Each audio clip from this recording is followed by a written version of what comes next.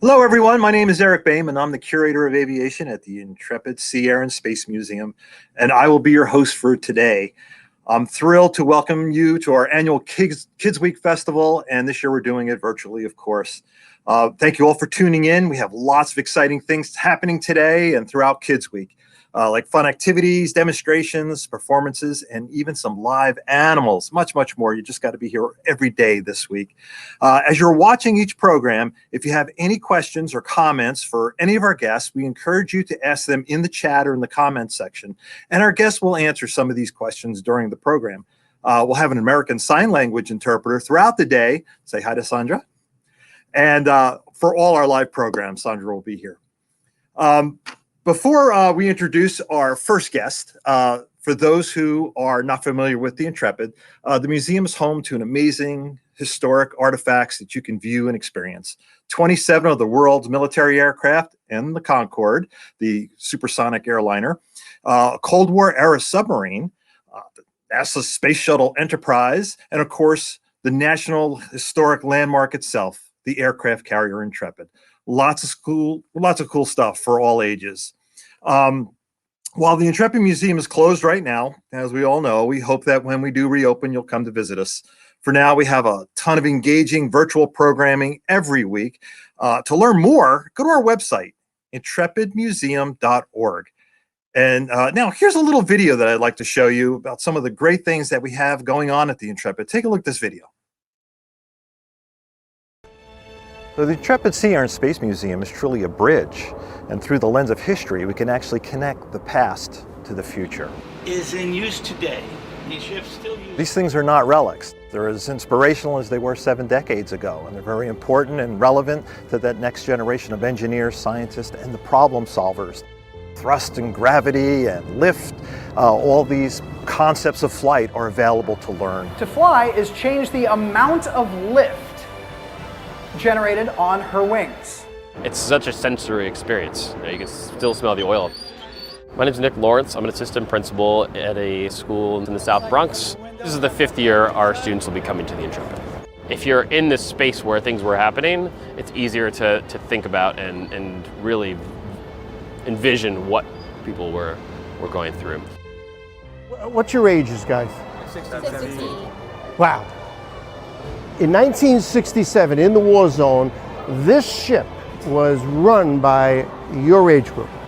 Think about it. That's why you would come in as a kid and you left as a man, because you had to. You're able to visualize how the events would affect you. Seeing the planes and things that were around during the time that you're learning about in a textbook, like, it's crazy to me. I found it magical. During Kids Week, we met a veteran who actually served on the Intrepid, and he was telling us stories like how they used to eat out of their helmets. I think lessons are learned from history. I think it's great that, children come and see the ship as it is now and all the exhibits here. For me, Intrepid is a compelling place to think about history. This little piece of metal is a piece of shrapnel. It lodged in the hip of a sailor named Edward Winfrey, who was on the flight deck at the time Intrepid was struck by a kamikaze aircraft. Supporting the Intrepid Museum allows us to preserve and present history, not just to our audiences who come here today, but also for future generations. Audiences down the road can ask their own questions about Intrepid's history. The mission that it's on now will never end. If people keep giving and supporting this ship, it'll go on forever. It's alive and living in Manhattan. In Manhattan, when I'm on the flight deck in the evening and the lights come on the city, are you kidding me? It's an incredible experience.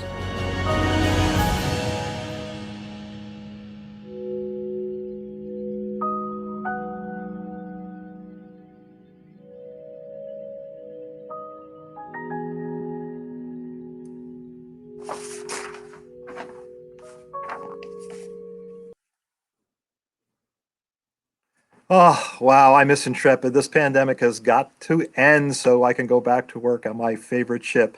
You're in for a special treat. Up first, we're going to have Lamont Doherty Earth Observatory with Wild Antarctica.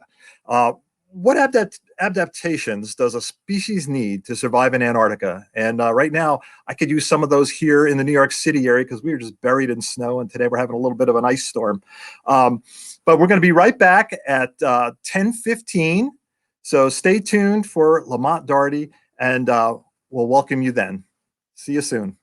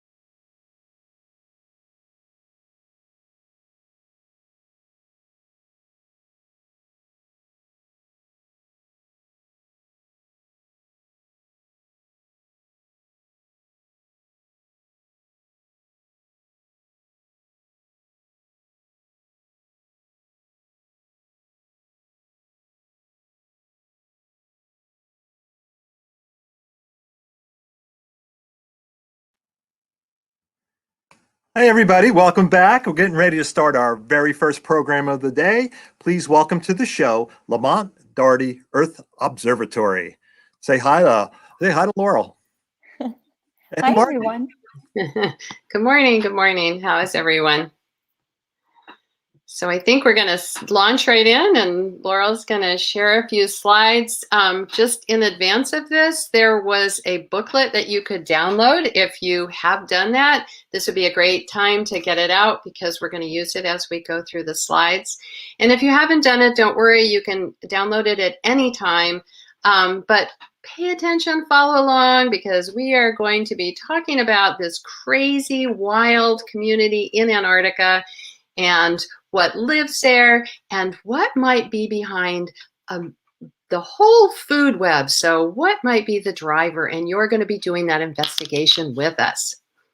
Okay, so I'm Margie Turin, and Laurel introduced herself quickly a minute ago, and we are going to launch into Antarctica. We are excited about this. We both love working outdoors and being with wildlife, so stay tuned. Here we go.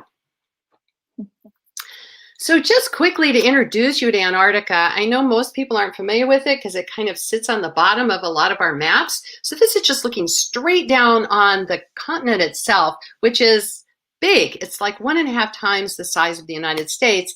And it's weird or different in that it's not owned by any country. So all of these flags that you see, there are 54 flags here.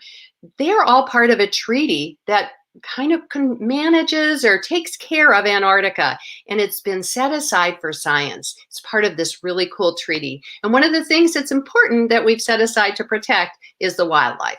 So we're going to focus in on that as we go forward. And again, just as an introduction, Antarctica is crazy. It's the most extreme place. So it's the coldest place on Earth. It's the driest place on Earth. Even though it's covered in snow that's been accumulating for millions of years, it's considered a desert. It's the windiest, the emptiest. It's got 90% of all of the world's ice. And almost all, except for 2%, is covered with ice. So very little of the land is showing. And I know in this picture you see a little of the land, but that's because we're along the edge of the peninsula, which is where the land does stick out just a bit on the edges. So looking at this, what could possibly live here? We're going to do an investigation. This is your time to kind of pay attention. So you're going to be helping us think about what, as we introduce these different species, what do you think supports and connects the entire food web? All right, be ready. Here we go. So again, just kind of looking at as you come onto Antarctica, and this was taken from a little boat as we came up to the edge of the land. Wow, it's so full of ice. It's literally dripping over the edge like frosting on a cake. And think about if you were a species that was trying to live there, where in the world would you find a spot to live? And more than that, what would you eat if you were living there? It's just rock and ice. So there aren't any land animals in Antarctica. If we were going to talk about that, we'd be done already. We're not going to talk about that. We're going to think about the ocean, and we're going to think about those species that actually take advantage of the ocean and use that to feed themselves, as well as many of them actually live most of their life in the ocean. So a fun opportunity to really think about life a little bit differently. The other thing I want to point out is it's a very extreme environment, which means it's all about either being eaten or eating something else. So eat or be eaten is kind of what we're thinking about today. There's really no other options down there. Okay.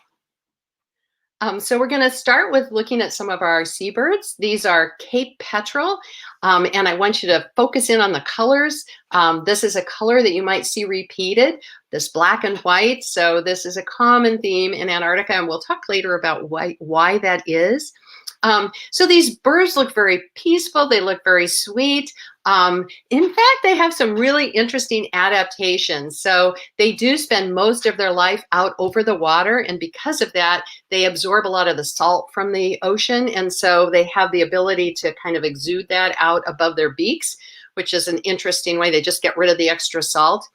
But in addition, they have this kind of cool feature where they can actually projectile vomit or throw back up something, a defense mechanism. So yeah, let's zoom in on this. So this is part of the petrel. The petrel is part of this larger family. And you can see a couple of things in here that we would consider both defenses and aggressive techniques to help find them food. So look at this closely. There are two different techniques. I'm going to have Laurel pop up what those are right now, and we'll kind of dig into them. So one is they have a very sharp beak, and that beak they can use for ripping. So they can use it to protect themselves, as well as if they were going to fight another bird or another species to get some food, they can use that beak, and also, of course, to deal with the food they collect. But in addition, you'll see coming out of their beaks this projectile vomit, which is this kind of very acidic stomach oil. And when they use that and project it onto other fish, if they're arguing about territory or over food or to protect themselves, once it hits the other bird's feathers, those feathers are no longer water retardant, and so that bird will die. So this is a very aggressive and also very effective technique to protect themselves and look for food. If you as a human were to get it on you, it doesn't wash out, so it's not nothing that water will deal with. Hence, you would smell this wonderful, gross aroma for quite a while. So you want to stay clear of that. And look at the color of that projectile material. It's got a distinctive kind of orangey color, and that's because of what it eats. So they eat a lot of krill, which we're going to hear a little bit more about today. It's about the size of my pinky finger, and it's got a very nice orange color, and it's part of our food web. And we'll keep going. Okay, a second seabird. This one is also fairly aggressive. In fact, this one might be even more aggressive than our Cape petrel. This is called a South Polar skua, and it will use its wings to beat up against other birds to get them out of the way. It also eats krill, but in addition, it will eat penguin eggs and young penguin chicks. So it likes to locate itself right by the nest. And I know that might sound kind of mean to us, but again, remember, this is their eat or be eaten environment. So this is what they do to stay alive. And we'll keep going. All right, now we're going to meet perhaps one of our favorite seabirds, and that would be our penguins. So you'll see there are 4 different species of penguin in this particular image. Starting at the top, we have the emperor, and there's an orange dot beside them because their locations of their different rookeries or settlements are all around the edge of Antarctica in orange. The emperor penguin is one of 2 penguins that spends its entire life in Antarctica. So it's their winter and summer. And you can see it's well distributed around the edges of the ice sheet. The emperor penguin does not go on the mainland, though. It lives on the ice that's around the edges, so the ice shelves that are floating around the edges of the continent. Spends its entire life there, which is kind of interesting. It's the tallest, biggest of our penguin species. And then from there, we're going to go to the smallest of our penguin species, and that's the Adelie penguin. And you'll see them in this beautiful purple color, kind of a pinky purple color. And they, again, are one that lives their entire life in Antarctica. They might be small, but they're very feisty. So they will really get out and they'll attack to protect their territory. They use their wings again to beat against things and can kind of set out their space. You can see their locations all around the edge of Antarctica. They're around most of Antarctica with their rookeries or settlements. And you can see they have some bigger circles, so they have some larger groupings. Perhaps because they're smaller, they group in larger sizes, which is often the case in nature. So those are our 2 that are really dominant in Antarctica in terms of that they're there all year round. Then there are 2 that come in for the summer months, which is the opposite of our summer. So it would be from the end of October through February. And that would be our chinstrap and our gentoo penguins. So our chinstrap are the light blue colors, and you'll see they're really only on the upper edge of the peninsula. So at the most northern parts where it's a little bit warmer. And they come in from the islands and South Polar areas around. They are the most largest numbers of our penguins. So we have quite a large group of chinstrap penguin. You'll see pictures of them. They're really quite attractive. They have a black beak, which is unusual for a lot of our other penguins. And then finally, we'll talk about our little gentoos. Again, the gentoos are only there to put their nests together and spend the summer months. They are a very sweet, kind of a very curious bird. They'll come right up to you. They're very family loving to each other. You'll see pictures of them. And they have a kind of a horseshoe of white that goes over their heads. And they also have the most dominant tail, so they kind of switch their tail as they walk along, and we'll show you some pictures of all of these as we go forward. And by the way, I forgot to mention, but they eat krill and fish, so they're very much, again, everything focused on the water.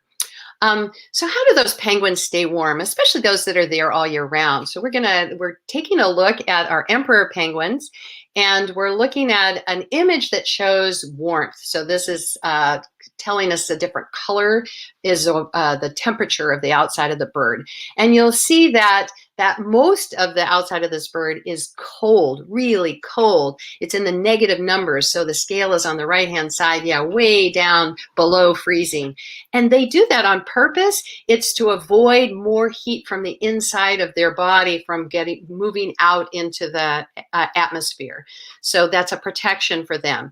And they use their feathers in order to do that. And you'll see areas where they don't have a lot of feathers, like around their eyes and their beaks. You can't see their feet, but the feet is the same thing. And along their wings, you can see that they are going to be losing more heat there because they don't have those feathers to insulate or protect them. The other thing that these penguin can do, which is kind of interesting, is they can slow the blood flow to their feet. So as their feet are sitting on the ice, and of course, as I said, they don't have feathers, they want to stop pumping a lot of blood down there in terms of where they would lose that heat. So they really slow it down, which is kind of a unique technique. Let's look a little bit more up close and personal at those feathers. So they have a whole number of feathers. They have thousands of feathers actually, but a couple of different layers. So the outside ones, which is the black that you see on top, very, very tiny. They're tightly packed together, and those are waterproof. And they really form this outside surface, which is really important. Then underneath, you see this kind of fluffier stuff. And that's several different layers that are actually interwoven together with very tight, small feather pieces. Each feather has multiple feathers off of it, so they really work together. And then, oh, perfect, thank you, Laurel. And so you can really see those very, very fine hairs that are off of this that really latch together and really protect this penguin. And then underneath that, they actually have a layer of fat. So they kind of have this nice insulation, which is amazing. Okay, so in general, we're going to look at another way that they can protect themselves. So they've used their feathers, they've used that wonderful insulating technique, but they can also use a windbreak to protect themselves. So here you see kind of a natural feature in the Antarctic landscape, which is this black rocky surface, and is covered in snow and ice. And then you'll see these penguins are kind of huddled behind it.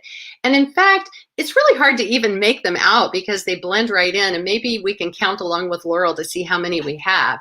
So if we start over here on the right, we have 1, and then 2, 3, 4, 5, 6, and 7. So 7 penguins, but man, they're hard to pick out if you're not looking hard. And again, thinking about that black and white coloring, kind of an interesting camouflage, right?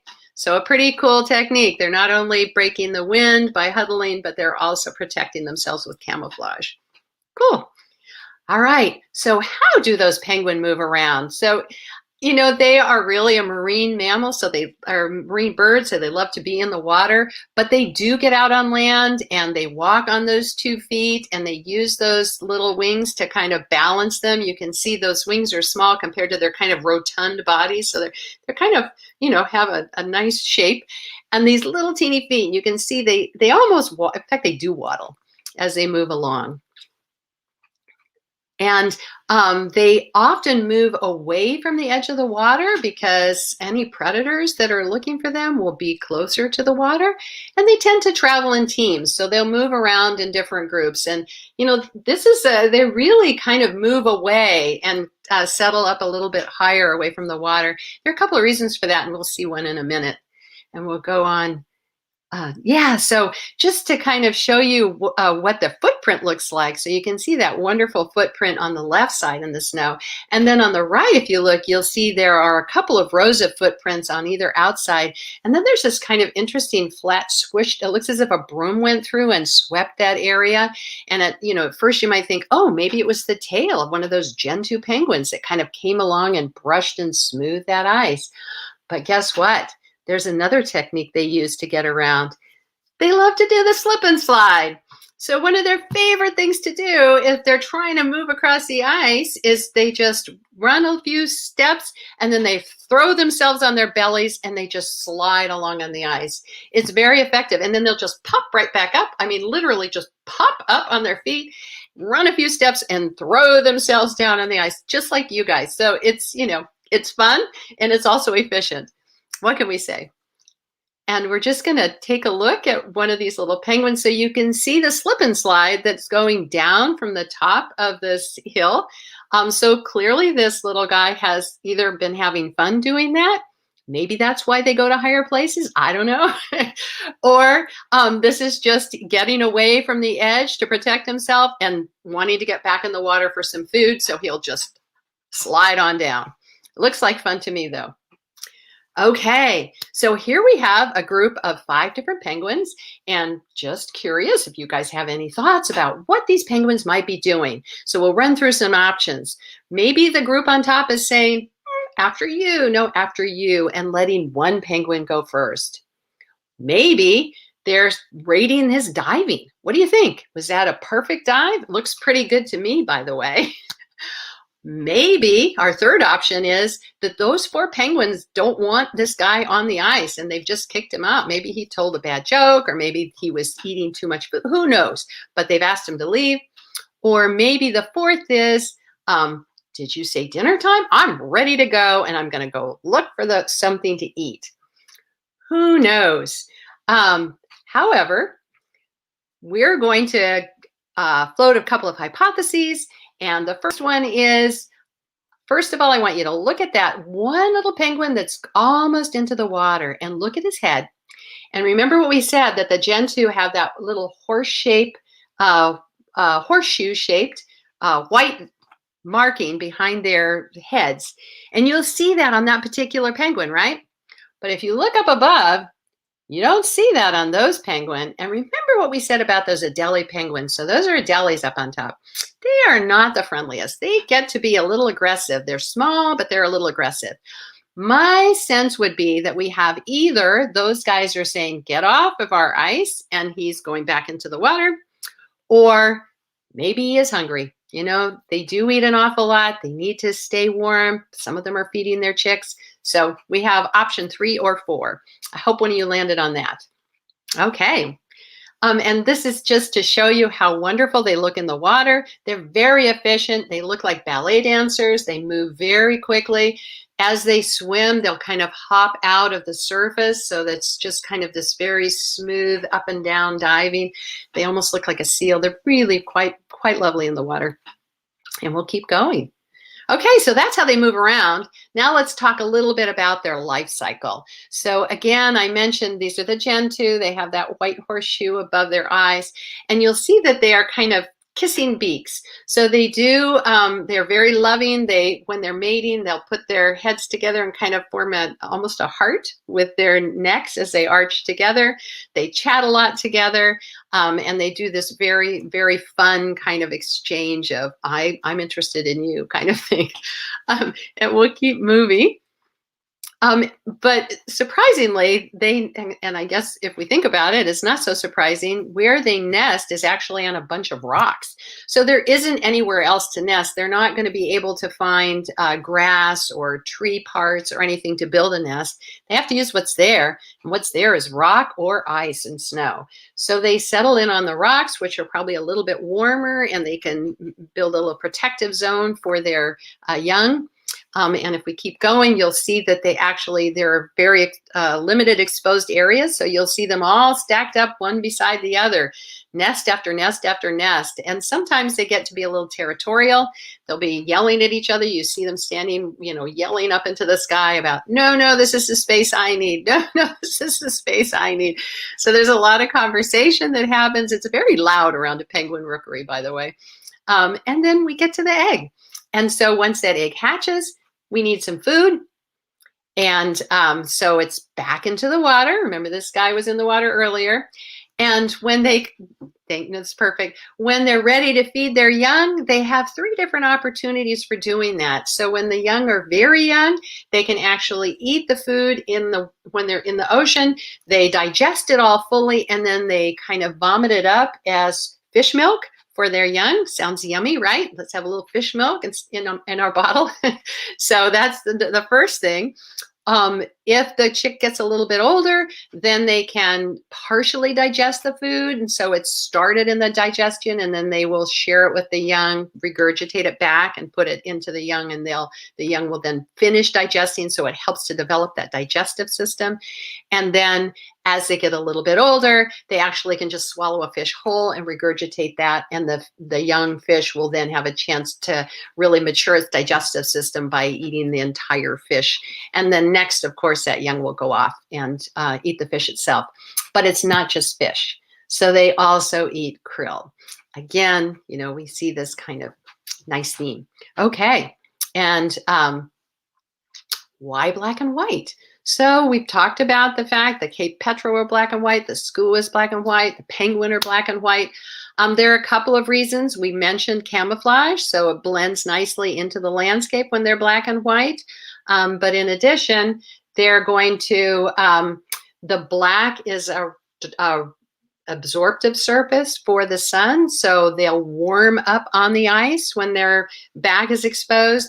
And then the front is reflective, so they'll, as they're standing or laying on their tummies, they'll be absorbing the heat, which is great for them. And then once they get into the water, it's called counter shading.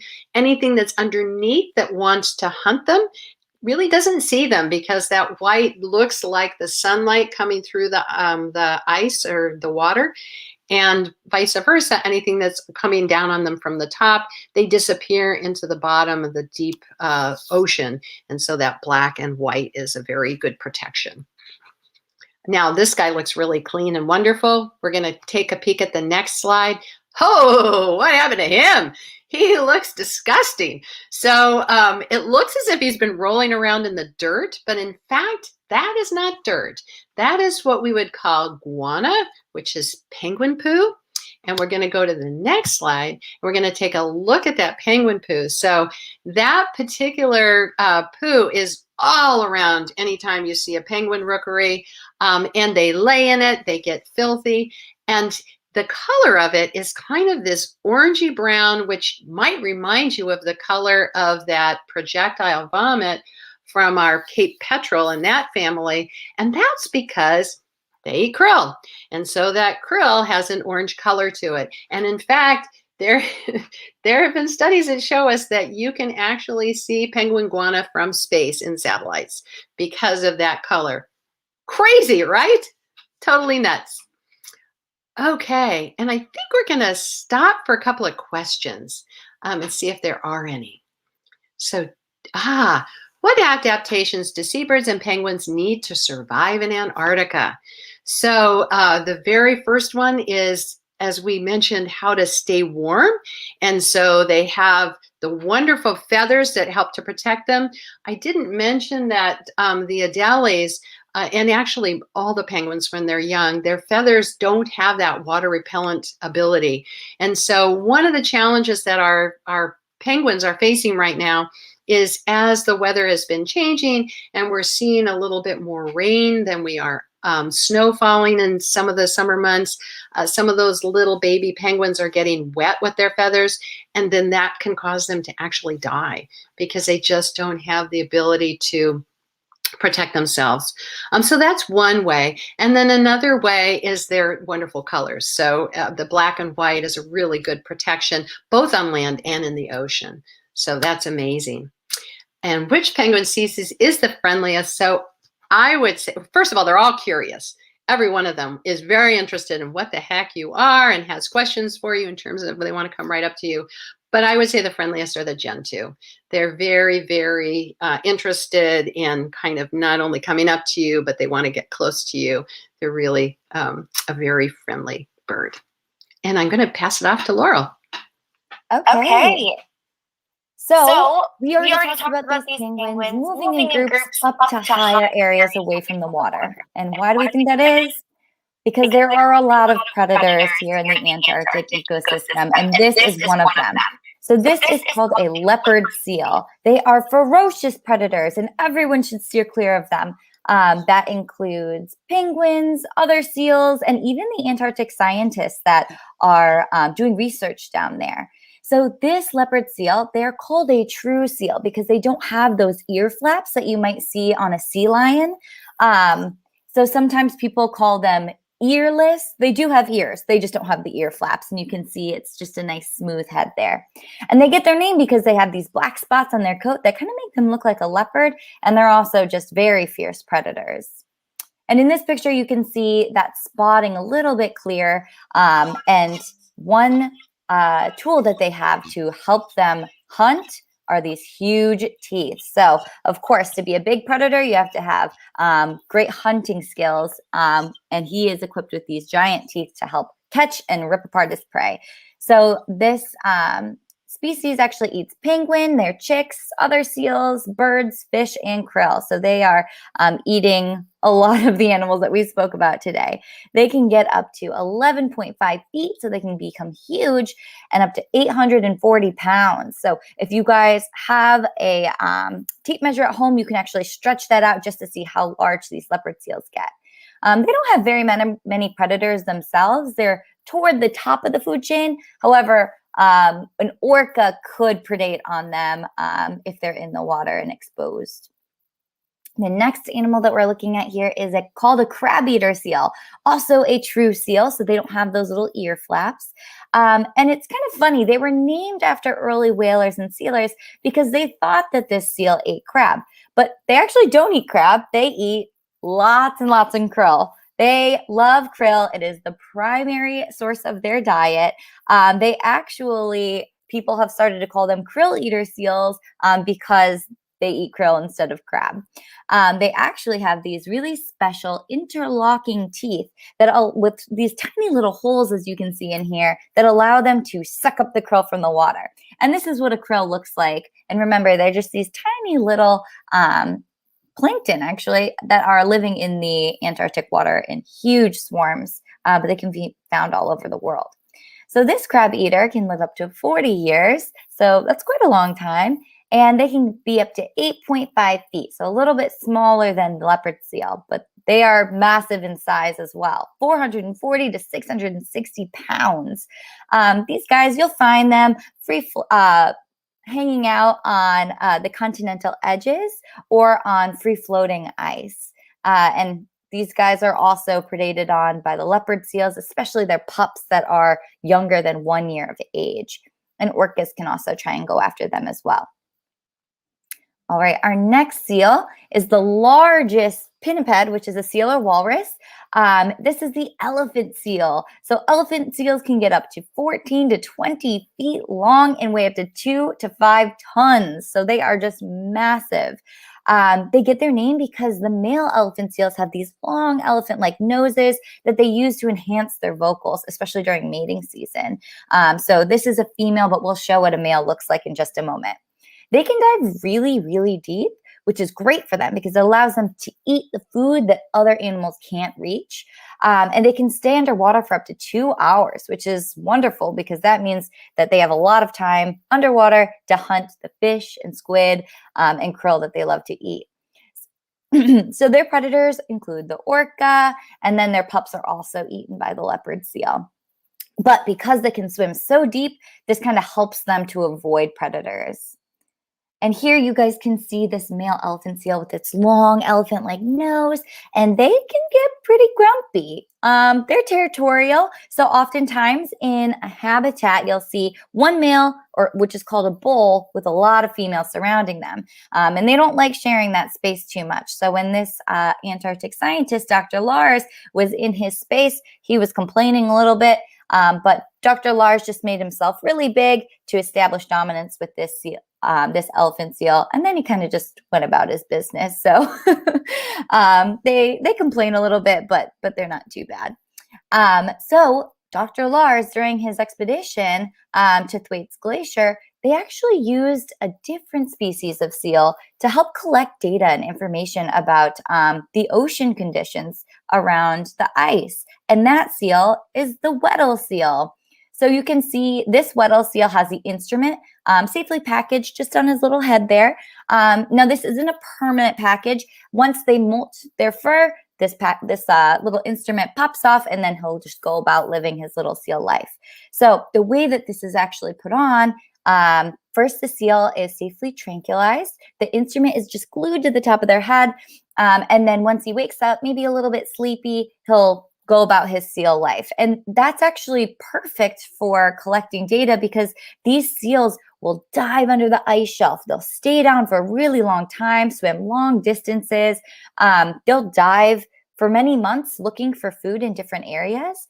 And so all of that movement helps to collect data using this instrument. Now, every time the seal surfaces to breathe, that data is transmitted to a satellite, so then the scientists can receive all that data. And then, of course, these seals are so large that attaching this tiny instrument doesn't disrupt his life. So just to get a sense of how big these seals get, they can grow up to 10 feet and weigh 1,200 pounds. So that's about 10 of me. This one seal weighs. And for scale, this is a composite notebook that you guys might have for school. So there are many composite notebooks to equal the length of this one Weddell seal. They can dive really deep, as we said, which is great to collect data. They can actually dive 2,300 feet, which is amazing. And it helps them to catch a food that also lives in really deep water that makes up a large portion of their diet, which is this Antarctic toothfish. So the Weddell seals, they'll eat these toothfish and krill, but these toothfish, they're only found in really deep water. So they'll live down to 2,200 meters, and they can get up to 6.5 feet and weigh up to 330 pounds. So this is not a small fish. They are very large, and they live in hard to reach areas of the water. They have a really special adaptation by producing a protein in their blood, kind of like antifreeze. So this allows them to live in these really deep, cold, freezing waters. Like many animals we've talked about, their diet consists of shrimp and fish and maybe krill as well. So lots of animals are relying on krill as a food source. They're predators. They're a great food source for a lot of different animals that we've talked about. So the Adelie penguins, the emperor penguins, they'll eat these guys. Weddell seals, elephant seals, orcas, leopard seals, minke whales. So you can see lots of animals really rely on this fish as a food source. So they really hold a strong base of the food web as well. Okay, so I just wanted to give a moment for if there were any questions that anyone had. Let's see. Oh, which seal is the most aggressive? That's a really good one. Well, we did see that the elephant seal, they can be a little territorial and they'll get a little grumpy sometimes. But I think the most aggressive by far is the leopard seal. They are just such ferocious predators. They have no problem going after anything. So it is really important for when the Antarctic scientists are down there that they are very aware and careful as well. All right. Any other questions?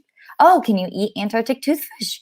Yes. They have a huge fishery, and they are an extremely important and popular fish to catch and consume. So absolutely, not just are they a food source for all these animals that we talked about, but humans like to eat them too. Okay, we're going to keep going. Oh, yep, and here's a picture of this Weddell seal snacking on this Antarctic toothfish. Pretty amazing picture. Okay, so how deep do these Antarctic seals dive to get their food? As if you've paid attention, you can hear that some seals might dive deeper than others, which helps them to collect different food from different areas of the water column.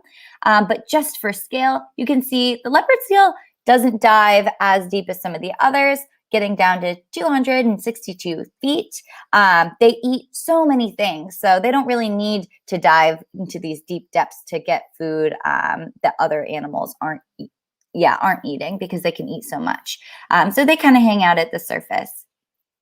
Humans, the deepest scuba diver ever was recorded at 1,090 feet. So that's pretty impressive. Crab eater seals, they'll be looking for those krill around 1,410 feet. You can see the Weddell seals, they can dive very deep as well, 2,300 feet. Remember, that makes it so great to collect all that data from those instruments on their heads. And the elephant seals, they win. They dive the deepest, almost doubling the Weddell, going to 5,600 feet, and the deepest to 7,840 feet. So they are really reaching some food sources that other animals do not. So all these seals, they have different diets, but the one thing that they all have in common is that they are carnivorous. So they are eating fish and squid and krill, and those leopard seals, they're eating some other seals as well. So they're out to hunt. Okay, so we also have whales in Antarctica. You guys might be familiar with this species. They are called orcas.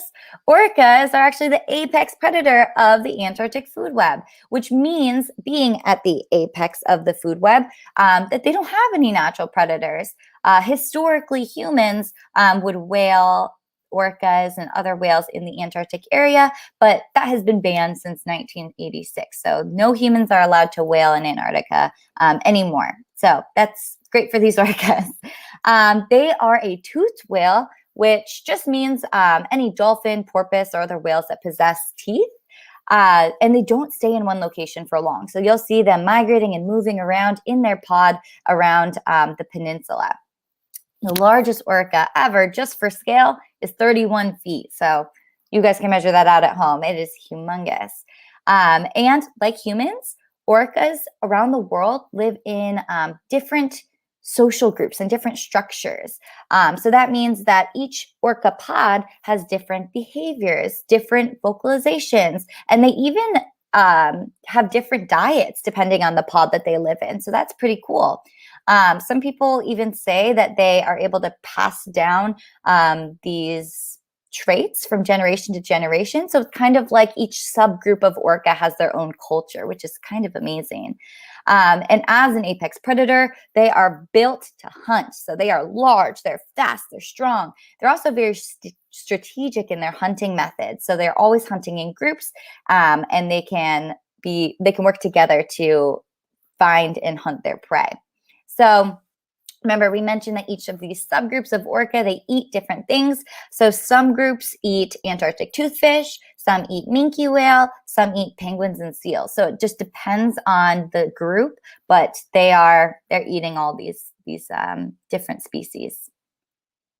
All right, and then we have the Antarctic minke whale, or the southern minke whale. So in opposition to the orca that have teeth, the Antarctic minke whale, they have baleen bristles. So they are known as a baleen whale. So instead of having the teeth like a orca would, they have these bristles that are made out of keratin, which is the same as our hair or our fingernails.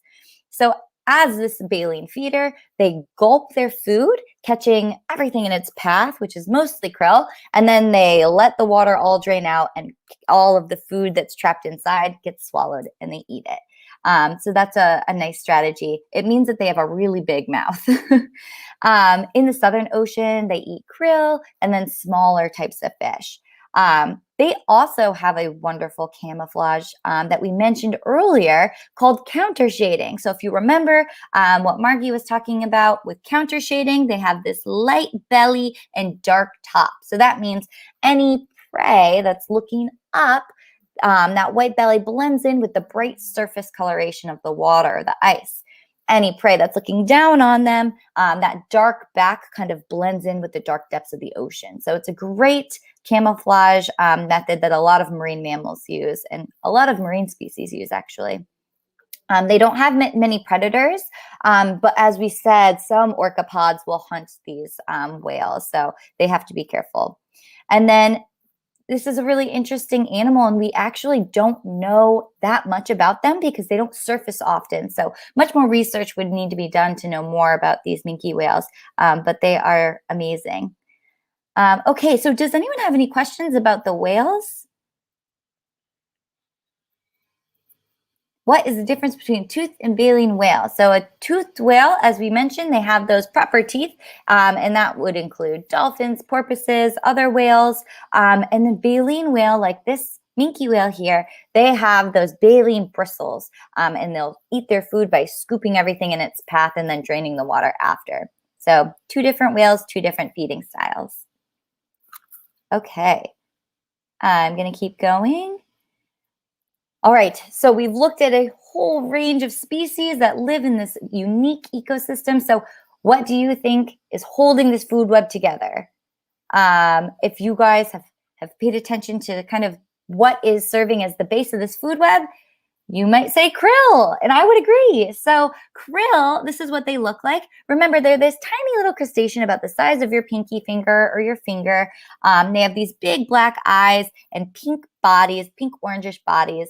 And they're quite small. So they're known as a zooplankton. Zoo means animal. Plankton means that they're free floating in the water. And all of those animals that we were talking about today, a lot of them really require this krill as the main source of their diet. So the whales, the seals, the penguins, a lot of them eat this krill. But don't worry, there are more krill than would be kind of eaten up. So krill are twice the total weight of all humans on Earth. So that's a lot, considering how small they are. And in a swarm like this, there would be about 2 million krill.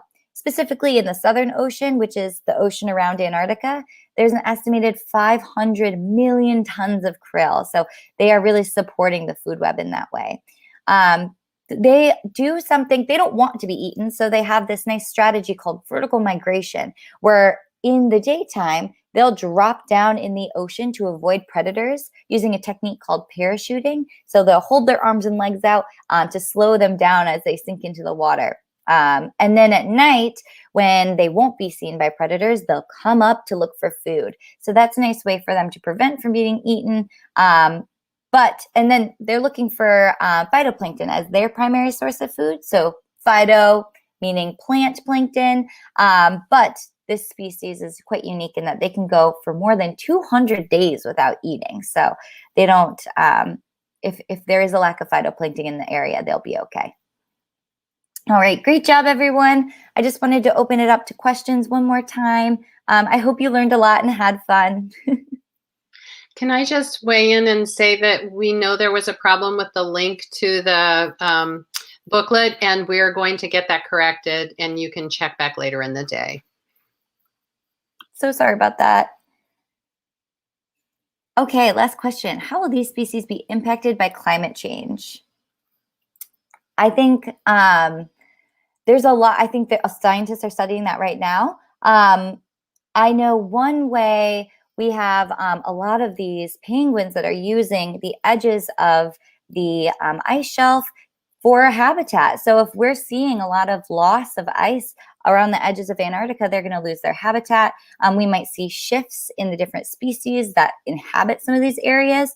So for example, the Adelie, they really create their nests that we saw on those rocks right on the edges. If climate is changing, these nests can be flooded out. These birds, as babies, they don't have those waterproof feathers quite yet, like Margie was talking about. So if they don't have those waterproof feathers, they can freeze and die. And so if these Adelies are not able to continue on in terms of reproduction, then they might be taken over by some other more tolerant species like the gentoo. Margie, did you want to mention anything else about climate change? I think we're probably going to end it because I know they need to move on, but I will say that loss of sea ice is huge. And so wherever we lose sea ice, that is where the plankton that starts the krill, that starts the whole thing. So it'll be a major shift in what's going on in the southern regions. And thank you guys so much for joining us, and do check back, please, for the booklet. We're sorry there was a glitch there. But there's still opportunities to color all the pictures and make some notes and finish out the food web. All right. Wow. Thank you so much for the great presentation from Margie and Laurel from the Lamont Doherty Earth Observatory. That was amazing. Even the yucky bits, but that's wonderful. Thank you so much. Thank you. Thank you. Bye. Bye. Hey, did you know that the Intrepid Sea, Air, and Space Museum's educators lead live, free, 45-minute virtual education programs for K-12 school groups? Program selection rotates weekly. Go to intrepidmuseum.org/education for more information and to register. And up next, we have a great program from our very own Intrepid education team on camouflage, one of my favorite subjects, because as you can see, I'm working in my workshop and I work on the big stuff at work and I work on little stuff. So camouflage, things that fly over the ground, things that fly over the ocean have different colors. And I'm going to bring on Franz Lucian, an educator from the Intrepid Museum at 11 o'clock sharp, which we're there now. So we're going to bring Franz right in and we're going to talk about camouflage. Take it away, Franz. All right. Thank you so much for introducing me. Eric. Eric's one of my really close friends. I call him Sensei because he taught me everything I know about planes. So thank you so much, Eric. And also, if I mess up any facts, Eric can definitely verify or deny anything that I say after this. But I want to thank you guys so much for joining us. Welcome to Kids Week, ladies and gentlemen. My name is Franz. I'm a museum educator at the Intrepid Sea, Air, and Space Museum. We like to welcome you all to our new virtual live programming that we do on various social media platforms and streaming services. Thank you so much for joining us. We love to hear your questions and your comments. So please be active in the comment section. We love to see it. These museum live streams are actually free. So if you'd like to support us in delivering these, feel free to go to intrepidmuseum.org to find out more information of how you can get involved. Right now, today, we're going to be talking about camouflage. As Eric said, is one of his favorite subjects, is also one of my favorite subjects at the museum. In order to do this, as we all know, the museum is closed, but we can virtually go there. So I'm going to show you all a video that I have kind of put together of the Intrepid. So this is the Intrepid, right? This is the inside. This is one of the first views you would see. Also, by the way, ladies and gentlemen, I would love to know if you've ever visited the Intrepid before, either physically or virtually. You can let us know in the comments. But here we can see the Intrepid right there on that back window, right? Now, the Intrepid is an aircraft carrier from 1943, from World War II. Right along the wall, the window there, you can see how large it is, right? 913 feet long. So long that you could play 3 games of football on it, right? So long that if you took it and you stood it up on its end, it'd almost be as tall as a New York City skyscraper. Now, in front of it, we have our very famous Lego model, right? This is the Lego model of the Intrepid. If you've been to the Intrepid virtually or physically, you might have seen it. Lots of Legos on this model, right? 250,000 Lego pieces. So many Lego pieces that it took a year to make. But it's a really good model to start with because there's a lot of different things you can see on the model. For instance, you can see little people, right? And you can also see planes. The Intrepid was an active aircraft carrier during World War II, Vietnam, and the Cold War. So it had planes taking off and landing like an airport in the water. Now, if you have planes taking off and landing during the wars, right? And if you have people on these ships, you're going to make sure that they're as safe as possible. And one of the ways that we can do this is with camouflaging, right? Camouflaging is just taking colors and patterns and hiding something in plain sight. So when we talk about camouflage, we actually got a lot of the methods that we use for camouflage for the military from nature, right? And so before we begin talking about the planes and all the hardware stuff, what we're gonna do is talk about nature. We're gonna talk about nature first and how camouflage is seen in nature and different types of camouflaging. By the way, ladies and gentlemen, if at any time you have a question or a comment, feel free to comment in the comments, all right? Now, types of camouflage. Let's start off with disruptive camouflage.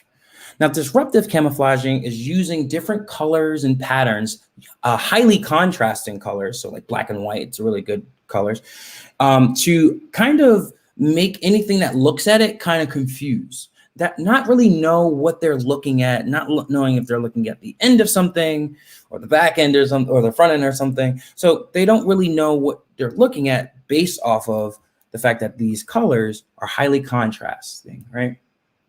Now, an animal that uses disruptive camouflaging very well, zebras, right? Now, a zebra by itself standing in the wild might be easy to spot, right? Those black and white stripes are really, very distinguishable. But when you put zebras next to each other, sometimes it gets a little confusing. If we look at this image, the zebras that are closest to us that's drinking water from this little watering hole here, they're kind of close together. So it's really hard to decipher how many there truly are there, right? So that's what disruptive camouflaging is. The next camouflage that we're going to talk about is mimicry. And this is probably one of the more known forms of camouflaging. This is literally looking like something in order to deter predators from attacking you or eating you, right? So mimicry is seen a lot in insects, specifically butterflies, right? So if we can look at this butterfly here, it's an insect, right? It has wings, but it has these colors on it and patterns on it that makes it look like an owl, right? Something that is a bird of prey, something that most things probably don't want to mess with, right? And so it adapted to have this, to mimic an owl, so that way it can protect itself, right? The next form of camouflage that we're going to talk about is counter shading, right? Now, counter shading is, I just saw the previous presentation. Counter shading is going to be using different colors, right? The top part of your back is going to be a color, and then the bottom part of your belly is going to be a color, right? And using these two different colors, we can actually hide something in plain sight in two different ways, right? So penguins are really good at this, right? So penguins have like this black back at the top and white underside so that I can blend in with the darkness of the water below it and also the light of everything above it with its belly, right? And the last form is probably the most notable one, and this is obscuring, right? And this is literally hiding something in plain sight, looking like it's surrounding areas, right? Chameleons are really good at this. And I also like using snowshoe hares, because their paws kind of like they have feet like snowshoes. They have adapted to be all white. So that way they can blend in with the snow all around them, literally blending completely and obscuring its image, right? So all four of these are not the only four types of camouflaging, but these are four of the most notable ones. So today, what we're going to do is go through the museum and look at some of the artifacts that we have. And we're going to look and see what camouflage they're using, right? Now, basically, whenever we go to one of these things, ladies and gentlemen, I'm going to put up what we should guess, right? We can guess 1, 2, 3, or 4. So you can write 1, 2, 3, or 4 in the comments for either any of the choices that you believe, okay? So here we go. Let us proceed through the museum. Now, we have lots of models of the Intrepid. We have 3 main models that we like to go to. The one I'm going to show you right now is a smaller model, but is a World War II model of the Intrepid, right? And I bring you here specifically to talk about the color patterns on the side. Now, if we look close, you see planes in the front and planes in the back. Planes on the front are different types of planes that we no longer have at the Intrepid, but the planes back here are Avenger airplanes, something that we'll talk about in a little bit, right? But you can see that they're getting ready to take off. But the thing to really pay attention to is the side of the Intrepid, right? These block kind of colors and signs, right? They're dark, they're light, There's different colors right next to each other, right? So my question to you all is, which type of camouflaging is this using? Is this using disruptive camouflaging? You can press 1 for that in the comments. Is it using mimicry? Is it using counter shading? Or is it using obscuring camouflaging? Thinking back to what we talked about at the beginning, which type of camouflaging is this one using? You can put your answers in the chat or in the comment section as well. See lots of ones for disruptive. Any other guesses? Any other ideas? So I'm just seeing lots of ones. All right. So let's figure this out together. So looking at this, seeing the pattern, we see that it's highly contrasting colors right next to each other. And so this camouflage, the camouflage that we are looking at here, this is actually going to be using disruptive camouflaging, right? It's going to be using those contrasting colors to kind of confuse the enemy. Now, I will say this type of paint job looks better when it's near other ships, right? You can kind of get the idea of it. But also, this paint is known as dazzle paint, right? Now, the Intrepid mostly was gray, right? Even as today, it's gray. There's low visibility gray color. But during World War II, the Intrepid did have dazzle paint. And this is an example of a ship that is using dazzle paint, just so that way it kind of confuses the enemy, right? If you look here too, these colors, if you see them from afar with other ships, it would be very, very hard to decipher and make out how many ships were there. Also, because of those contrasting colors, sometimes it was hard to pinpoint how fast it was going. Some ships even did this. They painted waves on their hulls, on the bottom of their ship, to make it look like they were moving faster than they actually were, right? So this is very important to keep the ship safe, right? Now, in later years, radar got a lot better, so dazzle paint wasn't really used anymore for camouflaging for the ships, but it's still really nice to look at, and some ships still had the different paint schemes on it. All right. Now, over here, speaking of hiding in plain sight, this plane is my favorite plane of the museum. This is the Avenger airplane, the oldest airplane in our collection, right? It's from World War II, and it is a torpedo bomber. If you look at the bottom of it, it has those bomb bay doors that open up to drop the torpedo. So that means that the Avenger's job was to fly really steady, kind of steady in the sky, and to drop those torpedoes. So my question to you all is, what type of camouflage is this plane using? As we walk around it, we notice it has this really big propeller, right? We can see different colors on it. We see numbers and things like that, right? We might notice that these wings look weird, right? But what type of camouflaging is this using? Is it using disruptive camouflaging? Is it using mimicry? Is it using counter shading? Or is it using obscuring? How is this thing hiding itself in plain sight as it's flying, right? So I see some interesting answers. I see lots of 3s, but I also see lots of 2s as well, right? So 2 and 3 seems like that's the answer that everyone's kind of going with, all right? So let's figure this out together, which one this is mostly going to be using, right? And the answer is, ladies and gentlemen, counter shading.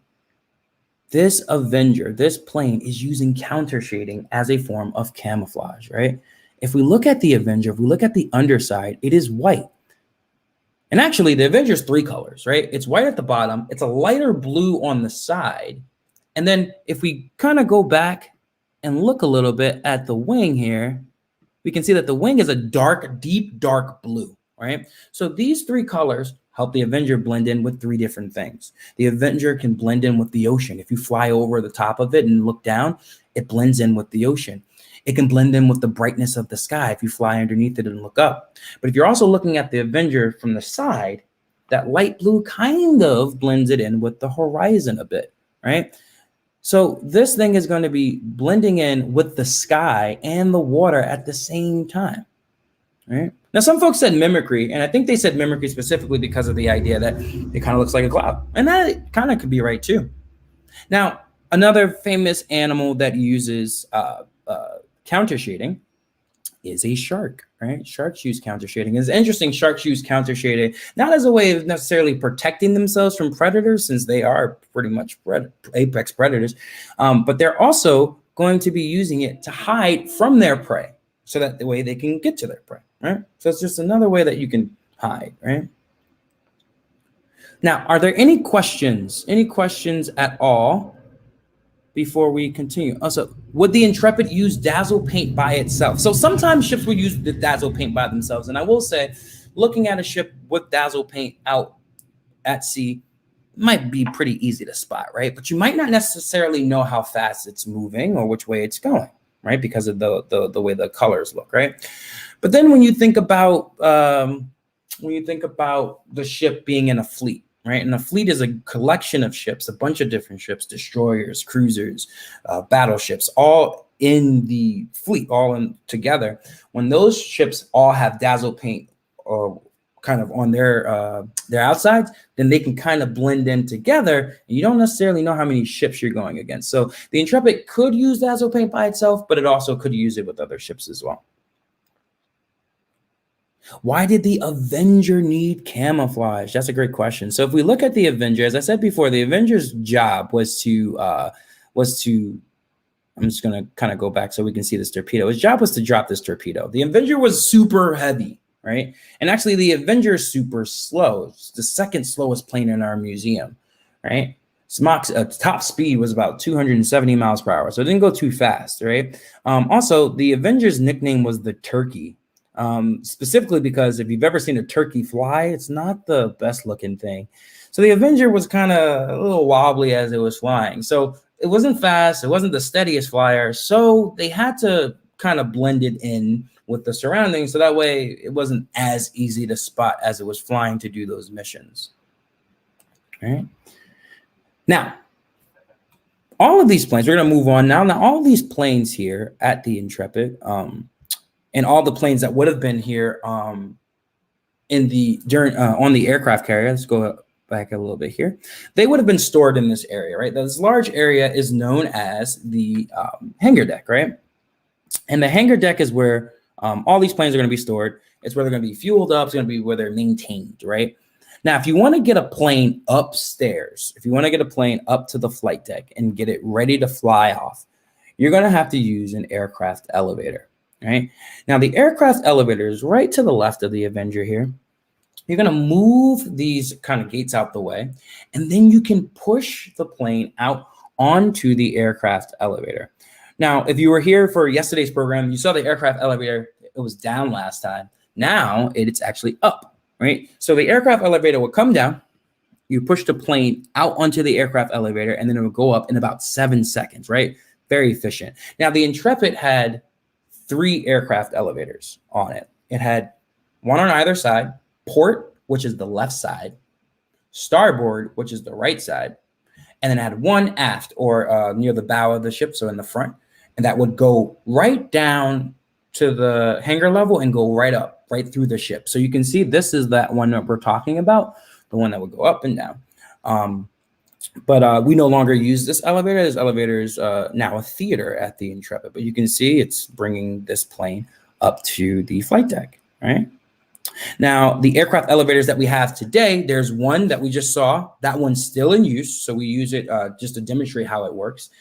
We have another one on the right side, on the starboard side of the ship that doesn't work. And then now the other one is a theater, right? So let's go upstairs. And now that we're upstairs, we see this plane. On the flight deck, we have this plane. Now, I will say this plane in particular is not a plane that would have taken off from Intrepid. Actually, you saw me just point to that roundel on the side there.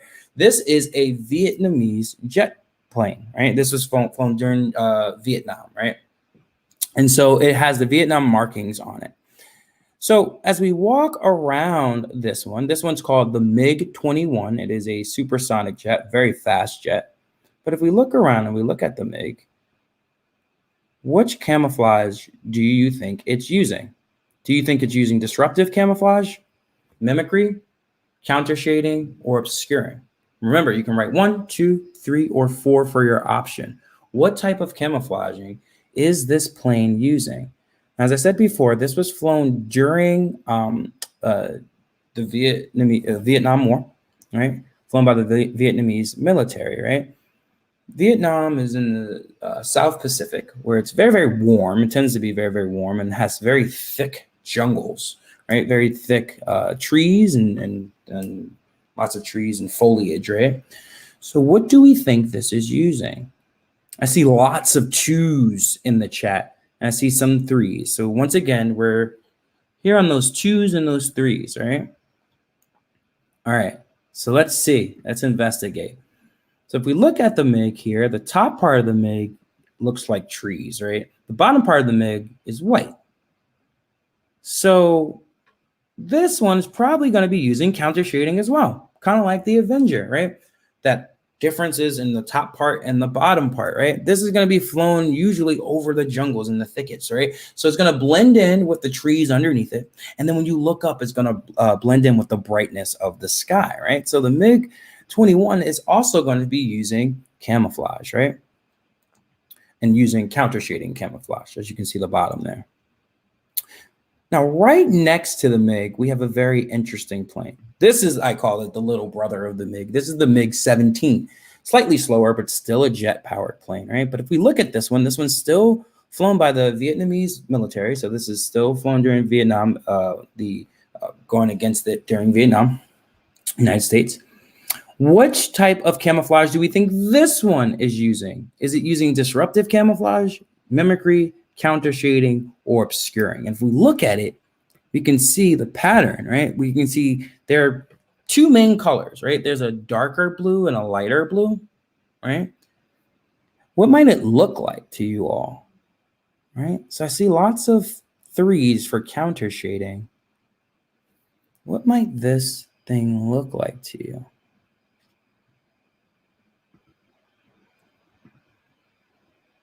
So I see some 2s, some 3s, some 4s. Okay, these are really good guesses. Now, I will say mimicry might be a good answer for this one, right? But this one is actually more so obscuring. And the reason why is because of where this one's going to fly. This one's going to be flying among the clouds, right? Kind of dodging and moving away from other jet planes as they're trying to attack it. So it's actually going to be hiding, right? Now, ladies and gentlemen, this is an image that is showing obscuring camouflage, right? And I want you guys can try this at home. You can let other people know if you find it. You let me know if you find what's being camouflaged here, what's being obscured in this image, and see if you can actually point it out, right? And I'll give you guys a couple of seconds to see if you know exactly what it is and if you can probably pinpoint where it is, right? Because this is what's hard about obscuring. Obscuring is hiding it among the other things, right? So you might see an animal kind of hiding in this tree, right? And actually, if I play it slightly, I'll put a little circle around it so that way we can see it, right? And I see some folks saying what the animal is, and exactly, it is an owl. If you look there, you can kind of see the owl's eyes among the trees and the tree branches, right? So there's an owl in there, right? Now, what about this plane next to it? This is probably one of the most popular planes at the museum. This one's called the Crusader, right? This is another very fast plane. It actually would have been going against the MiGs during Vietnam, right? So when we look at the Crusader, it doesn't have like those crazy paint schemes like the other ones have, but it does have an interesting one. It has those eyes, right? And it has the mouth. Now, the reason why the Crusader looks like this, the reason why it has that red triangle by the mouth and those white teeth is only because of this.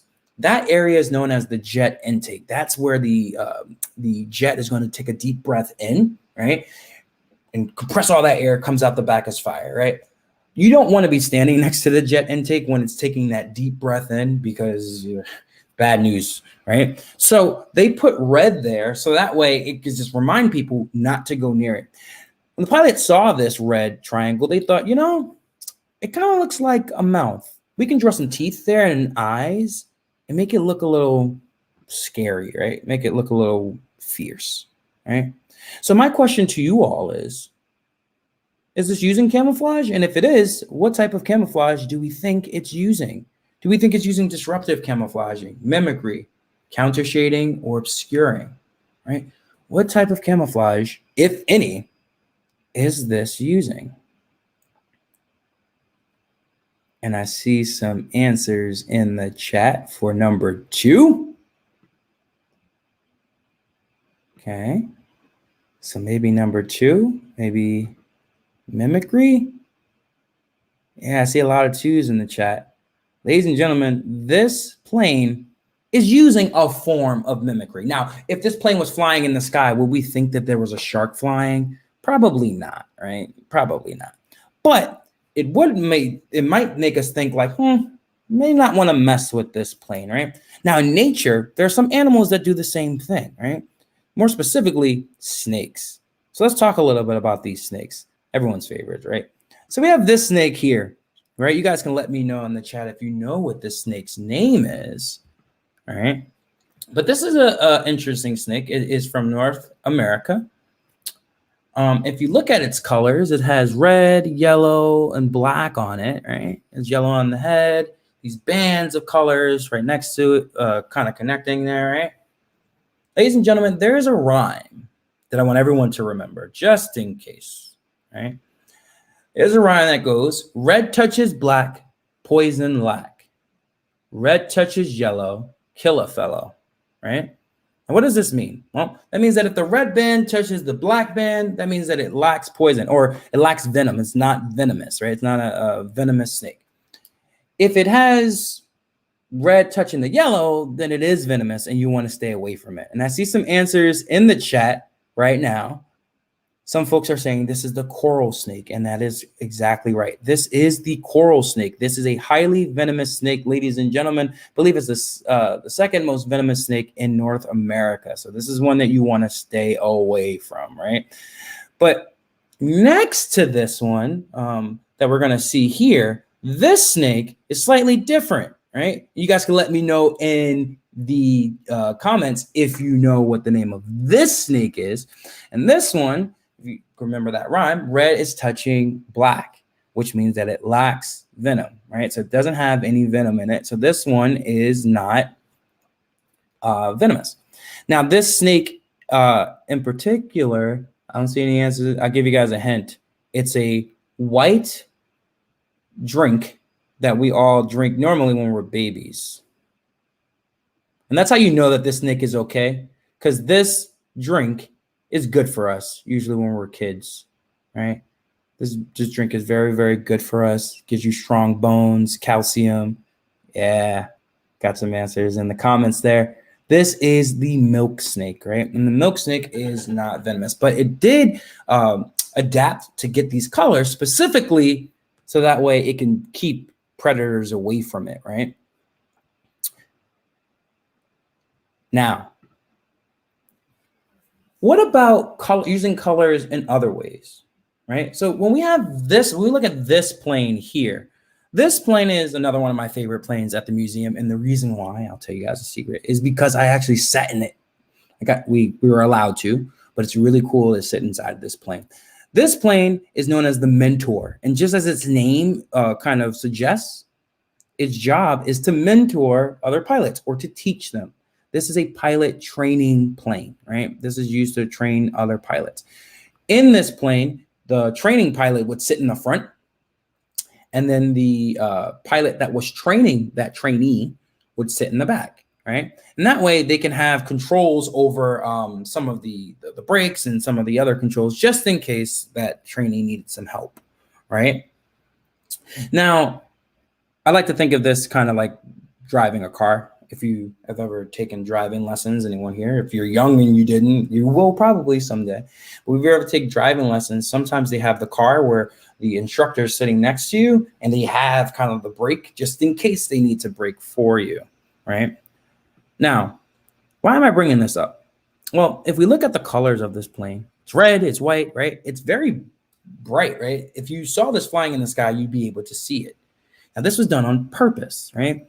Just kind of like if you ever seen a student driver car in the kind of like in your neighborhood, you might notice that they have that thing on the top of the car that says student driver. And this is just to remind everyone around them to be patient, right? This person is learning. They might drive slow. They also might make mistakes. So what a lot of drivers do when they see student drivers is they keep their distance just to give them a little bit of time to react, right? Just keep their distance because they need some more training. And that's actually why this plane is painted like this. It's painted this way so that way it's eye-catching in the sky to tell other pilots to kind of steer clear from the plane because it's learning how to, the pilot's learning how to fly.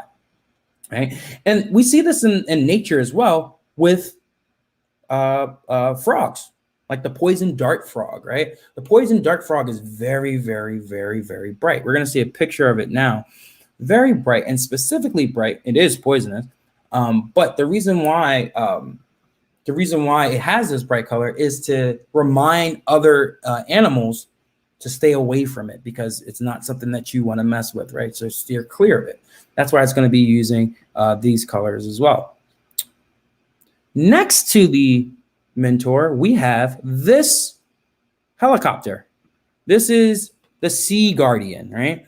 The Sea Guardian, as you can see on the side of the door, is a Coast Guard helicopter, right? So it's used specifically to save people from the water. That's why you see these kind of pontoons on the side here. So sometimes it could land in the water. It also had a basket that it would drop out just in case to save people. But if we notice the Coast Guard helicopter here, you might notice that it's white and red, just like the Mentor, right? But this one, though, is not going to be using that white and red bright colors and the highly noticeable colors to keep people away. It's using this just like an ambulance uses its lights and colors to attract attention, to let people know that it's here to help, right? So this helicopter is actually using colors the opposite way, not to blend in, but to stand out, right? And we can see this in nature as well with a very famous animal for this, the peacock, right? The peacock uses those bright feathers, those bright colors in order to attract mates, right? So using colors can not only hide you or obscures you, right, or camouflages you, it can also be used to attract things, right? Now, are there any questions before we move on? Did all the planes use camouflage? No, not all planes use camouflage. I will say that a lot of planes, especially now, they use a paint scheme that is low visibility, which is like gray. And I know some folks asked earlier about the color of the Intrepid and why wasn't it blue to kind of blend in with the water.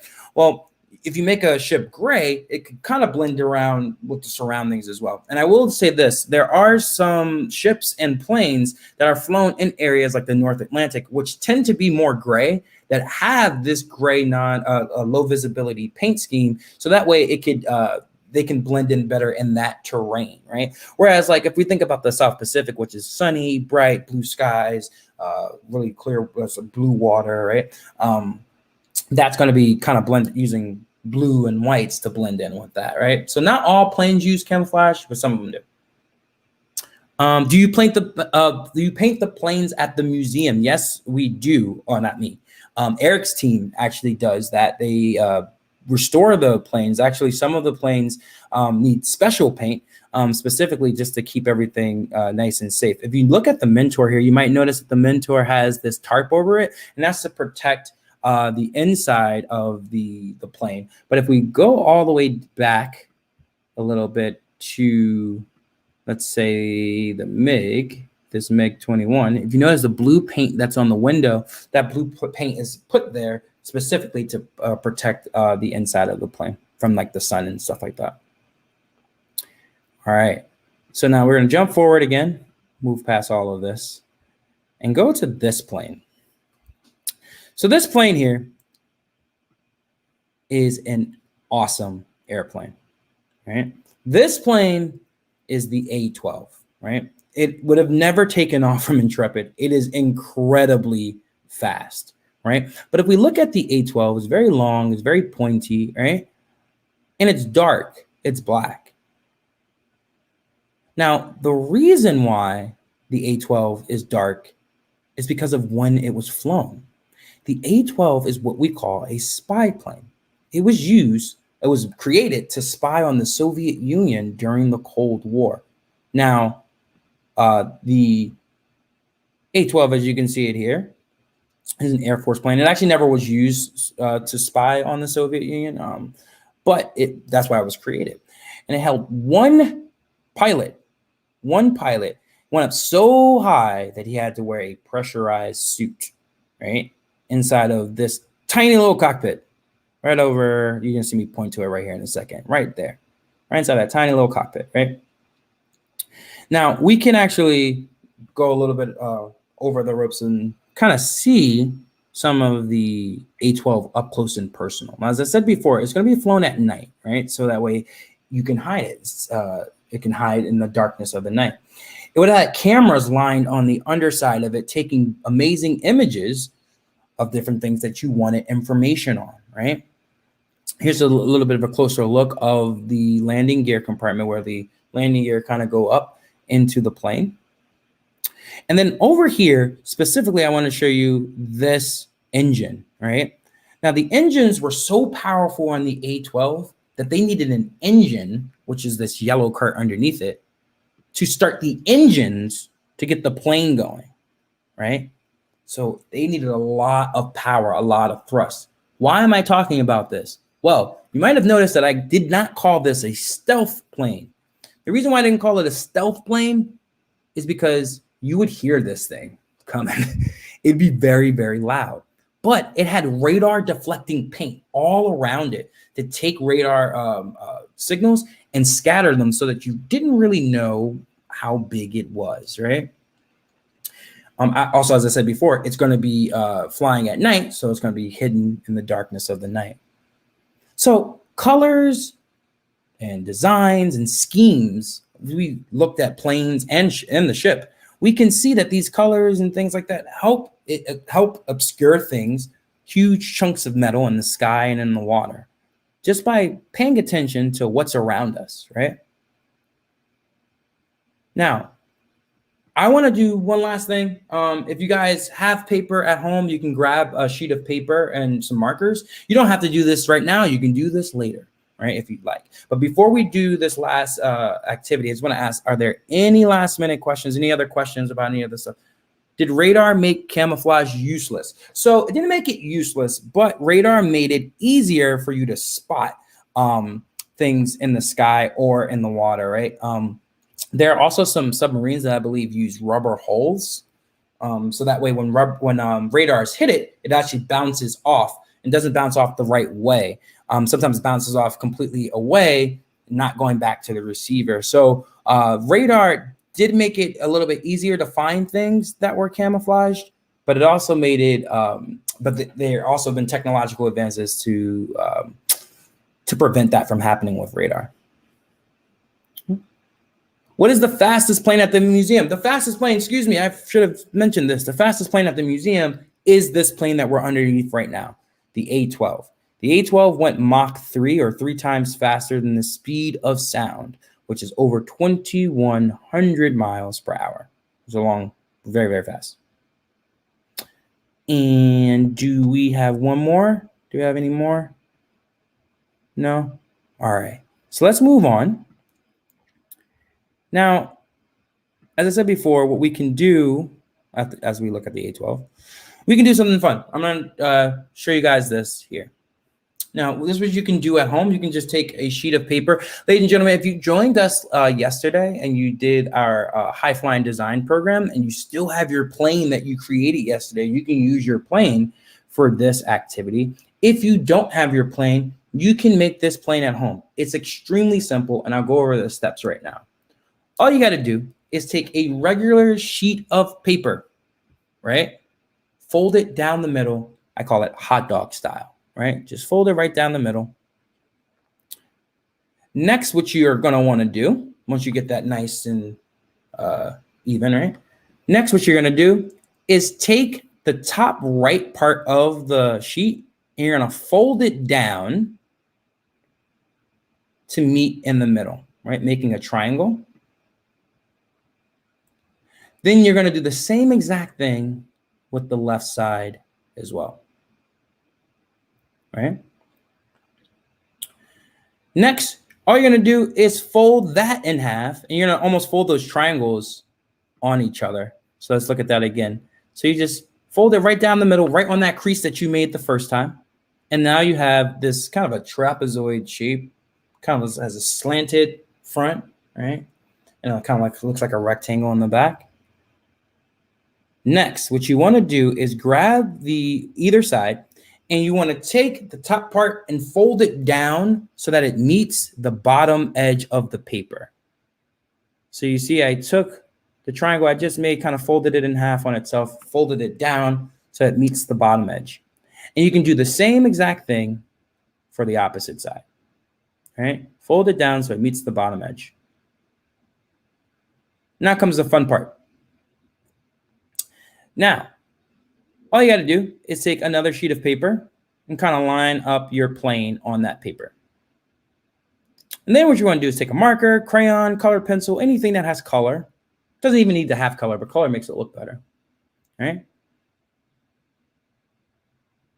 And you're going to draw any type of surrounding area around your plane. So you can see how I'm drawing what looks like a tree on both the plane and on the sheet of paper underneath the plane. What you can do during this is you can also tape the plane to your sheet of paper so it doesn't move, or you can just hold it very steadily. You want to make sure that you color it in. Use a lot of colors. Use as much color as you possibly can, right? Because you want to blend this in as much as we can, right? So you're coloring it in, coloring all the tree trunks. You want to maybe color in also some trees as well, right? Just so that way it looks exactly like the scenery around. And folks who need a little bit of help with the folding, I can go back and we can look at the folding too.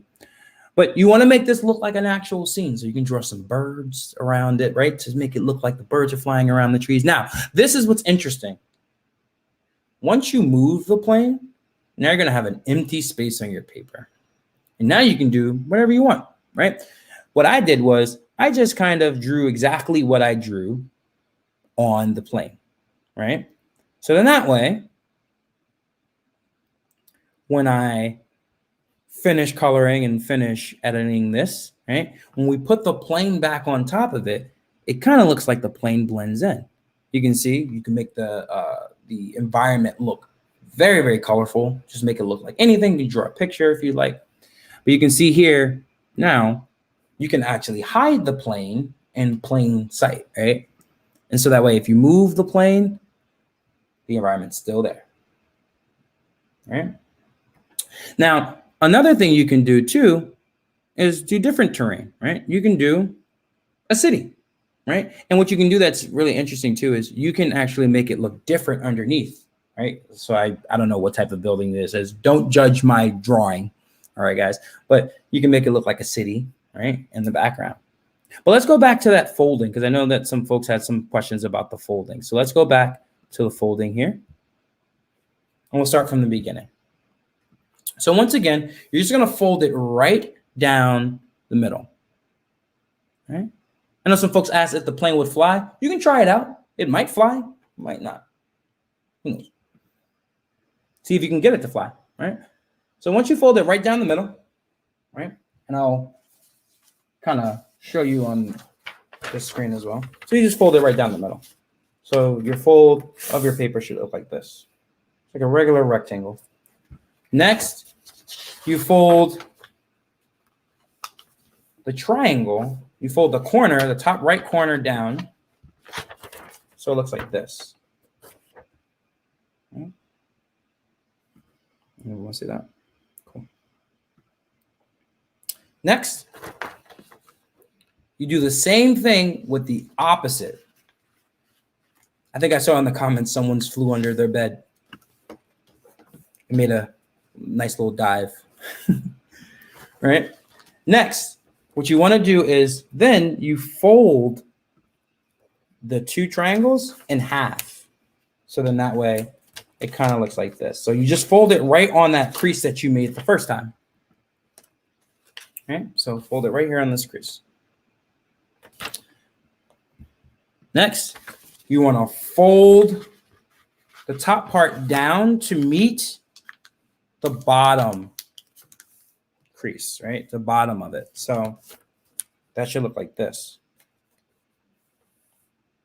All right, so all I did was, I'll show you guys again. All I did was take this and fold it down to meet the bottom. All right. Next, do the same thing with the opposite side.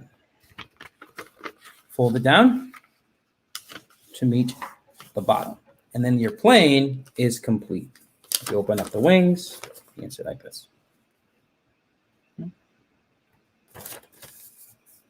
Awesome. So, ladies and gentlemen, please have fun making your own plane blend into whatever surroundings you want, just by using as many colors and lines and shapes as you can. All right. And we'd love to see it. So if you come up with this and you want to take a picture of it and share it with us via social media, you can just tag Intrepid Museum and we'll see it. Okay. So show us your wonderful creations of planes that you guys create. All right.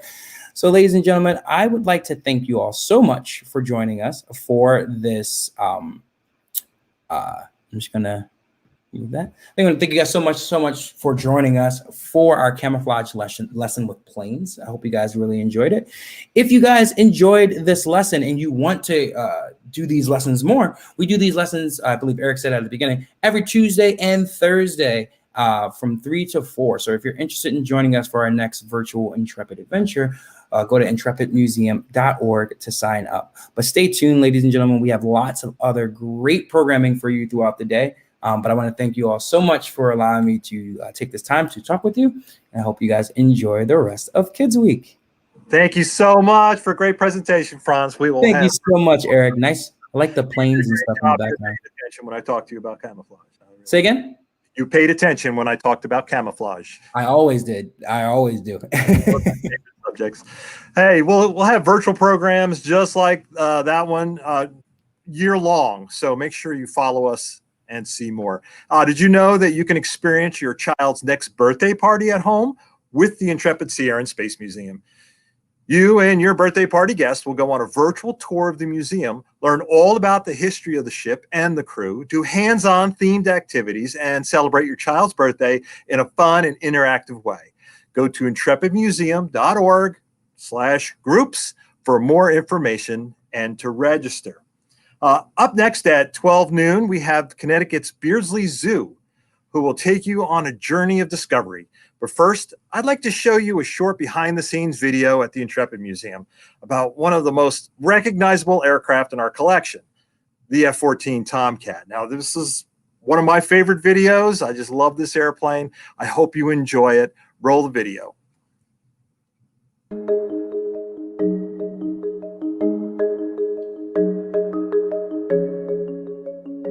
Hi, I'm Eric Boehm, Curator of Aviation here at the Intrepid Sea, Air, and Space Museum. And today we're going to look at an airplane that is the star of the silver screen, the Grumman F-14 Tomcat. The F-14 Tomcat was the U.S. Navy's first-line fighter from 1974 until 2006. It is perhaps the most widely recognized of all Navy fighters thanks to its starring role in the 1986 film Top Gun. The Tomcat has a very distinctive variable sweep wing. Wings sweep automatically between 20 degrees for slow speed and back to 68 degrees for high speed. In the full forward position, the wings provide the characteristics needed for slow speed flight, essential for landing on an aircraft carrier. In the swept back position, the wings blended into the aircraft and gave the Tomcat a dart-like silhouette for supersonic flight. This aircraft is actually displayed with the wings swept back even further to 75 degrees in what is called oversweep for ship deck and hangar bay storage. This particular Tomcat was the 7th one built by Grumman. It served as one of the prototypes for all the improvements to the F-14 series. Along with the 20mm 6-barrel Gatling cannon, the Tomcat's primary air-to-air weapons were the radar-homing AIM-7 Sparrow and the AIM-9 Sidewinder, originally designed as a heat-seeking missile. but the F-14 was specifically designed to carry the AIM-54 Phoenix missile. Powerful onboard targeting systems allowed a single Tomcat to simultaneously fire up to 6 Phoenix missiles at 6 individual targets at ranges exceeding 100 miles. The U.S. Navy Tomcat's first victories came in August 1981 when 2 F-14s from VF-41, the Black Aces, shot down 2 Soviet-designed Libyan Sukhoi 22s in what is known as the Gulf of Sidra incident. In that engagement, F-14s evaded heat-seeking missiles fired by the Libyans, returned fire, and downed both of the Libyan jets. Several years later, in January of 1989, the Libyan Air Force once again challenged U.S. Navy Tomcats near the Gulf of Sidra. 2 F-14s from VF-32, the Swordsman, shot down 2 more Libyan fighters, this time Soviet-designed MiG-23s. The only other nation to use the Tomcat was Iran. The aircraft were supplied to that country prior to the Islamic Revolution in 1979. Accurate statistics are not available, but the Iranian military claims that Tomcats were highly successful in combat against Iraqi forces between 1980 and 1988 during the Iran-Iraq War.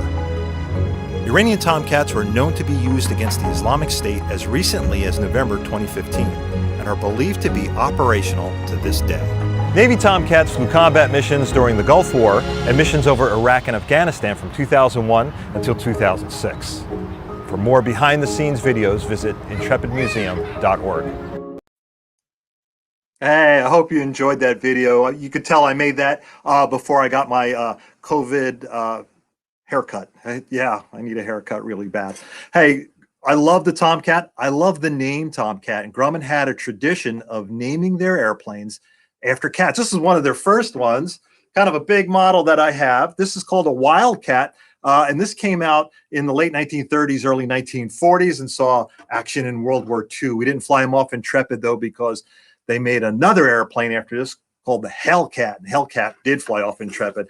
And Grumman continued on and on and on. There was the Hellcat, the Bearcat, the Tiger Cat, and then into the 1950s, the airplanes were named things like Tigers and Panthers and Cougars. And so the tradition carried on into the Tomcat. What a beautiful airplane, and a great name and a great tradition with their naming. So next up is going to be the Beardsley Zoo, the Connecticut's Beardsley Zoo. That comes up at 12 sharp in just a few minutes. So we're going to put up a slide here if you want to go grab a snack or something before it starts, go do it, because that's what I'm going to do. And we'll see you at noon.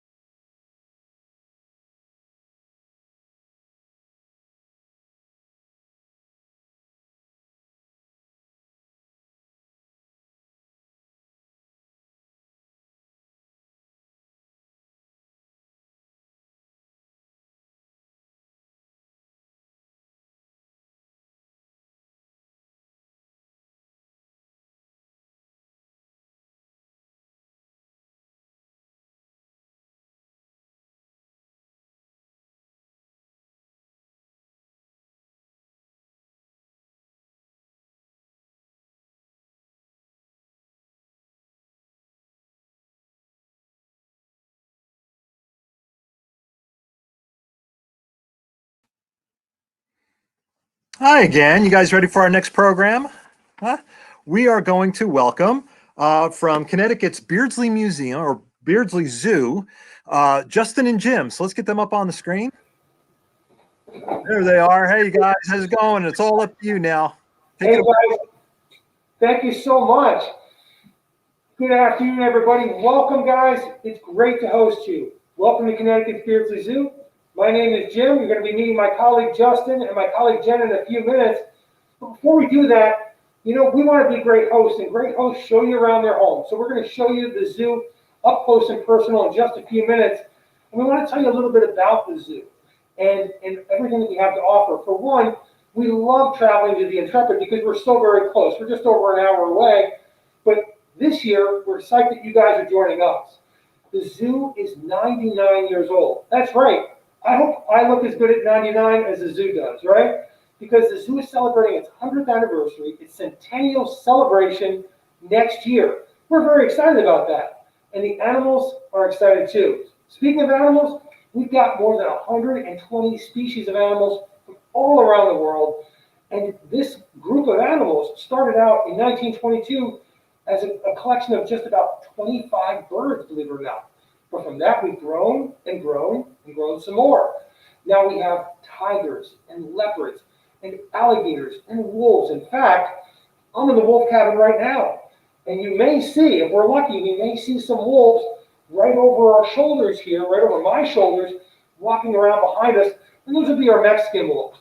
Mexican wolves are one of the rarest creatures on the planet. We'll talk a little bit more about them later because we've got some good news on the wolf front I got to share with you. But in the meantime, I want to mention that the zoo is open. We are open. We'd love to have you guys, those who are able to physically visit or are close by in the northeastern U.S., we'd love to have you guys visit because we have special safety considerations. We've redesigned the zoo so we can get some fresh air, see the animals, learn a lot, and have fun with our friends and family in the process. Speaking of friends and family, our friend Justin is chomping at the bit. He wants to say hello. So Justin, I believe you're waiting in the wings. Take it away. All right. Awesome. Thanks very much, Jim. Hi, everybody. My name's Justin. I'm an educator here at the zoo, and I'm out on location, quite a snowy location. Thankfully, not too cold, not too icy. The ice is broken, but I am here out on location at the zoo so that I can bring you all to a very special guest. If you give me just a second here, we're going to get this spun around so that you can see who I am spending my day with. I am on location in our tiger habitat with right there Rika, one of our Amur tigers. Now she's in the backyard right now, or she's in this front yard. In the backyard behind her, she's over checking out her mom. That's Changbai in the back there. Changbai was born in 2017, and Rika, her daughter, right here in the foreground, she was born right here at Connecticut's Beardsley Zoo in 2017. So she is a Bridgeport local, born and raised right here. But two amazing cats. Rika was born with her sister, Zaya. Rika and Zaya were born together. Her sister, they just recently got to about that age where around a 3-year-old tiger, doesn't sound too old, but a 3-year-old tiger in tiger years, that's like an 18-year-old. It's time for them to move on out, go make their own space, go find their own home. And so her sister headed on out. Now, we didn't get a match yet. Her sister was matched up with another tiger. Rika doesn't have a match yet, so she's living here. Her mom got to come back, so she does have some company, but two amazing, very endangered cats. And we are talking about, these are the greatest of the great cats, the biggest of the big cats. These Amur tigers, also known as Siberian tigers, are the biggest cats in the world. That's right, biggest cats in the world. They can get up to 650 pounds for some of the males. Very, very big cats. Now, our girls right now, they're probably around 250 pounds. So still big, no joke, but their parents could get considerably bigger. Now, here at the zoo, our cats eat about 10 pounds of meat per cat every day. 10 pounds of meat, that's a big hamburger for our tigers, but they have no problem eating that because in the wild, a tiger could easily eat 150 pounds of meat in a single serving. Now in the wild, if they were to eat that, they would eat that meal, and there she comes to say hello. They would eat that meal and they would probably not eat again in the wild for a couple of days, maybe even a couple of weeks. But our Amur tigers here, we feed them only 10 pounds of meat. I know, a small serving of only 10 pounds, but they eat that every single day. And that's much better for their digestion, a little bit different than their wild counterparts.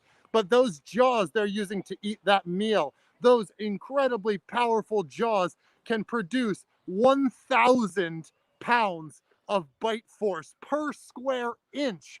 That's like dropping a Harley Davidson motorcycle on you every time they bite down. That's a lot of jaw force. But for all of these incredible abilities, I mean, 650 pounds, incredible jaw force, these cats are still critically endangered.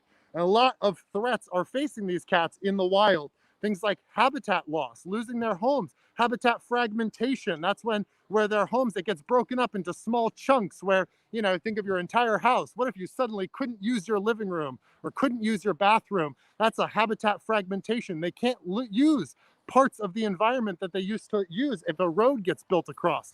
They may not get to use that part of the forest. Now, the nice part is there is a lot of good news coming out about tigers. They are doing a little bit better in the wild.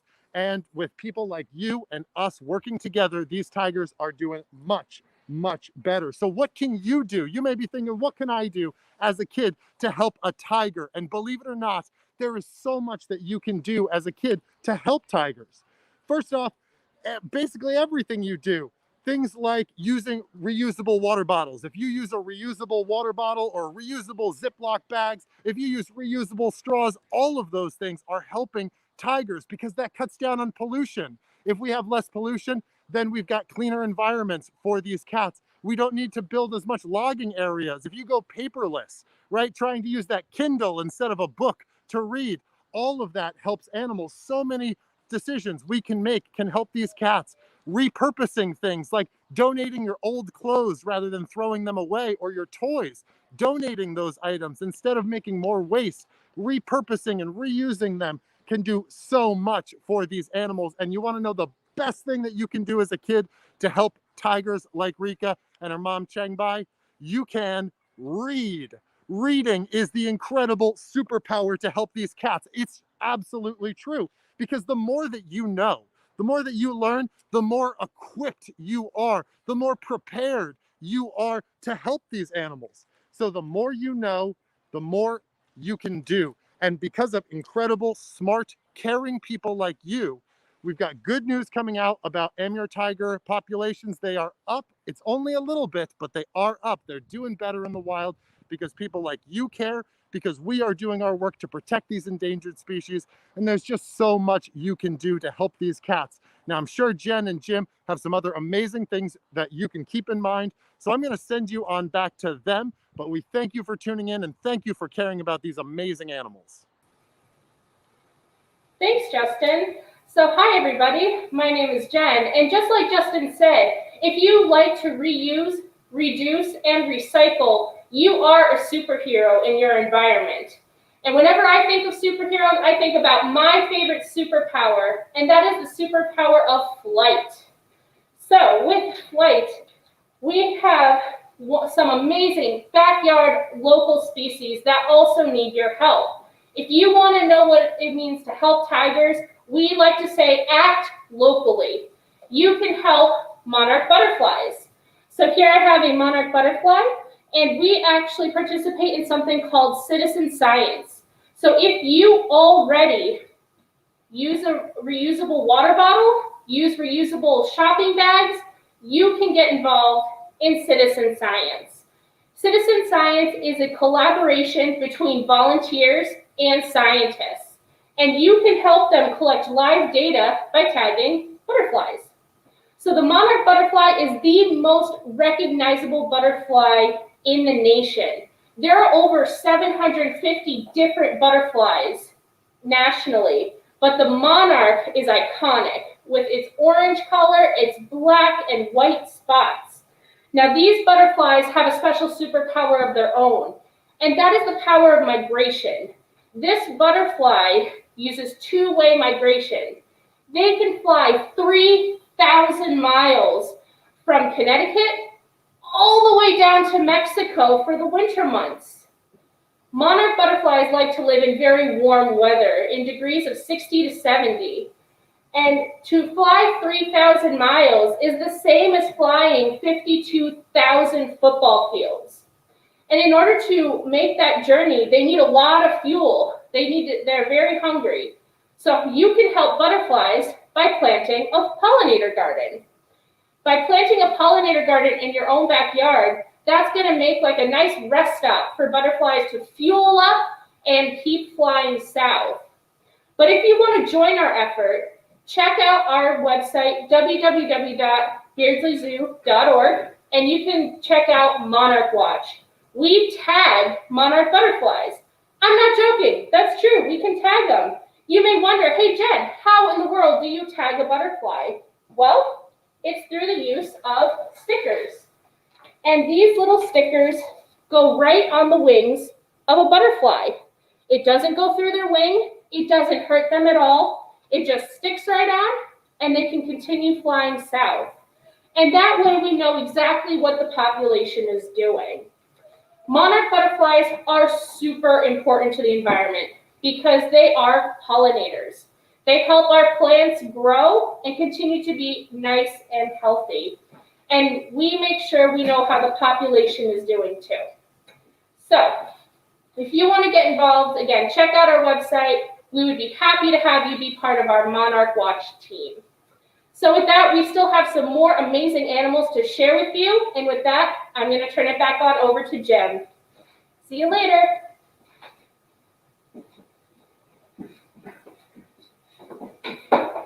Thanks a lot, Jen. That's great. You know, we have a special animal ambassador we would love for you guys to meet. Now, we know that the Intrepid Sea, Air, and Space Museum, well, they're the experts. They can teach us all about the exploration of sea, air, and space. What we'd like to do right now is have you see an expert of the air who requires a little bit of space. So what I'm going to do is I'm going to give you guys a little visual clue as to who this might be. This is a big, thick leather glove called a gauntlet. And this is to protect my arm because even though she's pretty gentle, she's also very strong. And she's got very sharp claws known as talons, Talons. So that's a big hit. And let's meet Miss Arwen right now. I'll tell you a little bit about her. Arwen is a rescue creature, an animal ambassador who is injured in the wild. We've nursed her back to health. And she serves as one of our ambassadors who goes out to schools. Arwen, step up. There you go. And she's been with us for a number of years, and we're very, very proud of her and very, very happy to have her visit with you right now. Now, I don't want you to be alarmed if she decides to flap her wings a little bit. She does that from time to time. But you guys are all home right now.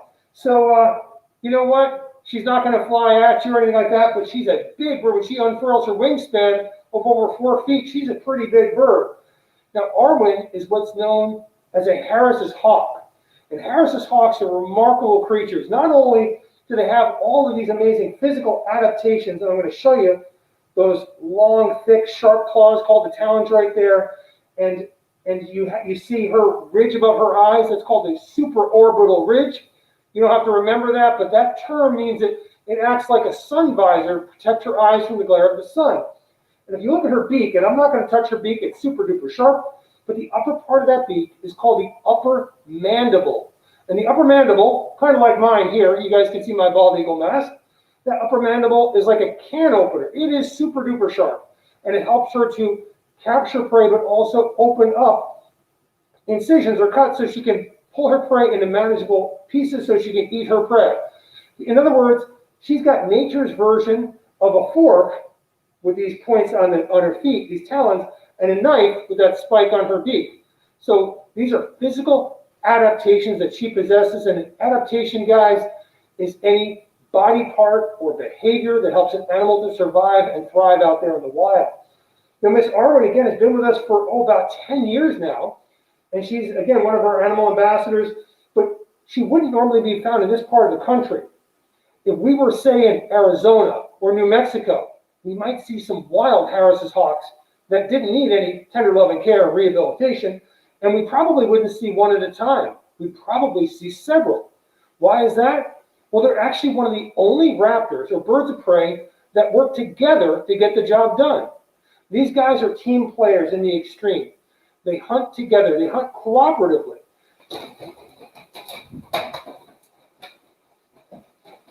There was in one moment. Miss Arwen's going to pop up. There she goes. I told you, no extra charge, by the way. A little nature in action there. So Miss Arwen, in the wild, her cousins would be hunting together to get the job done, as I mentioned. So maybe her siblings, brothers or sisters, or mom or dad, or other family members would take turns chasing their prey. Maybe a speedy jackrabbit. Now, if it were just one bird against a jackrabbit, the jackrabbit would have a pretty good chance of getting away. But by working together, when one hawk tires out, another hawk resumes the chase, and together they can bring down that speedy prey. And when they capture dinner, they all get to share in that meal, right? Maybe my family could learn from them, right? These guys are very well behaved, so to speak, in the wild, right? But these guys are amazing creatures, like all raptors, like all birds of prey. And if you live anywhere in the northern hemisphere of this planet, you live near a bird of prey, right? Snowy owls in the high latitudes, animals like the Harris's hawk down in southern latitudes, but you live near hawks and eagles and vultures, or rather falcons and owls, all these birds of prey. So that's a little bit about Miss Arwen right now. And I want you guys to get a good close look and soak it in and check her out. I'm going to bring her a little closer to the camera, as close as she'll tolerate. I think that's pretty good right there. And I want you to notice that even though she's got these thin legs, the power in her talons, she has more power, more closing grip, more strength in her feet than we do. Even a powerful human being has in their grip. In fact, by far, she has probably 4 times the strength that we do in those thin yet very powerful feet and legs. So that's a little bit about Miss Arwen. I want to turn it over to my colleague Jen in a moment. Nope. I'm going to turn it back over to, let's see. We might go back to let me just see. I'm going to have it, Jen's going to come by. I'm going to put Miss Arwen away, and Jen's going to come by with one of our artifacts and talk a little bit about the animals right behind her. Great. Thanks, Jim. So, just like Jim said, Arwen as a Harris's hawk they're known as the wolves of the sky. Well, right over our shoulder, we're here in our wolf cabin. Now, the wolf cabin is also an acronym. It means Wolf Observation Learning Facility. This is a place where if you happen to come visit us here in Bridgeport, Connecticut, you can come into the wolf cabin and observe the wonderful Mexican wolves behind my shoulder. Now, Mexican wolves, hence their name, are kind of found not too dissimilar around the same area that Arwen is, somewhere around the desert Southwest in states like Arizona, New Mexico, places that are nice and warm. Now, these wolves are a subspecies of the gray wolf, and they make the same noise that you would think a wolf would sound like. They make the "ow" sound, very much like the sirens of a police car or a fire truck. Now, these wolves hunt in packs, and that is a family union. They work together, they live together, and they work together. But of course, they need special tools to do that. Here in my hand, I have a Mexican wolf skull, and you can see just how long their nose is. If you look up, you can take a look at the nasal cavity inside, and take a look at those eyes. So just like Arwen, they have forward-facing eyes. And that tells you that they are a predator. We like to remind ourselves, what are predators versus prey? Always look for the eyes. So if you have eyes in the front, it's time to hunt. But if you are a prey animal, if you have eyes on the side, it's time to hide. Because prey animals are always on the lookout for predators in their nearby area. If you want to know what it's like to see just like a prey animal, like a rabbit, which is part of the wolf's diet, take your binoculars, take your hands just like this, make binoculars, and switch them over. And now you have eyes on the side of your head, just like a rabbit. But it's not just their eyes that are very impressive, but let's take a look at these teeth right here. Mexican wolves have incredible jaw strength, just like a tiger that Justin was mentioning. In the front, you're going to see those 4 long teeth, 2 on the bottom, 2 on the top. Those are those canine teeth. And those teeth act as a locking mechanism. They will clamp right down and lock in between one another to make sure that their prey does not get away. And with that, it's pretty much why if you have a dog at home and you play tug of war and you wonder why your dog is so good at tug of war, it's because of those 4 teeth. Additionally, if you look in the back of their mouth, they have these teeth that look a lot like mountains. And a lot of people say, oh, those look like molars. For us, as humans and as primates, we have very flat molars, really good for grinding up plant matter. But we know that wolves are carnivores, and that means they primarily eat meat. So these teeth right in the back are called the carnassial teeth. And just like Jim was saying with Arwen, with her talons and her beak, she has forks and knives on her feet and in her mouth. For the wolf, their fork and knives are all in their mouth. So they've got those canine teeth, they've got those carnassial teeth, and they work together to get all the food that they need. So I will turn it back on over to Jim, and we will take some questions very soon.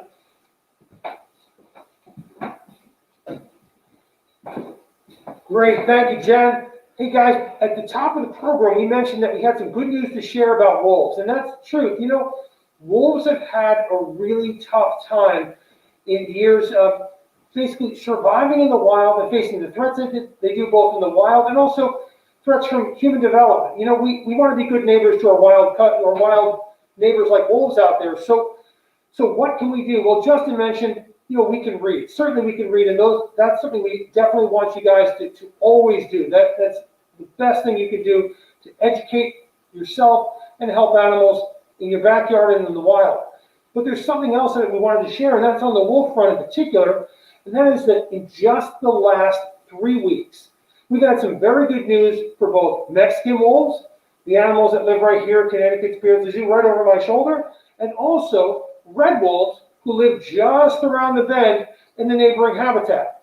You see, both of these species they were endangered, but they were so rare in the wild that they actually disappeared from the wild. They were extinct in the wild, but we were taking care of them. They were under human care in zoos around the country. And those wolves then have been released back into the wild. In the last 3 weeks, we've learned that wolves are now going to be, more red wolves are going to be released in the wilds of North Carolina. And for the first time ever, a pack of wolves, Mexican wolves, raised in the U.S., have been brought south of the border and have been released into the mountains of Mexico. So I thought that was amazing news, and I wanted to share it with you because these are animals that they need all the help they can get, and they're getting it now. If you guys want to help animals, like I said, there are many things that you can do, but among them, we got to stay on top of these things, right? Because the wild is a changing place. And the decisions that we make as a family, little things like recycling, well, they actually have a big impact on wildlife in your own backyard and around the world. So keep up the good work with that. Now, I know that Jen and I have some answers to your questions coming up. At least that's what we're doing our best to provide. But I know you guys have questions. And so what we want to do is we want to turn it over to you and see how we can answer those questions, maybe about tigers, wolves, hawks, you name it. Once again, we work with more than 120 species here at Connecticut Spirits Zoo, but I'm sure that you want to learn about animals all around the world.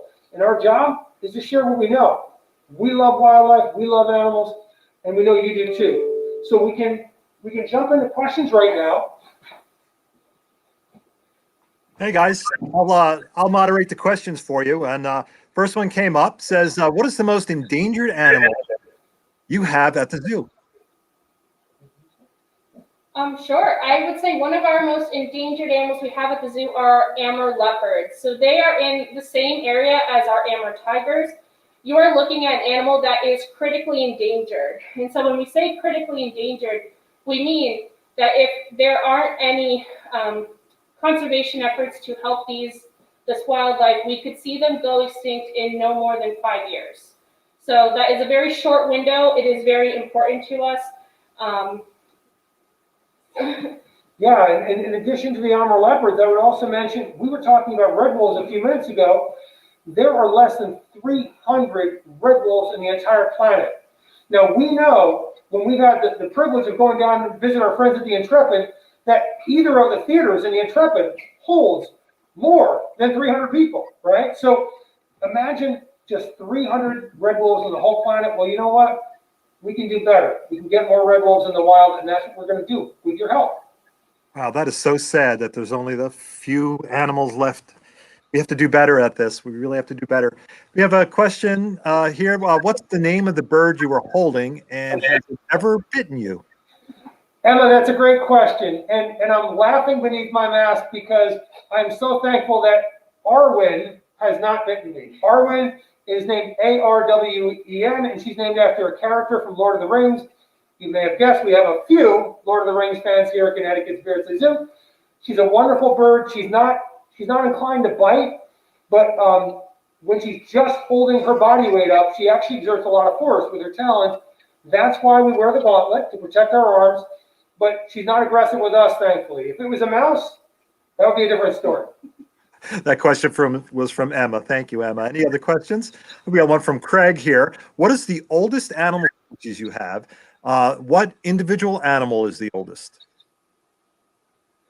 Well, I can take a stab at that if you want, yeah? So I can say, and Jen, feel free to chime in, but years ago, one of the birds that we had here at Connecticut Spiritually Zoo was Teo. Now I'm going to go back a little zoo history here, and then we'll talk about some current animals.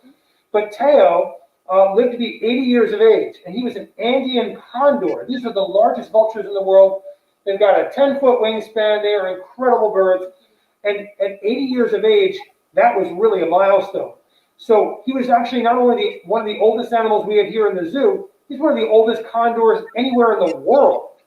Also, we had eastern screech owls here at our zoo who have lived to be 14, at least 14, maybe 15 years of age.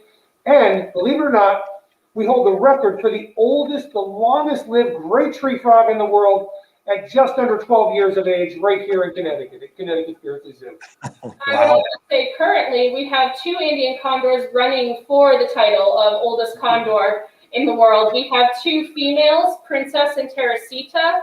Teresita is 60 years old right now, and Princess is 67. I once saw a parrot at a show in Florida that was 82 years old. I could not believe it was older than my mother.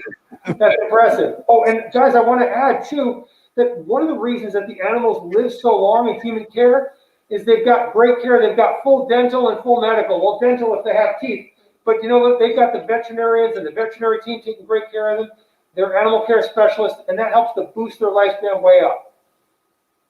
We have another question here from Ariana Mendez. Why are tigers able to be out in the snow? It's a good question. Okay, that's a great question. And you saw Justin out there with our camera filming the tigers. Amur tigers are actually from the far eastern section of Asia near the Korean Peninsula. So they are way high up in the latitudes there where it's very, very cold and where they have deep snows. So these are cats that are quite used to the cold. In fact, they are so hardy. They are so tough. They can handle brutal cold. They can handle it down to 50 below zero. So a little snow isn't going to bother a cat that can deal with 50 below.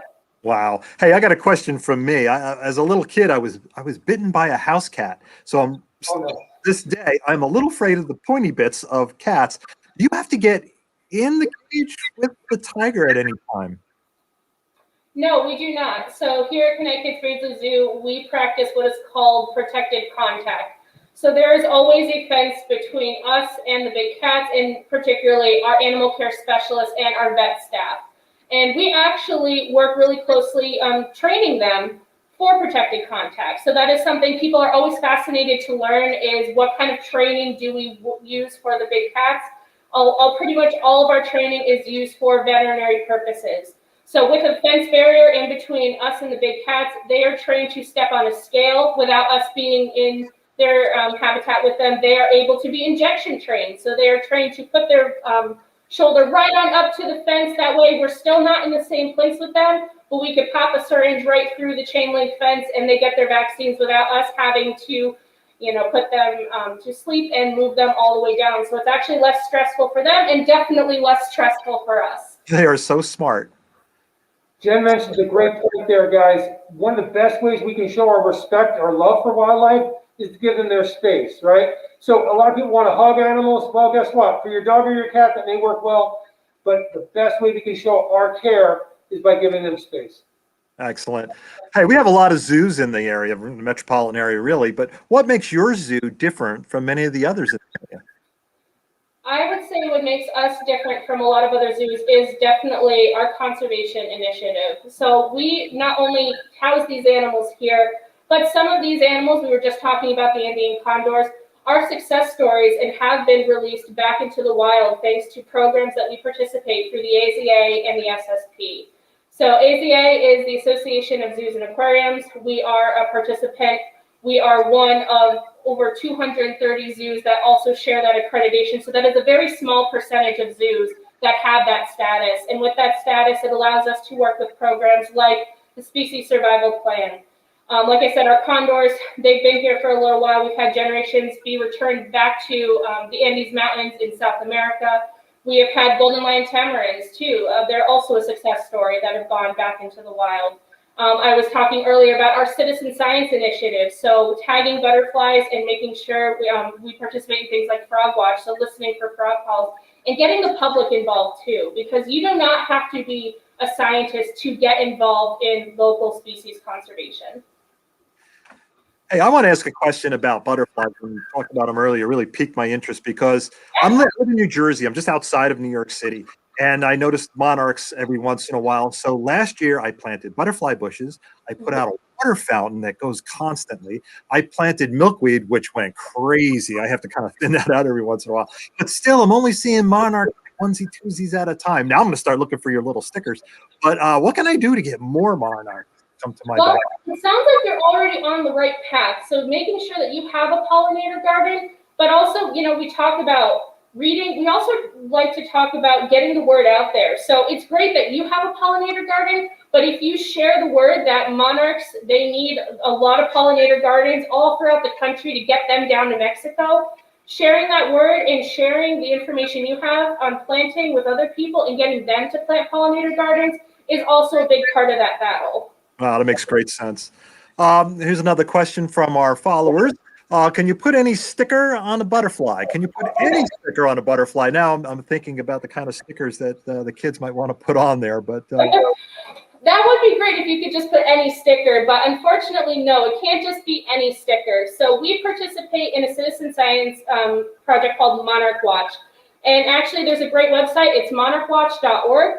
Like I said, these are the stickers that we use. And if you look very carefully, there's a specific alphanumeric code on them. Now, that alphanumeric code is indicative to that individual butterfly that you are tagging. And again, people always wonder, well, butterflies, they weigh no more than 500 milligrams. They're very delicate. Their wings are very sensitive. So you wonder where you put them. So they do have a special spot. I'm actually going to take a sticker right now. We'll do a little demonstration for you. And you'll take that code, you'll take your butterfly, and they have this special little cell. So you have the forewings, and then you have the hind wings. And now this is also a male butterfly, if you didn't know that. These little pouches right here, those are specialized scales that are helpful during courtship and mating. And you'll take your sticker, and this little mitten-shaped cell right here, this is called the discal cell. That is their center of gravity point. So even though they weigh 500 milligrams, and this only accounts for 2% of their body weight, you will stick your sticker right on the discal cell, right here. It doesn't throw off their center of gravity. They can fly just fine with it, and they can head off to Mexico. Wow, you're speaking my language with airplanes. Center of gravity is so important, even with anything that flies. Center of gravity is very important. Can't be too heavy or too tail heavy. You want to be balanced. So now I know where to look. So I really hope I get to see some Beardsley Zoo stickers on butterflies in my backyard this In come late summer, you are welcome to join our Monarch Watch chapter. If you check out, we'll start training sessions in late summer.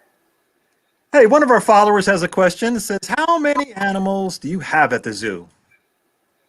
Well, I can tell you guys that, once again, we've got about 120 species currently. In terms of individual animals, we've got more than 500 animals. That doesn't just include the big and the bold, like the tigers, leopards, and wolves. It also includes some animals who are easy to overlook, like Madagascar hissing cockroaches.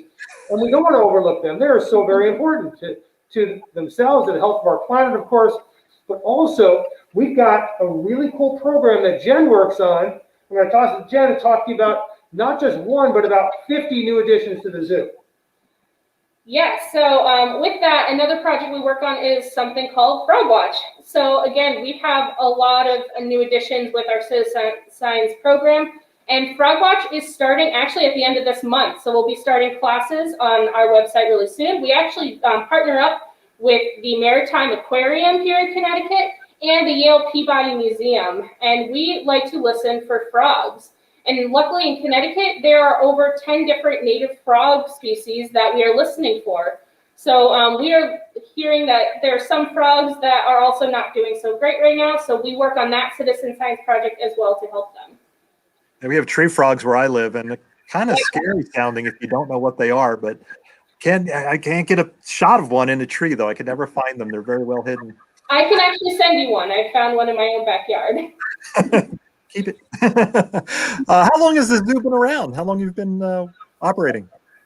Well, we were founded in 1922. So coming up next year in just about 10 months now, we're going to be celebrating our 100th birthday, our centennial celebration. So we've been around for 99 years, guys. Wow, that's going to be amazing. 100 years, that's a big number. It's have a special party, and this pandemic will be over, and everybody can come visit. We'd love for you guys to visit. Okay, got another question here. What should you do if you encounter a wolf in the wild? Good question. That's a very good question. So kind of like what we've been saying all along is with any wildlife, not just wolves, is always give an animal their space. So we always want to make sure that we are giving adequate space so that the wolf feels comfortable and we feel comfortable. But also because of our long history with wolves, wolves really don't want to be anywhere near us. They kind of want their time to be by themselves. And also their hearing is incredible. Their ears are so good that they could probably hear you miles away well before you're ever near them.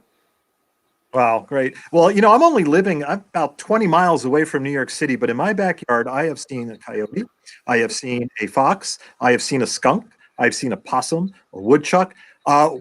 Deer. I have deer in our. This is suburbia, and we're getting overrun with deer. Why are the animals coming back? Are they getting braver? What do you think's going on? I definitely know during quarantine, the less people that were out on the roads, we've actually seen a big boom in wildlife coming back into our own backyards. So I think they were always here. I just think now with the less noise and less driving, they feel a little more confident to come back out. Oh, we even had a bear 2 blocks away last summer. A little frightened to bring my little dog out in the backyard sometimes. Last question. Are you offering other activities like weddings or birthday parties at the zoo? That's a really great question, too. Yes, we are. And guys, thanks for asking. Yeah, the zoo is not just a place to come and see the animals. The zoo is a place to relax and have fun with your family and friends. We run many birthday parties here each year, and we run weddings as well. In fact, just before COVID, we hosted 48 weddings. So we're pretty excited about that. What we're doing is we're working very closely with safety protocols to make sure that whenever you come for a visit, we can do it safely, we can have fun, and you can come back for another visit. So please check out our website, please inquire, but the answer is a resounding yes. Also, we have a big distance learning initiative. So we have been doing digital learning all throughout quarantine. So if you go on our website under education and you look for distance learning, you can find all of our digital programs available. Wow, that's great, guys. Hey, we're going to wrap up your section, and you have anything else you'd like to add before we send you on your way and get you back to work? All those animals need to be fed, I bet. We just want to say thanks. We're so happy. Intrepid, thank you for always inviting us. We love being with you guys. We love working with you guys. And Kids Week attendees, we're looking forward to seeing you, whether it be on the Intrepid or here at the zoo. Absolutely. Thank you so much for having us. Oh, and thank you so much for the great presentation from the Beardsley Zoo in Connecticut. Thank you, thank you, thank you. Hey guys, that was wonderful. I learned so much from the Beardsley Zoo.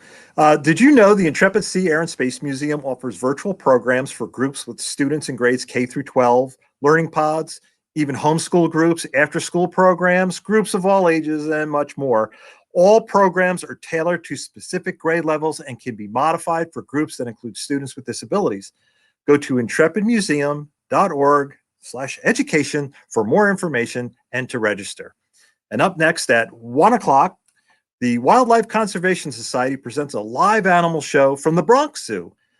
But first, I'd like to show off a little more. I'd like to show you a short behind-the-scenes video at the Intrepid Museum with our manager of aircraft restoration, Peter Taraka. He's going to discuss how the restoration team installed replica payload on the Sky Raider in our collection. The Sky Raider was just completed, a complete restoration last year, and Peter hung some replica ordnance on it. So let's roll the video. You'll find this interesting.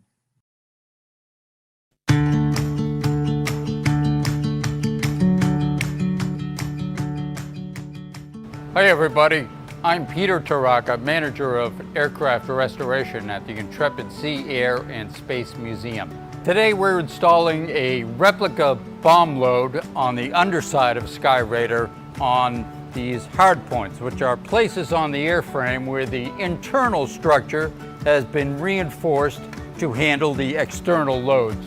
The fact that Sky Raider was equipped with no less than 15 of these hard points helps to illustrate its awesome load carrying capabilities. Our Sky Raider was missing all of its original bomb release hardware from both the left and right wing hard points. So Rosie and I engineered a bomb support system that is both strong enough and authentic in appearance, but most importantly, reversible. None of the original structure was altered in any way to install this, and it can be easily removed. Fortunately for us, these replica bombs weigh only approximately 10% of what the original bombs weigh. And here we are on the other side of the airplane, and as you can see, this side is much further along. The fairings are all installed and closed on that structure that I showed you on the other side, so all of that will be hidden from view. And all I need to do to complete this side is install bomb stays in 4 places. This is a bomb stay. And all this does, this threads into this spot and just locks the bomb in place so it doesn't wiggle around during flight. The fuselage centerline hardpoint was a different story. In this hardpoint, there's a substantially more complex mechanism involved. These parts release the bomb, just like on the wing hardpoints, but there's an assembly inside the fuselage that simultaneously, as the bomb is being released, this foot, by the action of a powerful spring, pushes the bomb away from the aircraft to minimize the possibility of collision with other parts of the airplane. For instance, the dive brake behind me. I initially thought that this bomb ejector was corroded beyond resuscitation, but Rosie removed this assembly from the Sky Raider and disassembled the bomb ejector completely on the bench, cleaned, lubricated, reassembled it, then reinstalled it in the fuselage, and now everything is usable again, just like the original. Originally, these claws were clamped shut, and I didn't think we could even get them open again. And not only did Rosie get them to open, but now they operate the way they were originally intended to operate. And we figured out that we can simply pick up this bomb and press the hooks into this, and these will, through spring action, clamp down on it, and no additional work is required.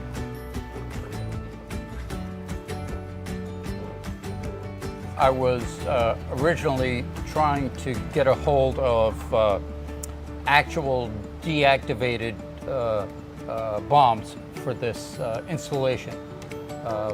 But my wife told me that perhaps I should stop sending out emails to people asking them if they had any bombs I could use.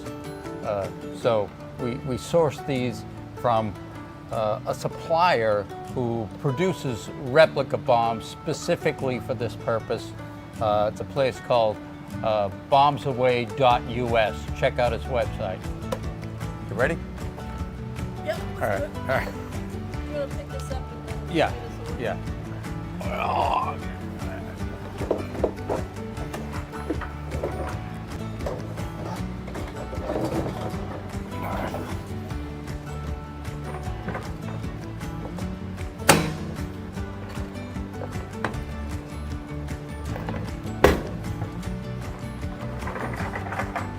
Voila! So there you have it. The bombs are installed and yet another project is completed on Skyraider. There's a lot more to go, so stay tuned. For more behind the scenes videos, visit intrepidmuseum.org.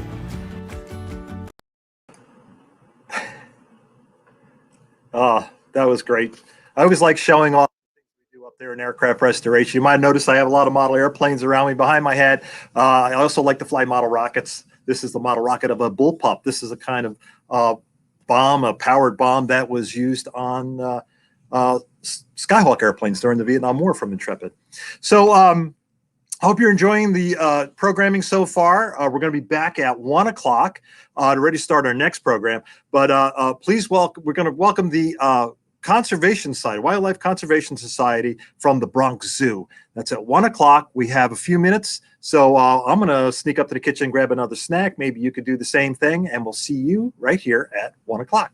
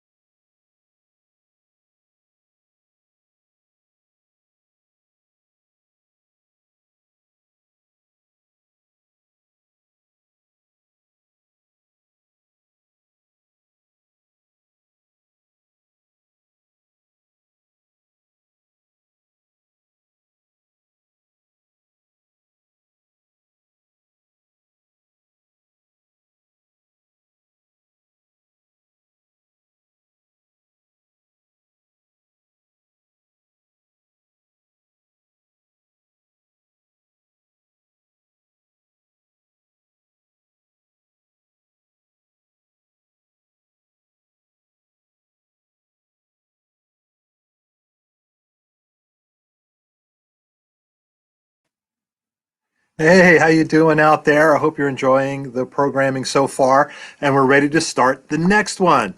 And so I want you to please welcome the Wildlife Conservation Society. We're going to see Veronica with a live show from the Bronx Zoo. Hi, Veronica. Hello. I'm so happy to be here. Hello, everybody. My name is Veronica, as Eric said, and I am here at the Bronx Zoo, ready to share a couple of animals with you. You also can see one of our exhibits behind me, so you may see some monkeys making an appearance throughout the presentation. They get very curious about what we're doing in here. So before I get started, I just want to tell you a little bit about the Wildlife Conservation Society. Our headquarters is here at the Bronx Zoo, but we run 5 different parks within New York City. So we also run the Central Park Zoo, the Queens Zoo, the Prospect Park Zoo, and the New York Aquarium down in Coney Island, as well as run conservation programs and research sites all over the world. We actually work in over 60 countries around the world, helping to do research, work with local governments and local people to protect wildlife and wild places in those areas. So I wanted to share some of our animals today and share with you a little bit of the work that we do, both locally and around the world. So I'm going to jump right in. My first animal that I have to share with you today is an eastern screech owl, which are native to New York. So they are an animal we can find right here in New York City even. I'm just going to get her out real quick. So I'll be right back.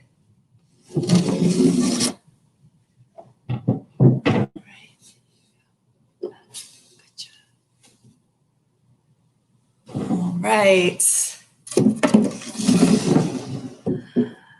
So this is my friend Darkwing. Woo. Showing off how she can fly still. Darkwing is, as I said, an eastern screech owl, and they love to live in forests, so temperate forests in particular, places where there are seasons, right? So 4 seasons throughout the year, and they're going to make their homes in tree cavities, so holes within a tree. You can often find eastern screech owls all up and down the east coast of the United States. So not just in New York, but all over the US. And they are one of the smallest species of owls. So this is about as big as she gets. You can see compared to my hand, she's pretty little, and she's a little puffed up right now too, trying to make herself look bigger than she actually is. She's also curious about the monkeys back there. And so Darkwing came to be at the Bronx Zoo. She's one of the few animals that we have here that are actually from the wild. Most of our animals that we have in our zoos and aquarium are not taken from the wild. They are either bred at other zoos or at our parks. But occasionally, if there is an animal that has been injured or for some other reason is no longer able to live in the wild, then we will sometimes take them in. And Darkwing here is one of those animals. So we'll see if we can get her to look at the camera. There we go. So you can see Darkwing is actually missing an eye. So Darkwing has the story. She used to be a wild owl, as I mentioned, and she was actually hit by a car. And thankfully, the person stopped and brought her to a wild bird rescue somewhere in New York. And the veterinarians were able to save her life, but they were not able to save her eye. And for owls, their eyes are super important because that is how they hunt. They really rely on their hearing and their eyesight to be able to find their prey. I'm just going to close this curtain back here so she is not so distracted. We might be able to see. There we go. We might be able to see her face a little bit better. So, as I mentioned, she was recovered from her surgery. She needed a place to live, and you can see her good eye there. And so the Bronx Zoo was able to take her in as an ambassador animal. So now she serves as an ambassador for other screech owls so that we can share her story and teach people about these really cool owls and some of the things that are challenging for them in the wild, including the things that people do, having roads go through their habitats and things like that. So as I mentioned, these are one of the smallest owl species, definitely the smallest we have here in New York. And you can even see these owls, we even have them wild occasionally in the Bronx Zoo itself, nesting in our trees and things, along with several other species of owls. And they're really, even though they're small, they're pretty good hunters. So they, as I mentioned, they rely on their eyesight. Their eyes are huge. Let's see if she'll show her other eye again.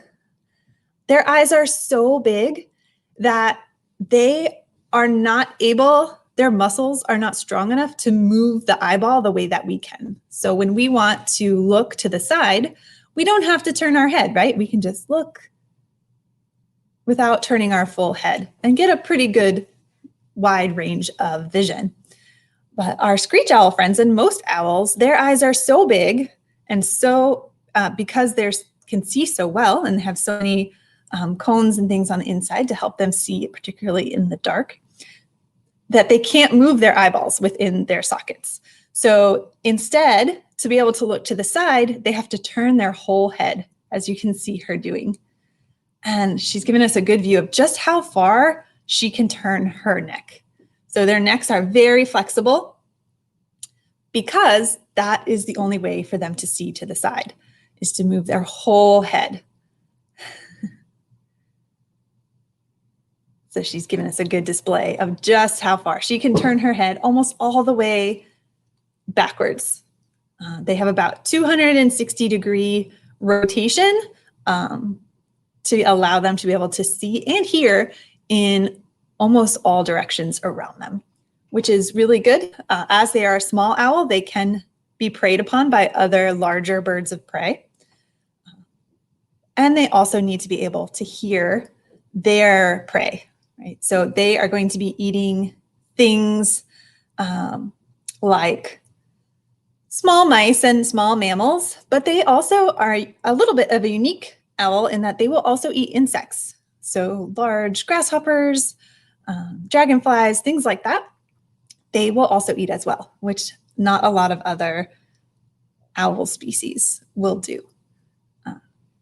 So they are good ambush predators. They really rely on that vision, and particularly binocular vision. So binocular vision we have as well. So when our eyes are in the front, that helps you be able to see distances and judge how far away something is, which for a hunter is really important, especially for an ambush hunter, an animal that's going to sit and wait for their prey to come by and then go and grab it. They need to know exactly how far away it is so that they can accurately judge their jump or their flight to be able to grab that prey before it gets away. So that is part of the challenge of why Darkwing could no longer survive in the wild, because she no longer has the ability to have that binocular vision. But her wild counterparts, that is how they would hunt. They also can hear directionally as well. So their ears are situated right here. You can see there's like little feather tufts that come up on the side of her head, and right below that is where her ears are. And so just like our ears are on the sides and help us be able to determine the direction a sound is coming from, owls can do that too. So that also helps in their hunting in addition to that binocular vision.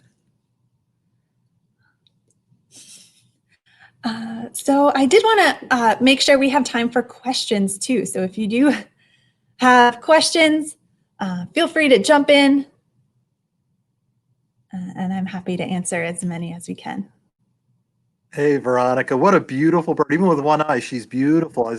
I'm the curator of aircraft at the Intrepid, so I love airplanes, but I appreciate all things that fly, which includes most bugs and all birds. And she's just... Most birds, yeah. Owls have a pretty amazing way that they can fly too. Their wings are really special and allow them to be able to have silent flight, which is pretty unique among birds. They have some special feathers, feather arrangements that just when they flap their wings, you can't even hear it. I saw a demonstration once. A man had a big turkey feather and he waved it, and you could hear it. You could flap, flap, flap, flap. And he had an owl feather and he shook it as hard as he could. And no sound. So it's a structure in the wings. Hey, there's a question here from somebody who's watching. Is it true that owls can turn their heads around 180 degrees? You spoke about turning their head. Can they go 180 degrees? So she can't quite turn it 180 degrees all the way behind. But if you calculated the distance that she can go from here all the way around to here, it's about 260 degrees. So she can do 180 like from side to side, but she can't look directly behind her. So she can't turn her head all the way around, but pretty close. I got a sore neck thinking about it. Yeah, me too. How long did these owls live in the wild? Yeah, they can live about 20 years in the wild. So a pretty long time. Do we know how old Darkwing is? We don't, because she came from the wild. She was an adult when she came to us. So we don't know exactly how old she is. She has been here with us at the zoo for about 3 years, I believe.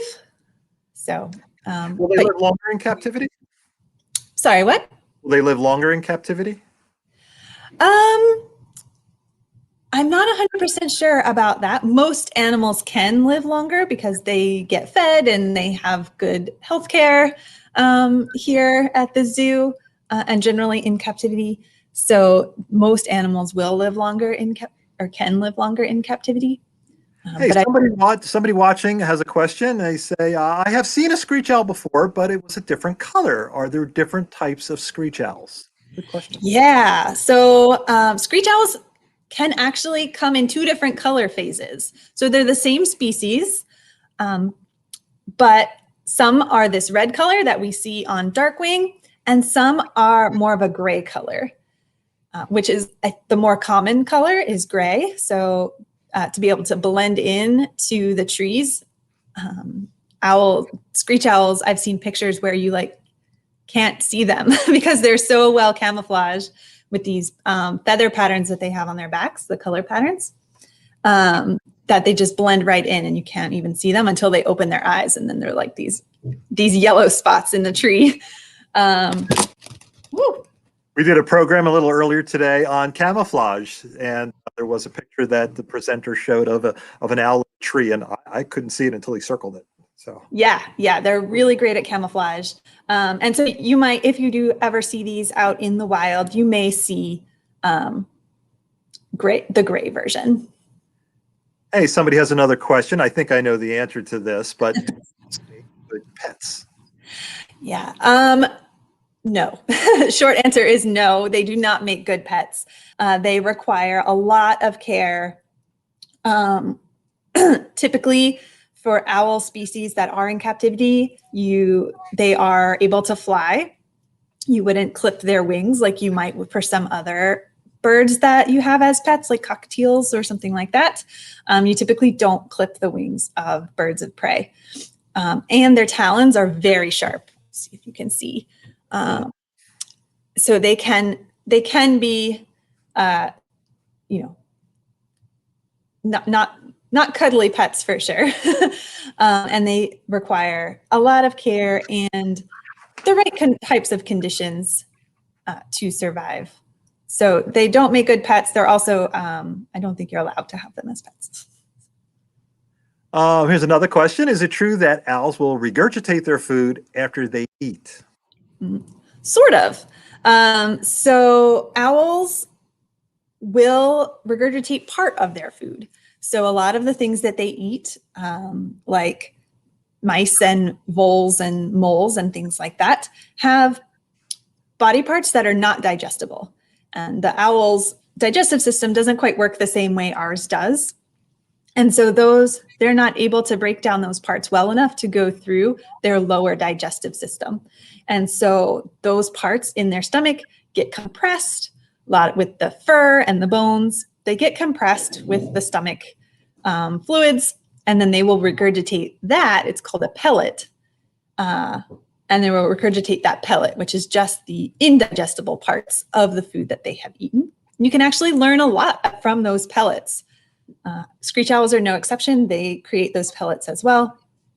And you can dissect an owl's pellet and get a pretty good idea of what their diet consists of.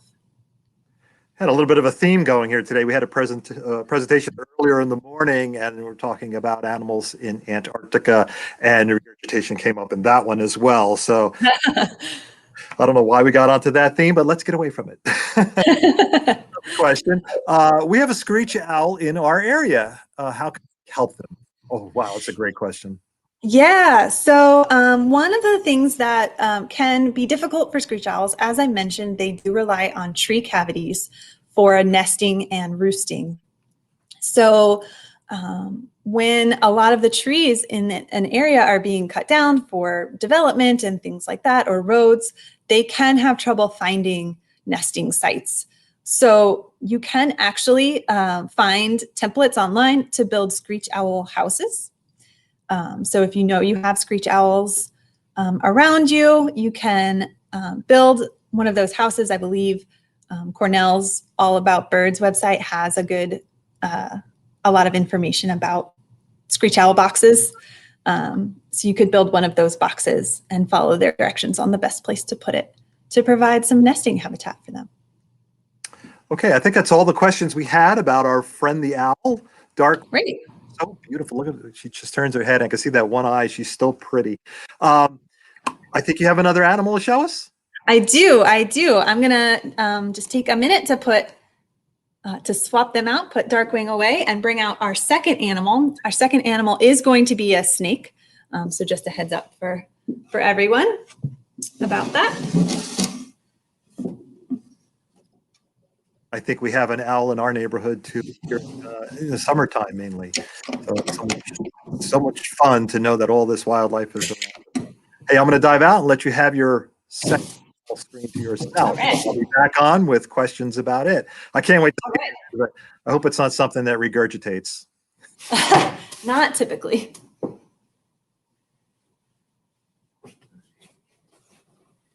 Give me 1 second as I get our other next friend out. All right.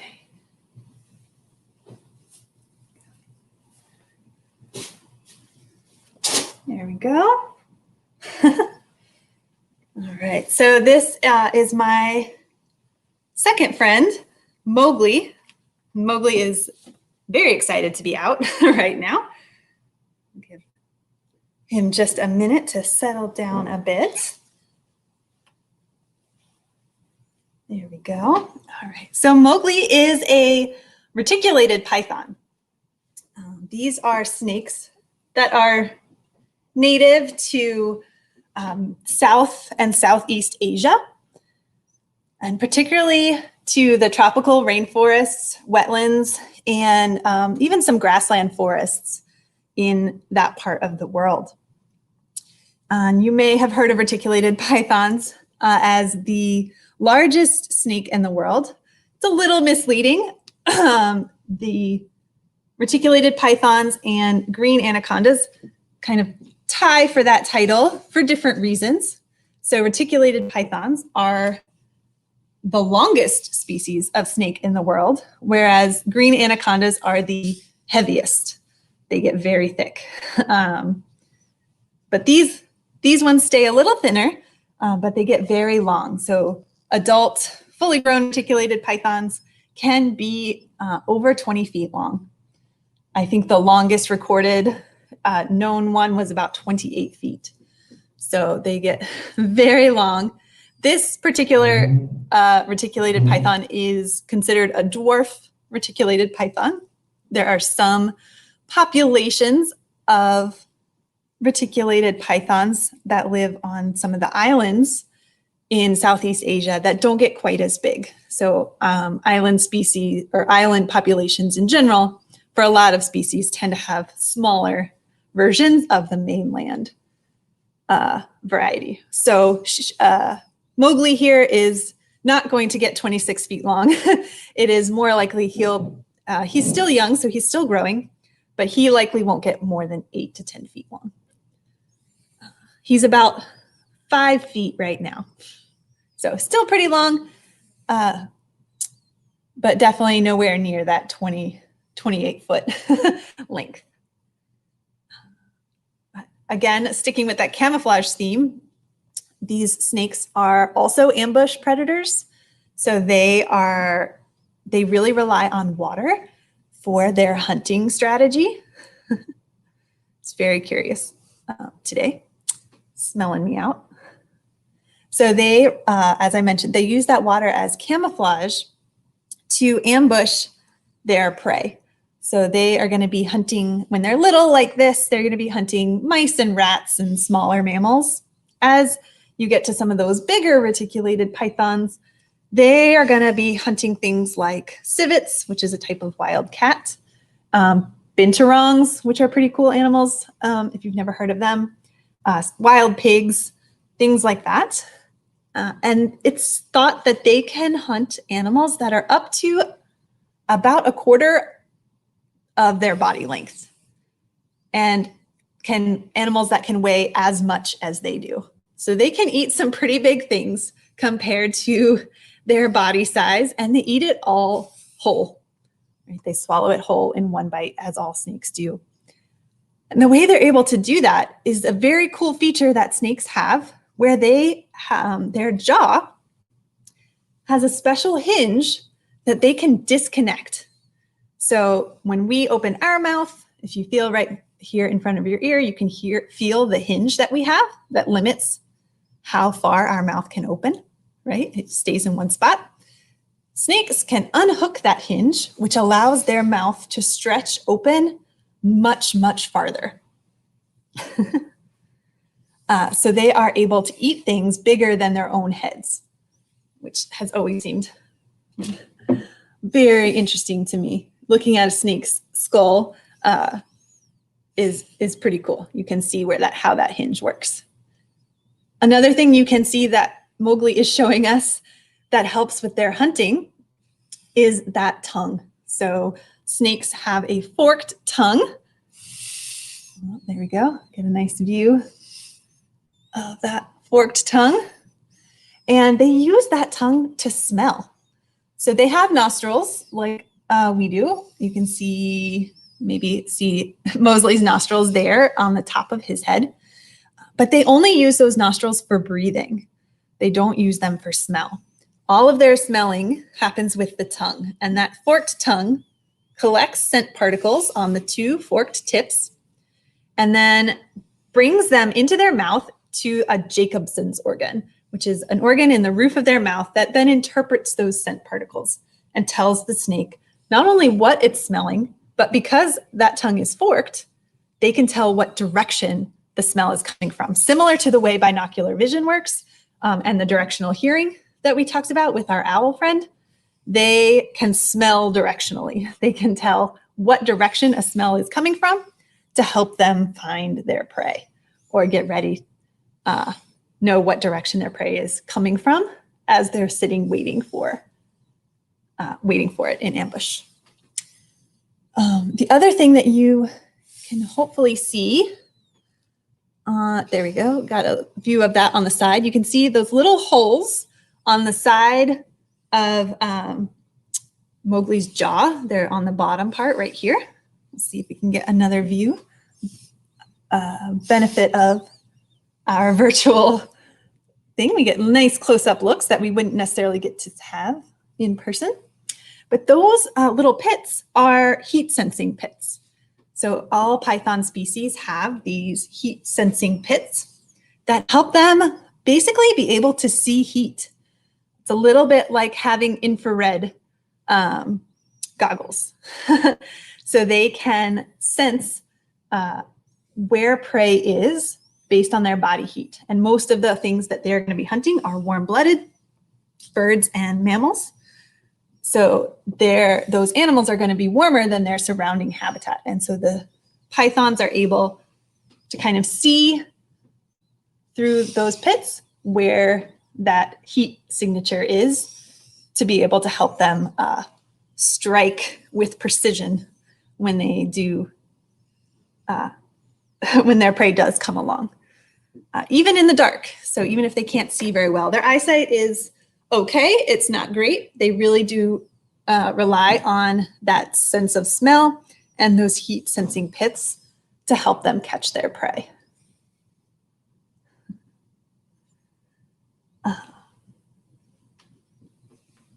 And as you can see, I've always been fascinated by snakes' movement and how they can move so well with no appendages, right? No legs or arms to help them climb trees.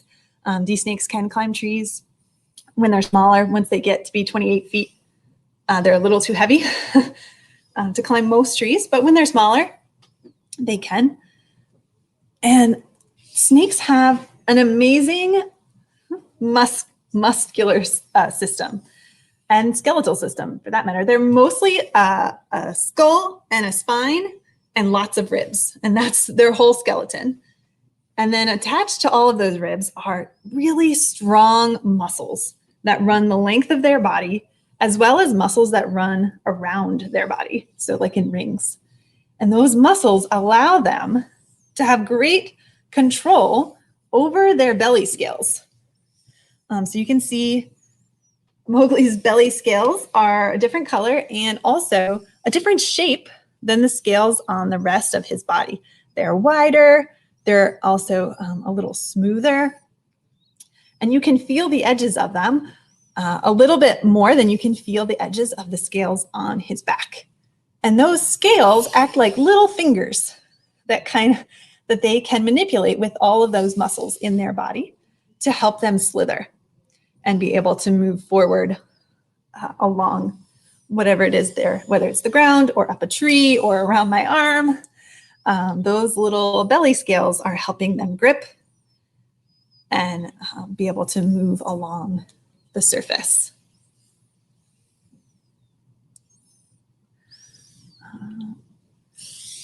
So if anybody has any questions, we can. Yeah. Everybody's got questions. All right, bring them on. It looks like a nonstop wrestling match. You're so comfortable holding that snake. That's just wonderful. Somebody asked, are some pythons poisonous? Obviously, this one is not, but are some pythons poisonous? So pythons are not poisonous. They actually, technically, no snakes are poisonous. Maybe one. There's still some scientific debate about that. Pythons are a constricting species of snake, which means that they use those strong muscles I was talking about to coil around their prey and squeeze it until it restricts its breathing to the point where it actually has a heart attack. So a lot of people think that it suffocates them, but normally animals will have a heart attack before they suffocate. Other species of snakes like cobras, the pit vipers, things like that are venomous, which means that they produce venom within their body that gets injected into their prey with fangs. So anything that gets injected into by a body part on an animal means that animal is venomous. Poisonous would mean they secrete some kind of toxin on their body, like poison dart frogs. And what do you feed Mowgli? So here at the zoo, Mowgli is actually going to be getting his dinner when we get back after our presentation. They delayed his dinner just a little bit so that we could meet him today. He's going to get some rats that have been frozen. So he's going to have a nice rat and mouse dinner. frozen dinners. That's not good. Oh, they've been thawed. He seems to enjoy them. He gets very excited about it. So Oh, here's a wonderful question from I somebody. say we only feed them about once a week. Oh, okay. What is the common misconception about pythons? Well, we sort of touched on one already, is that for snakes in general, about poisonous versus venomous. And particularly for reticulated pythons, one misconception is that they hunt humans. And while reticulated pythons are big enough to ingest a human, they are not going to be hunting them. Most pythons in general are fairly shy species. So they would rather hide and hope that you don't see them than, be aggressive and attack a human. If they feel threatened, of course they can be dangerous, but it is not. Humans are not on their food list, their preferred food list. Good to know. Yeah. Oh, we got another question here. Folks, send in your questions. Everybody who's watching, I know you have questions about snakes, and they're just so fascinating. Do snakes eat other snakes? Yes, there are some snake-eating species of snakes. Pythons are not one of them, so reticulated pythons generally are not going to be eating other snakes. However, king snakes are named king snakes because they eat other snakes. So they're like king of the snakes. A large part of their diet is other snakes, particularly venomous snakes. They can actually eat venomous snakes without having any negative effects from that venom. So. Alexander wants to know, how do they hunt and eat his prey? How does he hunt and eat his prey? Yeah, so as I mentioned, reticulated pythons are ambush predators. So they are going to find a spot where they know or suspect that some prey is going to be coming by. A lot of times that's why they hunt in the water, because they'll hunt an animal that's coming to get a drink. And they'll sit and wait near that body of water, camouflaged on the ground with these great colors. And as the animal kind of lets their guard down a little bit to get that drink, they're gonna strike. And then they're gonna wrap their body. Once they strike, they're gonna usually try to grab the neck to immobilize the animal, wrap their body around them really quick, and start squeezing until, as I mentioned earlier, they aren't able to breathe and they end up having a heart attack. And then they will eat them whole, usually head first. You're so comfortable with that snake. Have you always been that way? Reptiles are my favorite types of animals. So I do enjoy working with snakes and reptiles of all kinds. So yeah, and Mowgli and I have been working together for a while. So I trust him and he trusts me, and we're wonderful. Well, here's another question. Does the gender of the snake determine how big it gets? It can. Not always, but it can. Typically, female snakes are larger than male snakes. So they have more body space for those to produce eggs and things like that. Never thought of that. Do snakes ever sleep? Yes. So like all animals, snakes do need sleep. However, they don't have eyelids. So it's hard to tell when they're sleeping because they don't close their eyes. So they do rest. Oftentimes they like to hide while they sleep, like many animals do. So usually they're asleep because they're hidden away in their little hide. We have a little like house thing, a little hide box in his enclosure. And so if he's all curled up in there, chances are good that he's probably asleep. Oh, Olive has a question. Is there a special name for the belly scales of a snake? Oh, that is a great question. There probably is, but I don't know what it is. Wow, that's probably some scientific name nobody can pronounce anyway. Why should I do, well, wait, here's a question. Let me read this correctly first. What should I do if I see a snake in my yard or while I'm out in nature? That's a good one. So, as I mentioned, most snakes don't have people on the menu. So they really are never, if you see them out, they are not really interested in you unless they feel like you are a danger to them. So the best thing to do is really just let them do their thing. Keep your distance. They are likely hunting mice or rats in your area. So if they're around your home, they're probably helping you out. So I would leave them alone and let them do their hunting, and they're going to help keep your mouse or rat problem under control.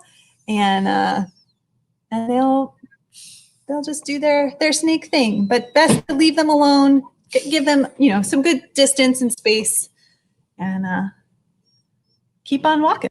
Yeah, I was hiking once and there was a big black snake right across the hiking path. I just did 180 degrees and went the other way, and we didn't bother. Yeah, you can even just wait. Usually they're on their way somewhere, and they'll move out of the way, and just kind of wait and let them do their thing, and then they'll move on.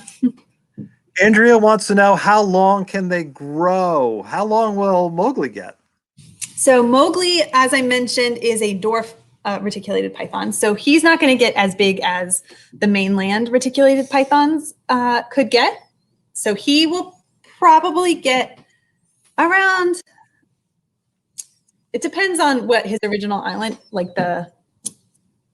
between 5 to 10 feet for the dwarf ones. And the mainland versions? Mainland versions can frequently get over 20 feet, usually 16, around between 16 and 20 feet, but often there are many instances of them being seen that are over 20 feet. And the longest is 28 feet is the record. Wow. So they can get pretty long. Alexander wants to know, when does it shed? So how frequently a snake sheds will depend on sort of where it is in its life. Younger snakes are growing quickly, and so they're going to be shedding more often, sometimes as often as once a month. As they get older, that shedding will be less frequent. Some snakes might continue to do once a month, but oftentimes it'll slow down to 3 or 4 times a year.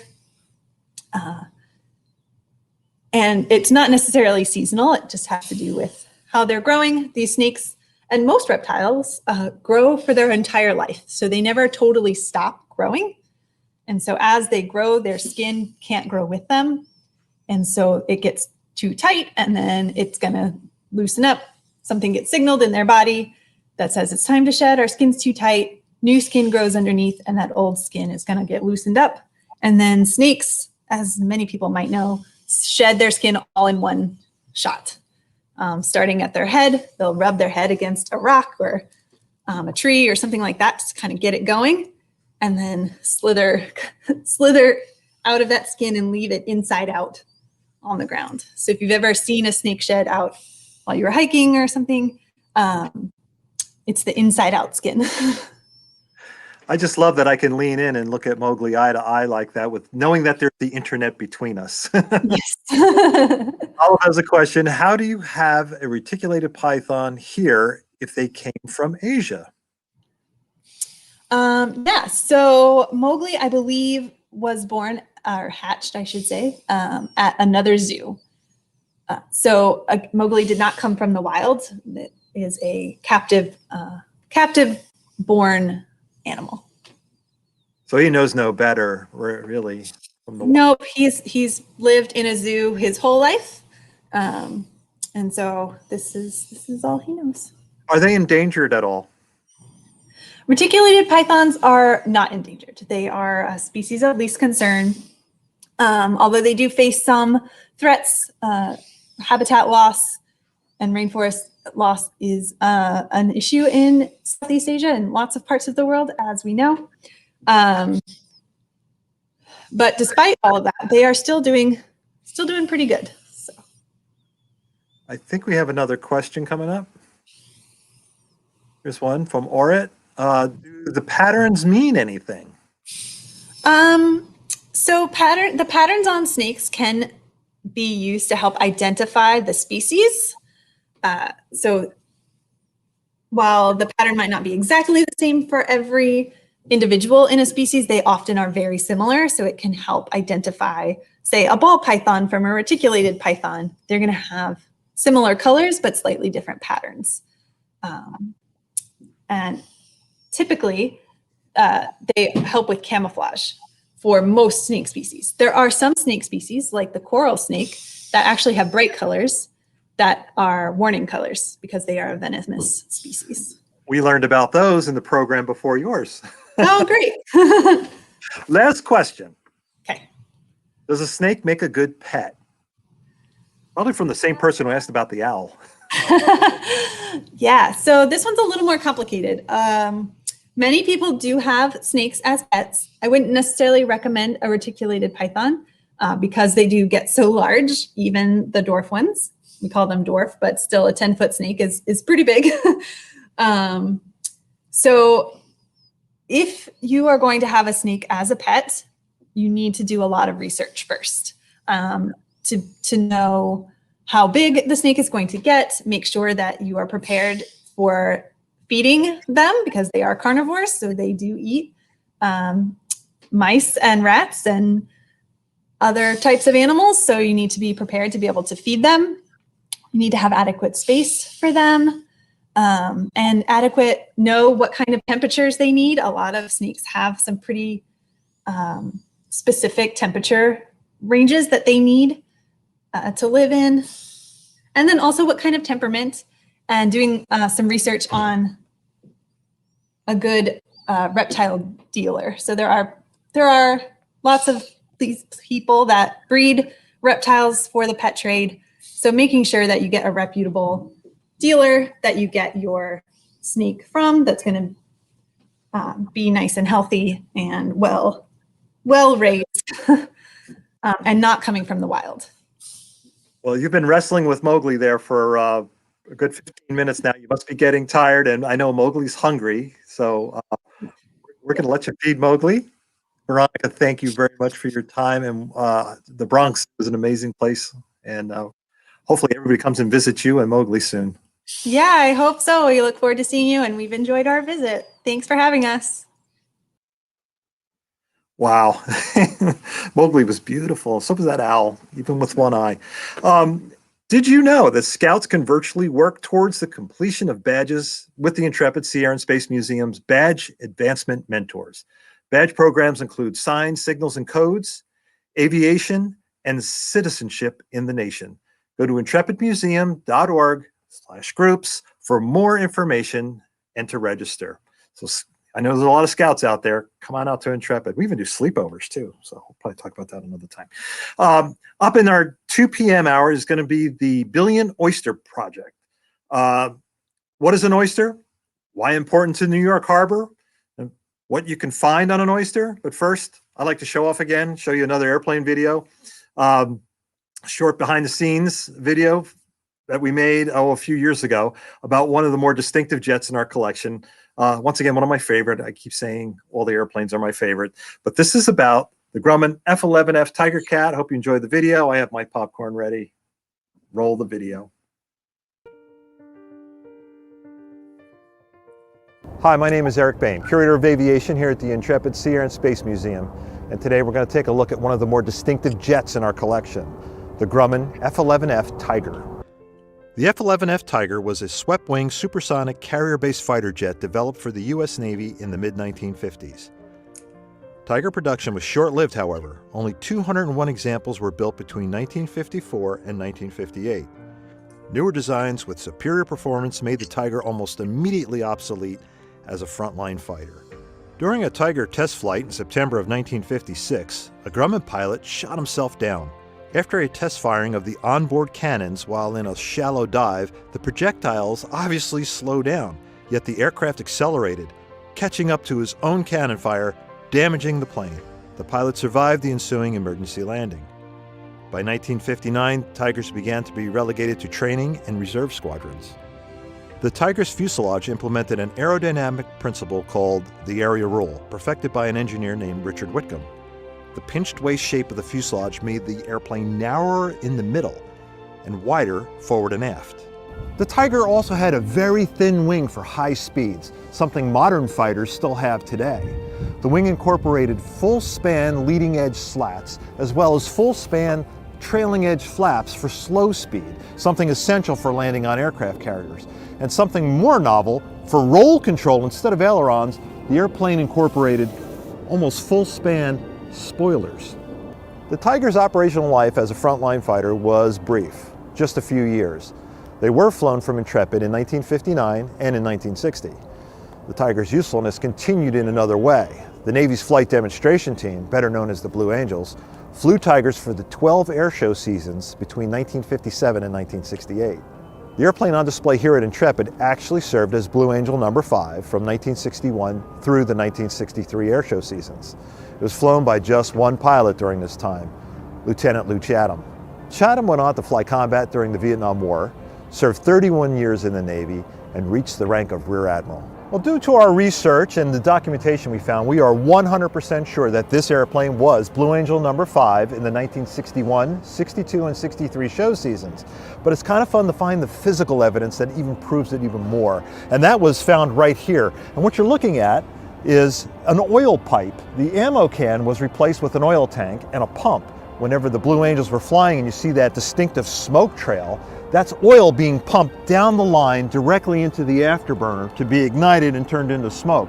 What we were able to see, that though the tube was missing, all the mounts were still in place. So during the last refurbishment of this airplane, we fabricated and installed a replica smoke tube. The F-11F Tiger may not have had a long frontline career, but its service distinction and training, and with the Blue Angels, make this one very important aircraft for our collection. For more behind-the-scenes videos, visit intrepidmuseum.org.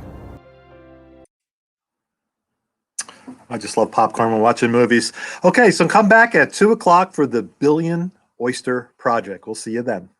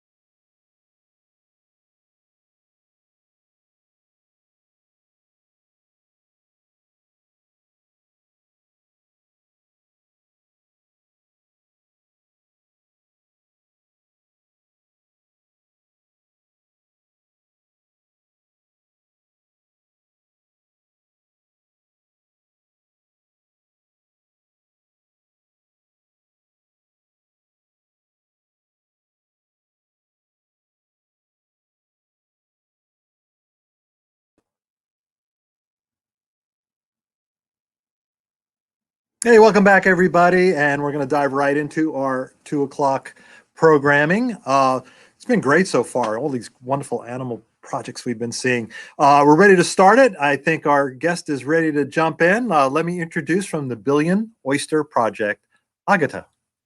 Take it away. Hello, everyone. My name is Agata Poniatowski. I am the Outreach and Engagement Manager at the Billion Oyster Project. So today I am here to tell you all about oysters and all about our project and programming.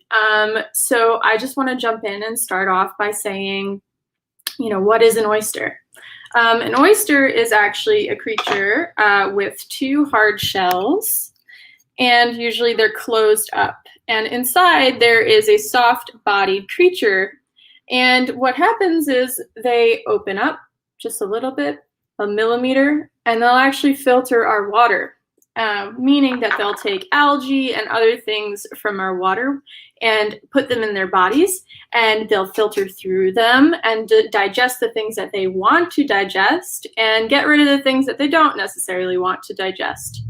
But a lot of times people see oysters and they think, oh, it's just one oyster, it's just one single shell. But in reality, oysters actually grow in clusters. So I went out to our harbor today and I pulled this guy out of our water. So this is a whole bunch of oysters and a bunch of other creatures growing on one oyster shell. So here you could actually see there's this one oyster shell similar to this one, right? That it's empty, it's got one side, it doesn't have anything inside. But attached to it, you could actually see that there's 1 oyster, 2 oyster, 3 oyster, and 4 oyster. And what's really amazing about oysters is that they create these clusters and they create these reefs. And when a reef is really, really, really large, they're able to filter a lot of water because 1 oyster, which is only 3 inches, so each one of these, will be able to filter 30 to 50 gallons of water in just 1 day.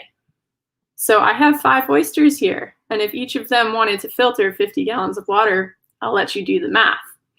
But it's quite a lot and it's really impressive. So they're filtering the water and they're also creating these clusters. And when they create these clusters, they actually allow for a lot of space for other creatures to live and survive. So if I hold it up a little bit closer, trigger warning if you guys don't really like any texture things or are a little bit skeeved out by certain consistencies and patterns, please look away and I'll tell you when to look back. But here I'll show you right where my pointer finger is. You could see something called a tunicate. These are jelly-like creatures that actually grow and stick to an oyster or other things in our waterway. But here you can see it's sticking to the oyster. This creature actually never ever moves. Once it starts to grow there, it'll stay there. So you could actually see there's a lot of it here growing on our oysters. And this isn't necessarily a good thing because you could see that it's actually covering up where the oyster would naturally open to filter our water. But these tunicates are also a natural filter too. They just don't filter as much. Over here, you could see more of these different tunicates. And even though they're different colors and they might have a different pattern, they actually are part of, or rather, they are the same as the other ones. And I'm going to turn it around a little bit more. Again, if you're skeeved out, please continue to look away. So here is another type of tunicate. So this is called a sea squirt.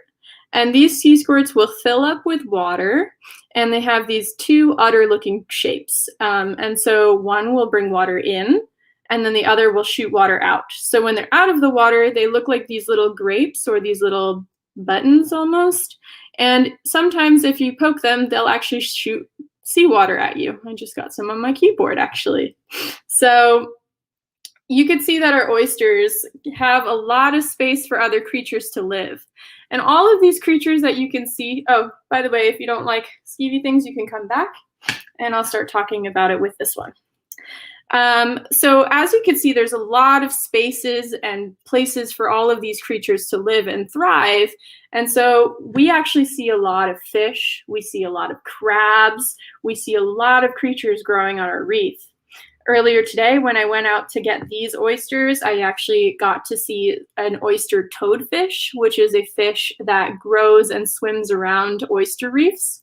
They can be a predator of oysters, but I also like to say that they are a protector of oysters because they will not necessarily eat oysters if they don't need to.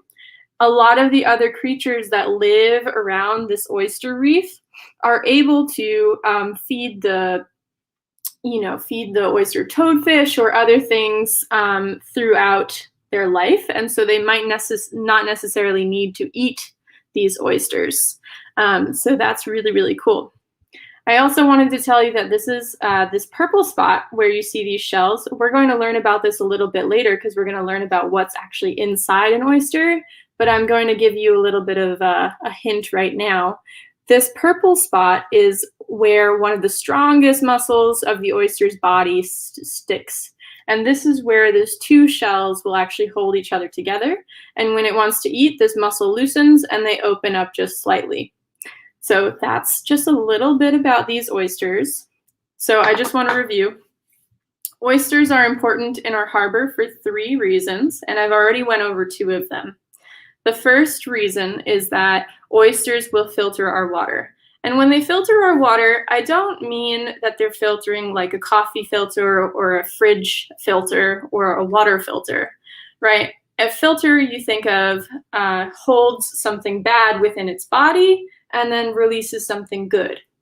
But an oyster is a little bit different because it will bring in whatever's in their waterway, and it has a very, very, very cool structure in its body. This is another sneak peek to our activity a little bit later.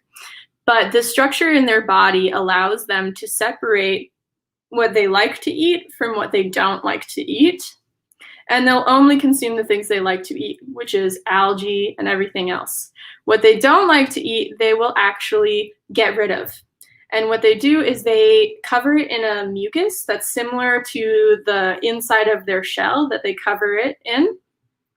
And it's super, super dense. And so when they cover it in that dense mucus layer, it actually starts to sink. After they excrete it, it starts to sink down, down, down, down into the sediment and the sand at the bottom of our harbor. So they're not filters in the way that you imagine a coffee filter or a fridge filter, but what they do is they take things from the water and they move it to a place where it can be digested and consumed by other organisms in a different structure, right? So it's no longer something bad, it's something bad that's been converted into something that can be consumed by worms, scavengers, detritus, and other things. So that's what I mean when they're filtering. So that's the first important reason. The second reason is that they provide a lot of homes and habitat for other organisms. So a crab and a fish can live here, and they can be constantly surrounded by food and protection. And then the third reason why oysters are really important is that if a reef ends up becoming big enough, like really, really, really, really big, like I want you to imagine maybe like miles of reef and very dense, when a wave is coming towards the shoreline, it doesn't just have energy from the top, it also has energy from the bottom.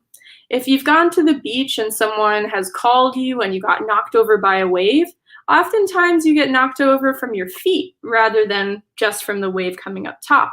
And that's because the energy is just also from the bottom and the top when the wave's coming to the shore.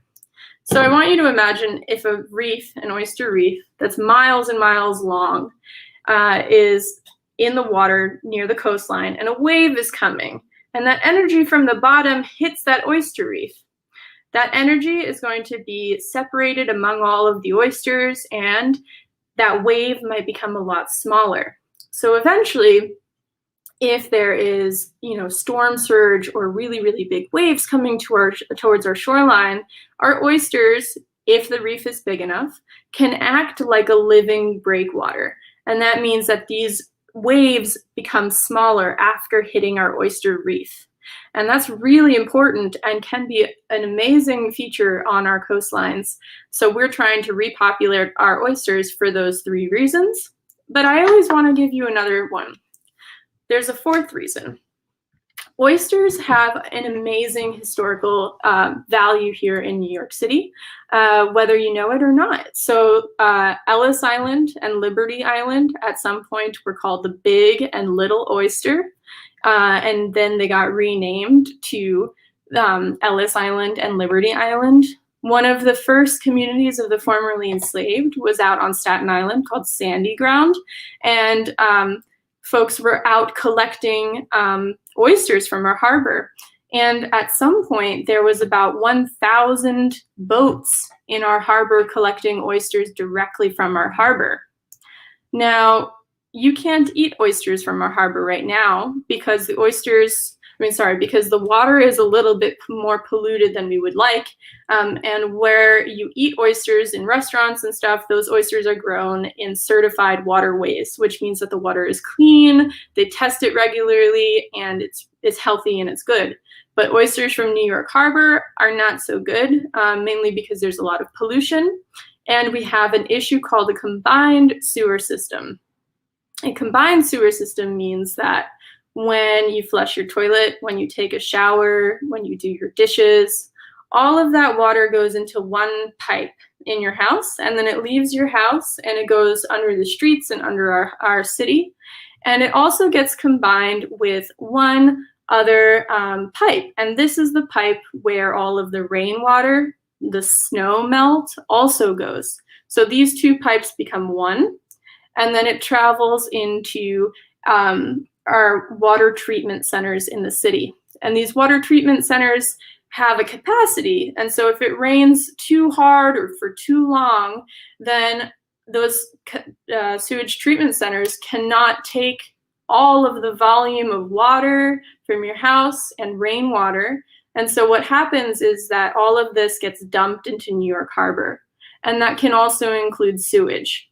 So if our oysters are opening up just slightly and taking particles and things into their bodies, even though they're not keeping them all in their bodies, if you were to eat an oyster from New York Harbor, you could get really sick because they might have your dinner from 6 weeks ago. Kind of gross, but you got to know that it's happening, right? Because otherwise we can't really make any changes. So that's just a little bit of an introduction as to why oysters are important and why you cannot eat oysters from New York Harbor. And I also wanted to mention our name. We are the Billion Oyster Project, and we plan to restore 1 billion oysters by the year 2035.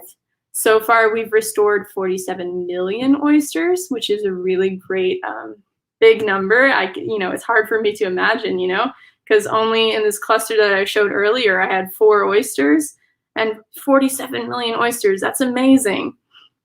So we want to have 1 billion oysters by the year 2035 because we think that 1 billion oysters can filter or clear all of the water in New York Harbor every 3 days. So every 3 days there would be clear water, a good turnover done by our oysters.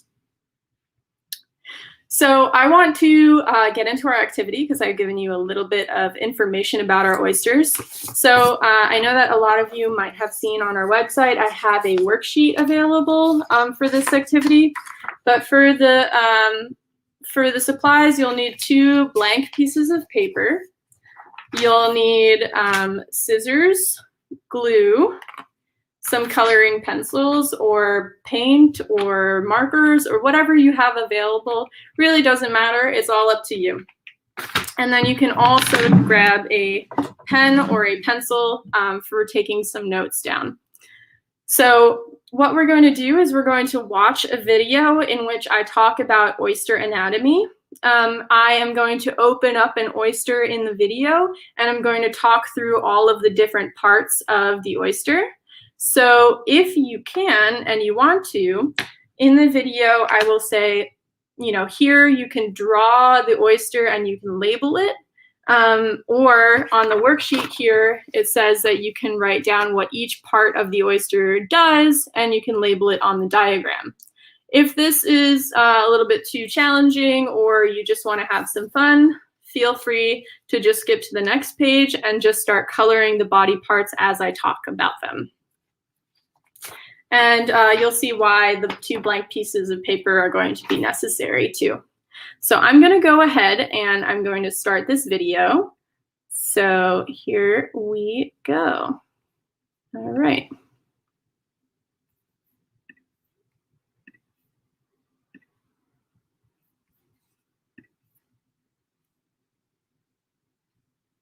All right. My computer can be a little slow, so bear with me. And I'm going to be doing the activity with you guys as well. It is a bivalve. This means that it has a 2-part hinge shell and a compressed, soft-bodied invertebrate inside. Let's make some external observations. Write down some of your thoughts. What do you see? What color is the oyster? Does the oyster have a certain shape?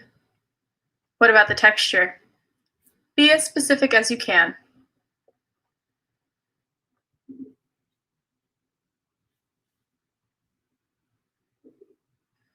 Now that you've taken a close look at your oyster, it's time to draw it. First, sketch the cupped side of the oyster. It's also known as the left valve. Remember to shade and label your sketch.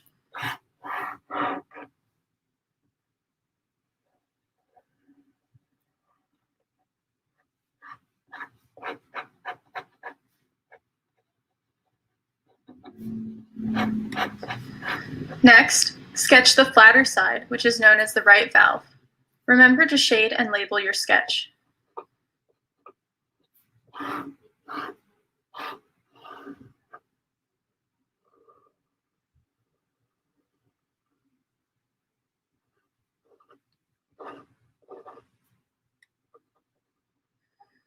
Now, do you think this oyster is alive or dead? What clues does the external anatomy of the oyster give you? Be sure to explain your answer. If your observation sparked your curiosity, write down your questions and don't be shy. Please note the narrow end of the oyster where the 2 shells connect at the hinge is called the umbo. To open your oyster, we need to shuck it. Shucking means to remove the outer covering of a nut, ear of corn, or shell of an oyster or clam. It's very hard to shuck an oyster, so please be careful. Let's observe what's inside. What do you see? Discuss things such as color, texture, shapes, sizes, etc. Describe the body of the oyster. Can you see bones? Is there a head? Do you see blood? Be specific in your notes. Let's do an internal sketch. Eastern oysters can be slightly different sizes, shapes, and colors. Please sketch what you see. Don't skip ahead. Draw your sketch based on the real oyster and not the anatomy diagram. Time for anatomy. First, we see the shell. This part is called the mantle. Notice the shell is smoother inside than it is on the outside.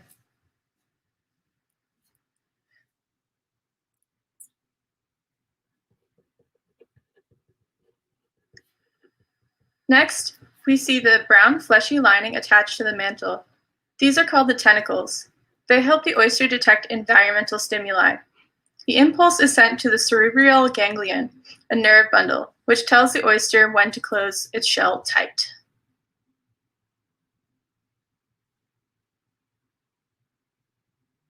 This is the adductor muscle.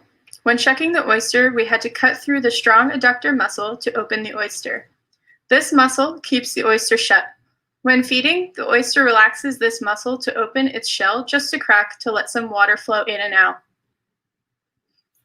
Next to the adductor muscle, you could see a small round structure. This is the oyster's heart. Sometimes when we shuck an oyster, you could still see it beating. This is the oyster's mouth and stomach.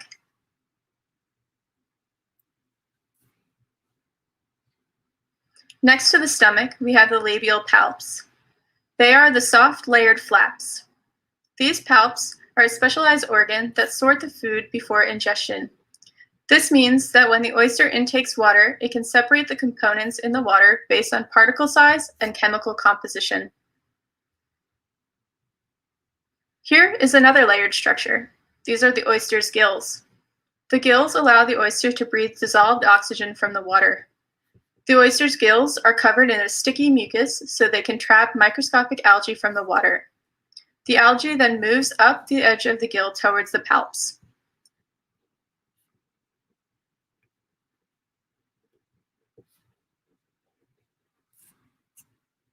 Again, here's the oyster's stomach and mouth. And if we follow it, we could see the intestine, rectum, and anus. Now we've observed all the different parts of the oyster. Can you identify them all? Here, try it out. Now we've learned about our oysters.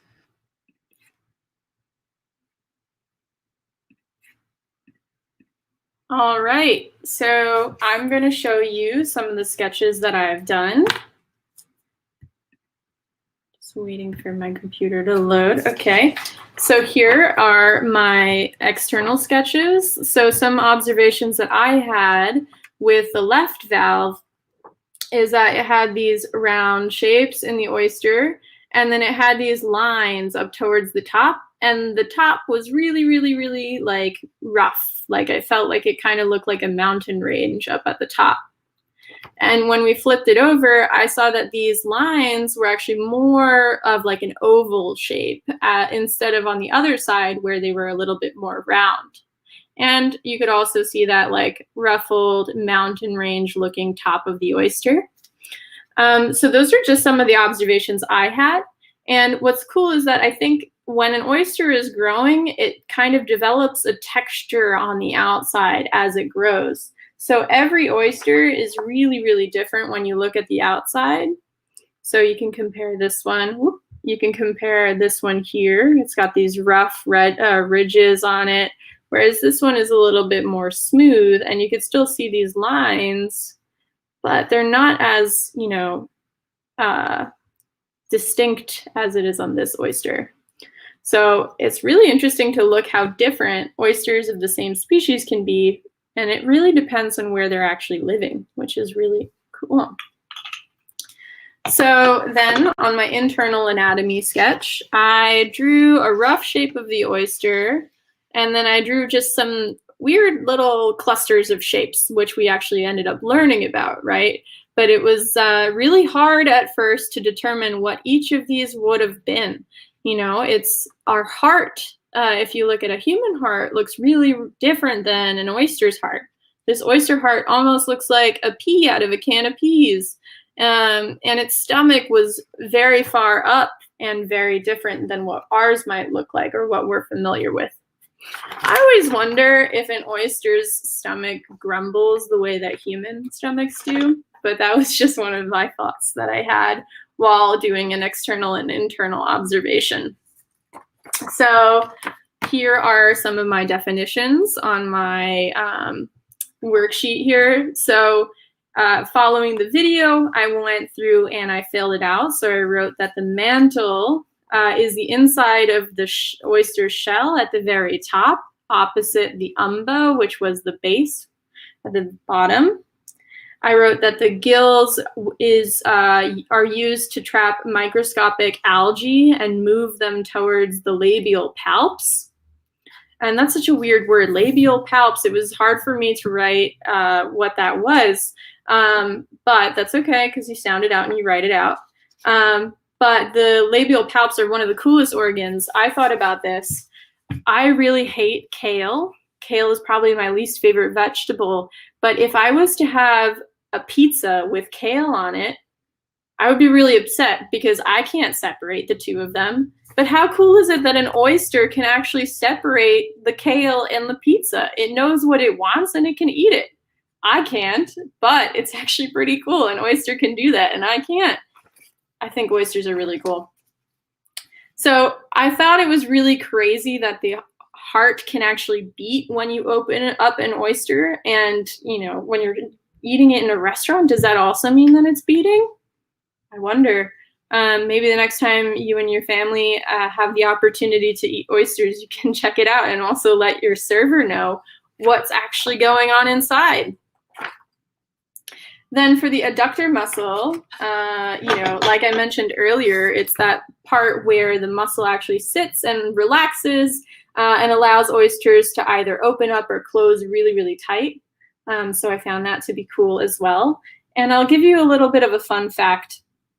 This shape here is very much passed down from a parent oyster to a child of that oyster. So each oyster has a different shape, a different depth of that color purple, and a different location of this adductor muscle. It's almost like our eye color being passed down from parent to child. So very cool. Then for the stomach, I wrote that it was used for digestion along with the intestine. The anus was to get rid of any of the digestion that they had and also any of those particles they didn't want to eat. And the shell itself was for, continuing to, keep the oyster safe inside. The cerebral ganglion was the part that was able to detect whether or not that oyster needed to shut or stay open, and it kind of detects environmental stimuli, which is, oh my gosh, I'm sensing that there is a predator nearby, I'm going to close. Oh, I'm sensing that my body is being moved out of the water, I should close my oyster shell so I can have all of that water inside. So now we get to actually have some fun also. Not that everything else wasn't fun, but now I get to do drawing. And that's one of my favorite things, is to combine drawing and science. So go ahead and grab whatever you're using to color, or even if you only have a pencil, sometimes you can also use a pencil to create different patterns and textures. So even one color is totally fine. So go ahead and everybody just color in these different shapes and patterns that you have on the paper and try to guess what they actually are. So I'm actually going to start right here with the mantle of my oyster, and I think that I'm going to make it blue. I would probably never see a blue oyster, but I think it would be really fun if an oyster was blue, because every organism in the world basically has very different colorization. So that means what colors are on display. And each type of colorization is very specific. It's not an accident. It doesn't just choose its favorite color and become its favorite color. It's different ways of protecting its body, because it can be a sense of camouflage. So, if you see a praying mantis on a flower, it's sometimes really hard to see because the praying mantis could be green and the stem of the flower is green. And so you didn't even really notice it until maybe after you walked by. And so that's a way of protecting themselves. Whereas a moth has very different colorization as well, because a moth, if you've seen, sometimes they have those really big eyes on their wings, and those eyes can be used for distracting their predators. They don't actually have eyes on their wings. It's just a pattern on their wing to make it seem like there's eyes that are bigger than its body looking at that predator, so it can be scared and not eat that moth. So I want you to think about, when you're drawing or coloring in your oyster, even though this is the internal anatomy of your oyster, think about what different colors and things can do to protect your oyster from predators. So I chose blue for my outside, or for the mantle of the oyster, because this is the one part of its body that can be seen just a little bit when it's open. So when it's filtering, so it's just very small. So I can imagine seeing that blue rim on the oyster and be like, oh no, because not so many things are blue in wild. And when things are blue, sometimes that means they could be toxic or harmful for particular organisms, or they could be a way of scaring other organisms. So that's why I decided on the blue. I'm gonna go ahead and choose maybe pink for my gills, because algae come in very different colors. So when an oyster is consuming and eating algae, all of those algae are either brown, they could be green, they could have all these different colors. And I think that in comparison, they might be like a really good contrast between this pink and maybe some blues and some greens. So I'm go ahead and color in my gills with this pink color. Feel free to add some different textures, and if you only have a pencil or a pen at home, you know, you still can add some really cool patterns, because if I was to add patterns to this gill right here, I might be adding some maybe lines, more lines or things like that, or maybe arrows even, so that the oyster's internal anatomy can see how the algae moves through these gills up to its stomach. So just go ahead and color that in there. Cool. So now I have a pink mantle and then, a pink gills and a blue mantle of my oyster. So far to me, I think my oyster looks a little bit like cotton candy, which is nice. But don't forget, you cannot eat oysters grown in New York City's harbor. They are not good for eating. So next, I am going to do the stomach. And I think the stomach can be green because of what's inside. So this is the stomach here, right by my pointer finger on the worksheet. And I'm gonna color that green because it's eating green and brown algae, and sometimes when you mix the colors green and blue, you can have a green or maybe a brown, when you mix the colors green and brown, sometimes you get a very dark greens. So I just colored that in. I'm gonna go with the classic red for its heart. So its heart is this little P shape here on the worksheet. I think because yesterday was Valentine's Day, my oyster can have a nice little red heart, full of love for my oysters. I love them. What is next? I am going to do the intestine. I'm going to do the intestine maybe a darker green, because after things have been digested, maybe it can turn a different color green. So I'm just going to color that in. The intestines are this part right here on the worksheet.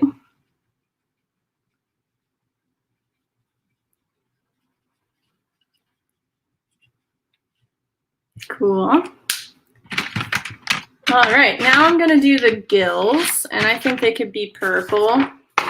So I'm just going to color the rim out here because all of my body parts are going to go inside this piece. And feel free to go ahead. You don't have to follow my pace. I'm being really slow because I'm a chatty Cathy. I know how to, I like to talk a lot. So if you have gone ahead, please don't feel bad. You're doing great. You're actually doing a lot better than I am. And if you're ready, what you could do, if you need your parents' help to cut them out, you can ask for their help, but you can cut out each of these different shapes and find a way to set them up so they actually look like the diagram here. And with your glue, you can glue them all together and see if you can guess what the internal anatomy of an oyster looks like, since you've learned so much today already about that. So there it is. My mantle is purple. So after you take some time to fill out the rest of those patterns, when you fill out the rest of those body parts with colors and patterns and textures or whatever you'd like, you can go ahead and cut them out using a pair of scissors and have your parents help you. And then eventually you can also glue all of them together and come out with something like this. So this is something I did on the computer a few days ago, but this is what your end result should look like when you're finished here. And I just want to do a really quick shout out because, you know, the Billion Oyster Project is really, really grateful to the National Science Foundation and for PACE for all of the work that they let us do or they help us with. And at the bottom of this worksheet here, there's a cool survey that you could do with your parents and let us know how you enjoyed your interaction with the Billion Oyster Project. And the survey will really help us figure out if these kinds of activities are fun or they need improvement. So you can give me feedback so I could do better with you guys next time. But in the meantime, if you have any questions for me, I'm all ears. Please send your questions in the comments, and some other folks and Eric are going to help letting me know what's on people's minds. Oh, that was a lot of fun, Agata. That was really fun. I know oysters are so important, and cleaning up the Hudson River and the whole world eventually. So how did you get into that kind of work? I actually really like to read, and one of my favorite books is a book called The Living Shore by Rowan Jacobson. Not a very long book, but it's about discovering an oyster that was thought to be extinct on the West Coast called the Olympia oyster, which is also extremely tasty. But that got me into more books. So in New York City, this is a really good book about oysters in New York. So if you want to learn about some more history and what went on in the oystering industry in New York, these are really good. So when I was in college, I read this one and I was like, oh my God. And I started looking for some work, and it helped me get into this industry. Wow. So a biology major. No. So actually what's really cool is that, to be an educator, of course, biology is super helpful, but, you get to be like all over the place and learn sociology and everything else too. So there are ways to get into the STEM industry without going into biology, marine biology, even though I really wish I did, but there are different ways of getting into science. So don't think it's one route, Okay, we got some questions coming in. When did the Billion Oyster Project begin? Yeah, so it's actually a very young project. We started in 2014, so we're still working on it. It hasn't been that long, and so we're still developing, best practices and stuff like that. So if people have been involved in our project in the past, they may have encountered different cages and structures, and we're actually learning from our work with the community as to which structures are helping our oysters grow, which ones are not so great. And then a lot of students end up participating in our annual symposium, which is a big science fair for New York City students that want to do research about oysters. So some students actually check out and do some engineering projects where they design cages for our oysters and let us know how we should change our work. So we rely on our work with students like all of you who are here today. So we are young and still learning, but we learn with our community. Here's another question. What is the coolest creature you've seen while working with oysters? So I'm going to give you two answers to this question because New York Harbor creatures are so cool. So I was out on a boat a while ago, I think it was November, and we were heading out to the Lighthouse Museum on Staten Island, but we were going from Brooklyn to Staten Island. So we passed by the Statue of Liberty on our way, and while we were going past the statue, all of a sudden there's like hundreds of little fish, and you could see their tails sticking out of the water. And as far as you could see, there was fish, just schools and schools of fish. I would say that there was millions of them surrounding our boat. And as you went, obviously they all scattered because they're afraid of the boat, but that was the coolest thing. They are called menhaden or bunker, and these are fish that are filter feeders, believe it or not. These fish filter our water, but they are also the food of choice for whales. And did you know that there was a whale sighting right by the statue, and then all the way up on the west side also, same whale, just recently, like in December, and it was probably following the school of fish that I saw. So I didn't get to see the whale, but I was super excited to see the food that it ate, and I was like, oh my God, we're gonna have more. It's gonna be really cool. Yeah. Have you seen a seal? We had a seal that swam all the way up to the Intrepid last summer. It was quite amazing. I have not seen a seal. There has been seals on our eco dock where we actually grow our oysters. And the seal was so lazy because it could just dive underneath, get an oyster, and come back onto our dock and eat it. So we were losing quite a lot of oysters from that. But it swam away. I didn't get the chance to see it, but a lot of other folks did. Here's another question. How often do you check a site and measure how the oysters are growing? Yeah, that's a good question. So we at Billion Oyster Project, it really depends on the scale and the type of project. So we allow community scientists. So a community scientist is just a member of the community that wants to contribute to science. There's no qualification required. There's no prerequisite. If you want to participate, you can. We work with community-based organizations, schools, and teachers.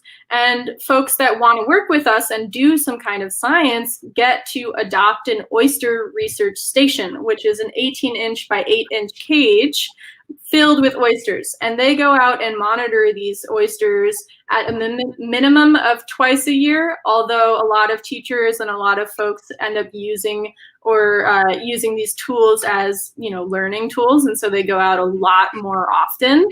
For our larger restoration work, it really depends on the project. So we just installed, I think, 5 acres of oysters in Soundview in the Bronx, and we're going to be doing our first monitoring in this summer upcoming. So we monitored them prior to installation. Now we're going to be monitoring at the beginning and end of summer because that's when oysters grow the most.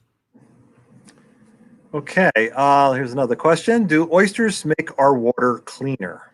Yes, they do. So when we were doing this activity, we were learning about their gills and their labial palps, right? And these two structures allow oysters to move these microparticles through their body and then separate them. And when they separate these particles of algae and potentially, other things in our water that could be harmful to our creatures in our water, when they separate them, they could actually excrete the things that are bad, but they'll cover them in a mucus layer.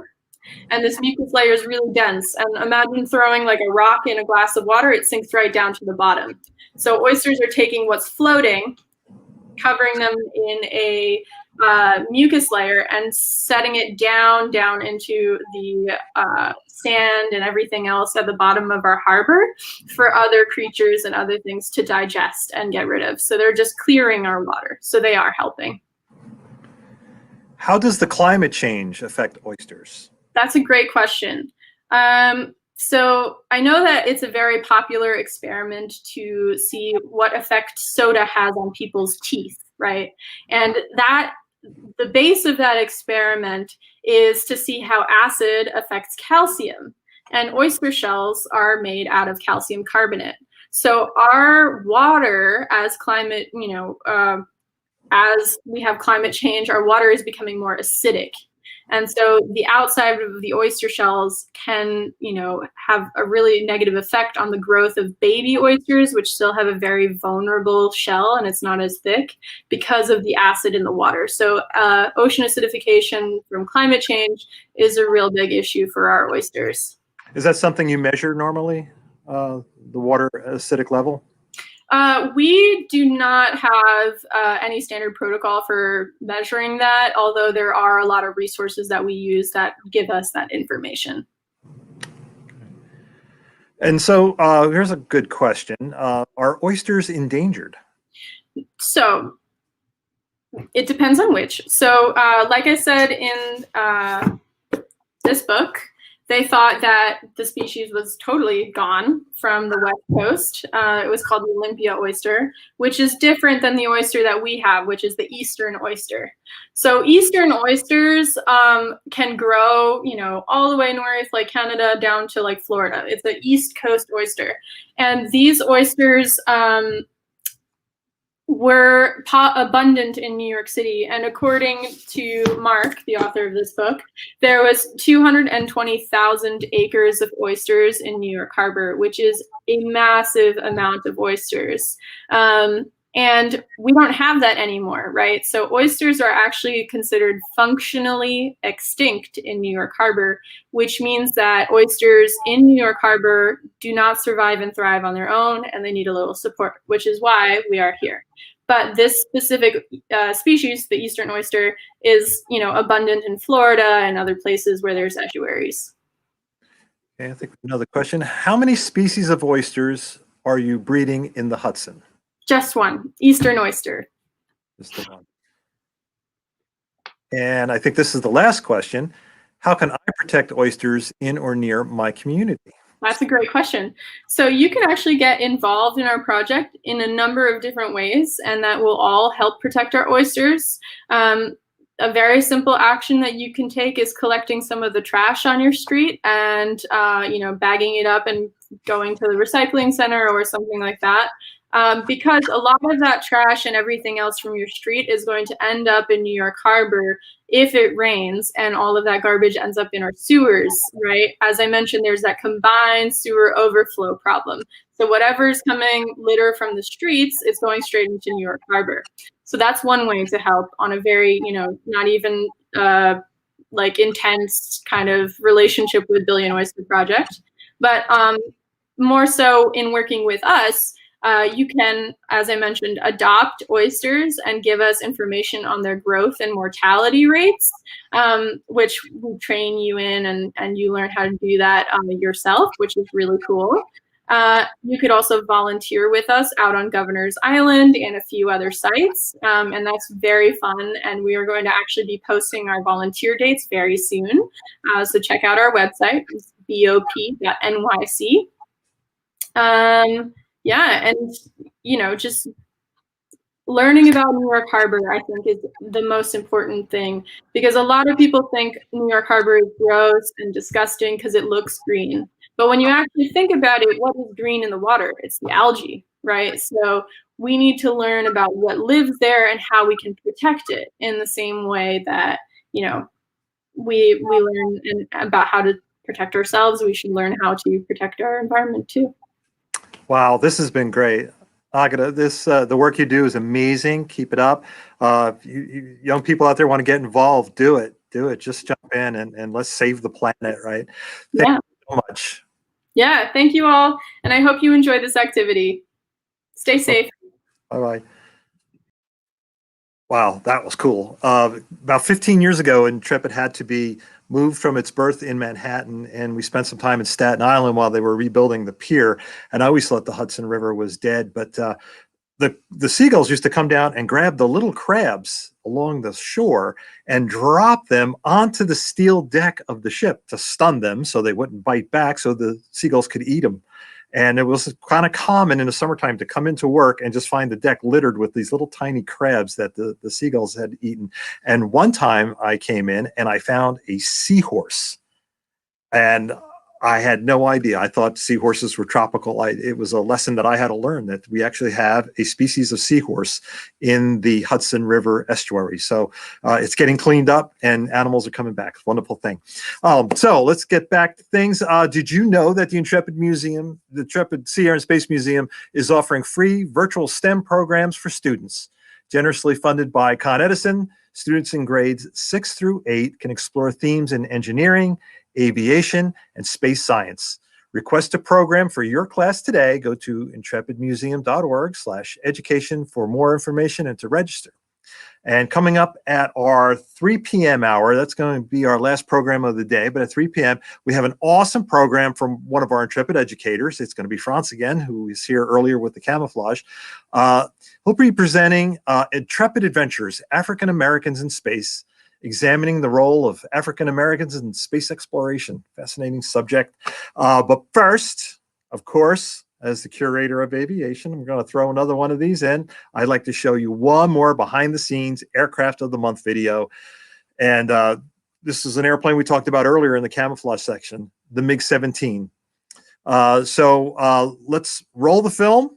And I'm out of popcorn, but I hope you enjoy it.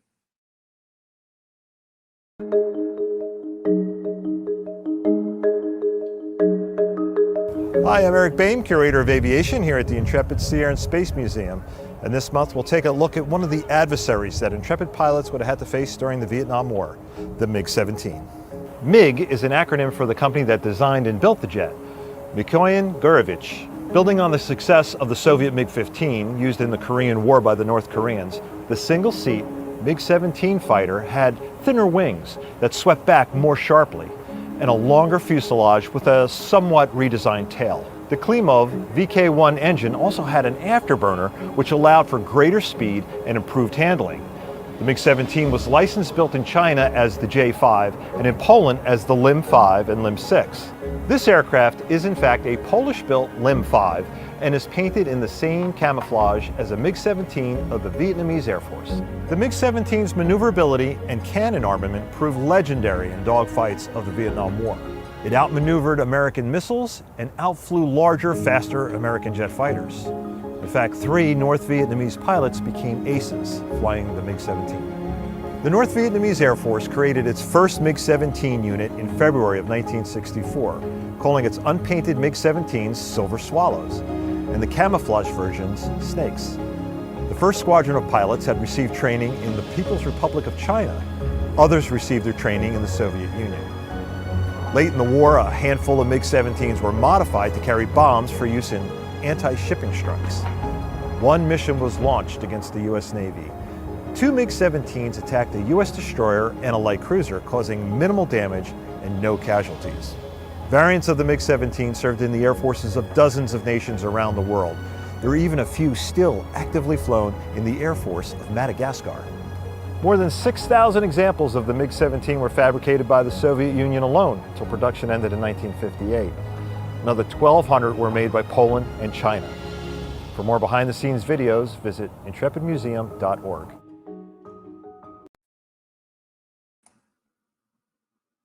Okay, so come back at 3 p.m.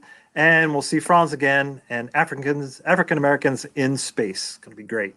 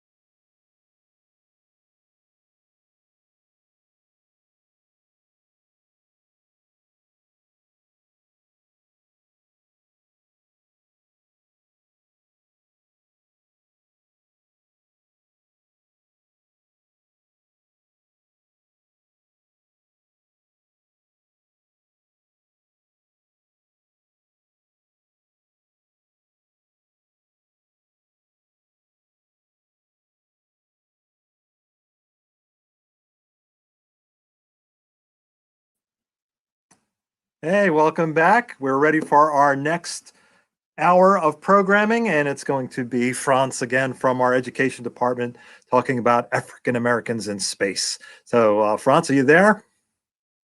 Ready to come on board? Yep. He is. Hi, Eric. So thank you so much for inviting me again, Eric, to Kids Week. And I want to welcome you all to Kids Week. If you've been with us all day, thank you so much for staying with us for all the fun. If you are just joining us, we'd like to welcome you to Kids Week. We do lots of these free virtual programming that you are seeing. So we ask you guys to go to intrepidmuseum.org for more information of how to learn a little bit more about this. And also, we hope that you stay with us for the remainder of Kids Week right now. So in celebration of Black History Month today, I thought that we would do a program that we can talk about African Americans specifically as astronauts in outer space. All right, so that's what we're going to be doing. We're talking about astronauts in outer space who happen to be African American. So I'm going to share my screen here and talk a little bit about the Intrepid. Now, ladies and gentlemen, my name is Franz once again, and I'm a museum educator at the Intrepid Sea, Air, and Space Museum. That's what's on the now side. That's the museum which I work. If you guys have any questions, by the way, at any time throughout this program, we just ask that you write them in the comments. We'd love to have you guys write them in the comments, okay? But the Intrepid was an aircraft carrier that was used during World War II, Vietnam, and the Cold War, right? Now it is a museum in New York City in the Hudson River. And so we do a lot of different programming around sea, naval talk, aviation, and also space. And when we talk about space, a lot of people kind of get confused by it. If you come to our programs, you definitely know why we are a space museum. But just to remind folks at home, we are a space museum specifically because of what you're seeing here. Now, the first thing that we see on the left is the Gemini Titan capsule, all right? And the Gemini Titan capsule went up into space, the Titan rocket pushed the capsule into space. You can see in the second image there, that is the Gemini space capsule in outer space. And then right here, you can see kind of floating in the water, this yellow thing right there, that actually happens to be the astronauts after they return from outer space. And when they return from space, they are actually picked up by large ships like the Intrepid. And that's Intrepid's connection to outer space. It picked up capsules and astronauts after they returned from outer space during the space race. Right? Now, the space race started with 7 brave astronauts, right? And they were known as the Mercury 7. Now, of these 7 astronauts, the Intrepid picked up 2 of them. They're right here. This is Mr. Scott Carpenter. There he is also in his silver suit. And then you have Mr. Gus Grissom, and there he is there in his silver suit, right? Now, the Mercury 7 astronauts were said to have had all the right stuff to become astronauts. But then it kind of brought up the question, was that only for white men, right? And so many people asked and wondered if other people can go into space and if other people should go into space. And that's actually where we're going to begin our program today. We're going to start talking about the pioneers, right? The folks that started African Americans going into outer space and getting involved with the astronaut program. Now, the first individual we're going to talk about is Edward Dwight Jr. Right, so this is Edward Dwight Jr. Now, Edward Dwight Jr. A little bit of facts on him. He was born in Kansas City, in Kansas, in 1933. He was a captain in the United States Air Force, and he was the first African American astronaut trainee. Right now, a bit of history about him. He grew up in a small town in Kansas, and he grew up wanting to be an artist. Now, his dad didn't like this idea, and he urged him to become an engineer. And that's kind of what he ended up becoming. Now, he did live near a local airport. And so he said he saw planes coming and going a lot as a kid, and that sparked his interest in flying. He would go to the hangars and he would help out around the planes with mechanics and running to get things for some of the pilots. But what really inspired him and what really grew his love of flight was seeing a black fighter pilot on the cover of a newspaper standing on top of his jet. He said after that, he he was a delivery boy. He said after that, he put his papers to the side, and then he quickly ran to the Air Force recruitment office to sign up. Quickly, Dwight rose through the ranks and he became an officer. Now, one day, Dwight received a letter from the White House extending an invite to enter astronaut training. And this was done specifically by President John F. Kennedy. Now, his superiors in the Air Force told him not to do it, but Dwight was drawn to the excitement of going into space. So he signed up and he became the first African-American candidate for astronaut training. Now, his support. Once in pre-training, Dwight faced discrimination for being African-American. Though he was met this resistance, he's persevered, making it to the second round of the pre-training, making him an instant celebrity. He would go on, he was on the cover of different magazines, different newspapers. And so he was very, very famous for taking the next step and almost becoming an astronaut. Now, when it came down to making the last cut for the next group of astronauts, Dwight unfortunately did not make the cut. Many have argued that he was more than capable of going to space. As a matter of fact, he was 8th out of 15th in his class. And even high-ranking officials in the pre-training program vouched for him, saying that it was discrimination. Discrimination was the reason why he did not make it. Now, after this, Dwight ended up resigning from the Air Force, and he went into engineering. After a while, he reconnected with his first love of art and began sculpting memorials to influential African Americans and other pieces of art focused around slavery and American history. To date, he has 129 memorial sculptures and over 18,000 pieces of sculptures and paintings in different galleries. And he even operates his own studio in Denver, Colorado. So Edward Dwight Jr. Paved the way for astronauts to follow, even though he did not become an astronaut himself. All right. Now, the next gentleman on this road, on this story, is Mr. Robert Lawrence, right? There's Mr. Robert Lawrence standing in front of an Air Force jet plane with his Air Force suit on. He was born in Chicago, Illinois in 1935. He was a major in the U.S. Air Force. He was the first African-American astronaut, Mr. Robert Lawrence. Now, at a very young age, he was very, very good in school, right? Constantly getting great marks in school. So he eventually went on to get his BS in chemistry, and he later became a test pilot for the Air Force. Later, at the age of 30, Lawrence he earned his PhD in chemistry as well. Now, as a model pilot, Lawrence was selected to join the semi-secret MOL program, or the Manned Orbital Laboratory program, as an astronaut. This is the predecessor to the ISS. The ISS is, I like to call it the treehouse in outer space. It's kind of like just a base that orbits around the Earth that astronauts can do science experiments in. So he was an astronaut on this mission. He was slated to be on the mission.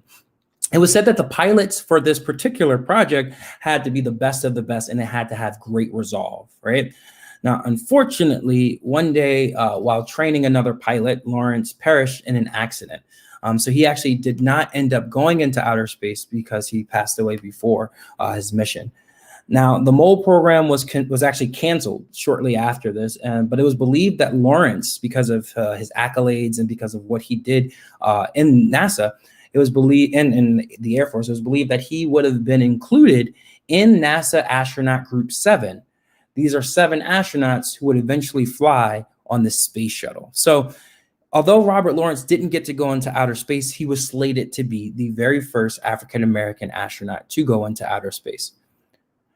So talking about those first 2 stories, we can see that discrimination caused one individual to not become an astronaut, and tragedy struck to cause another astronaut not to actually go into outer space, right? But their stories are what drove the following astronauts into actually going into outer space. And we're going to talk about those individuals soon. But I just want to see if there are any questions. Maybe there's about one or so questions that we can answer.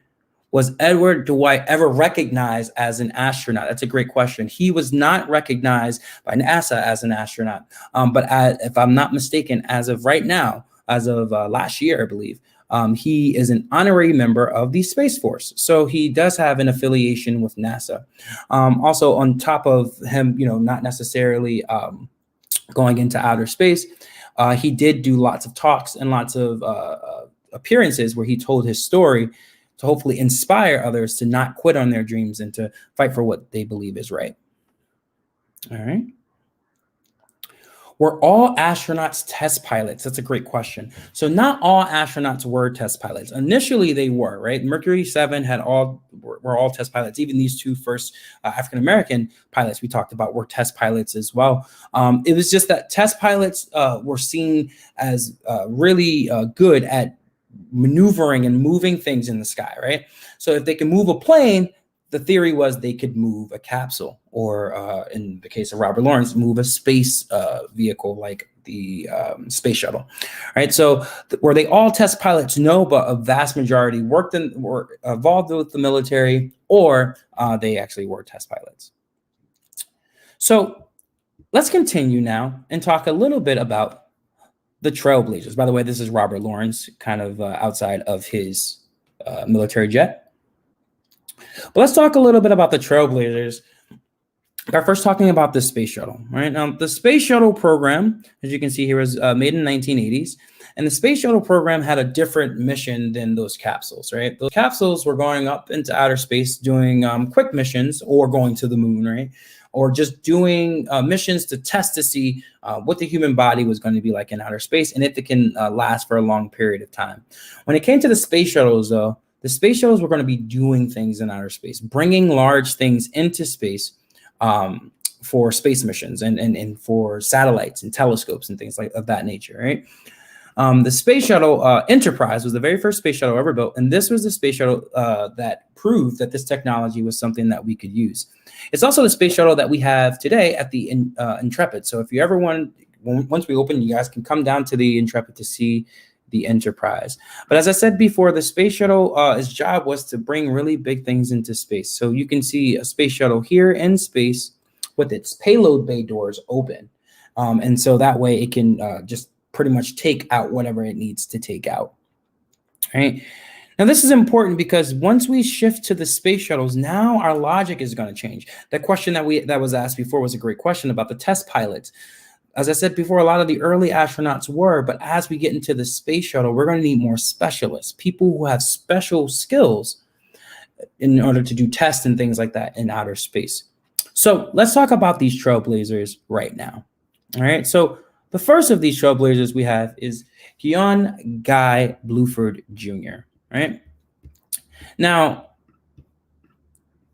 Mr. Bluford here was born in Philadelphia, Pennsylvania. He was a colonel in the United States Air Force, and he traveled to space 4 times on STS-8, STS-61-A, STS-39, and STS-53. And after all was said and done, he logged 29 days in outer space. By the way, STS stands for Space Transport System, because although we call the space shuttle the space shuttle, let's see if we can go back here. Although we call this the space shuttle, this is more so the space orbiter. The space shuttle is the whole entire system, but it's called the Space Transport System, so that's what they called it for short here.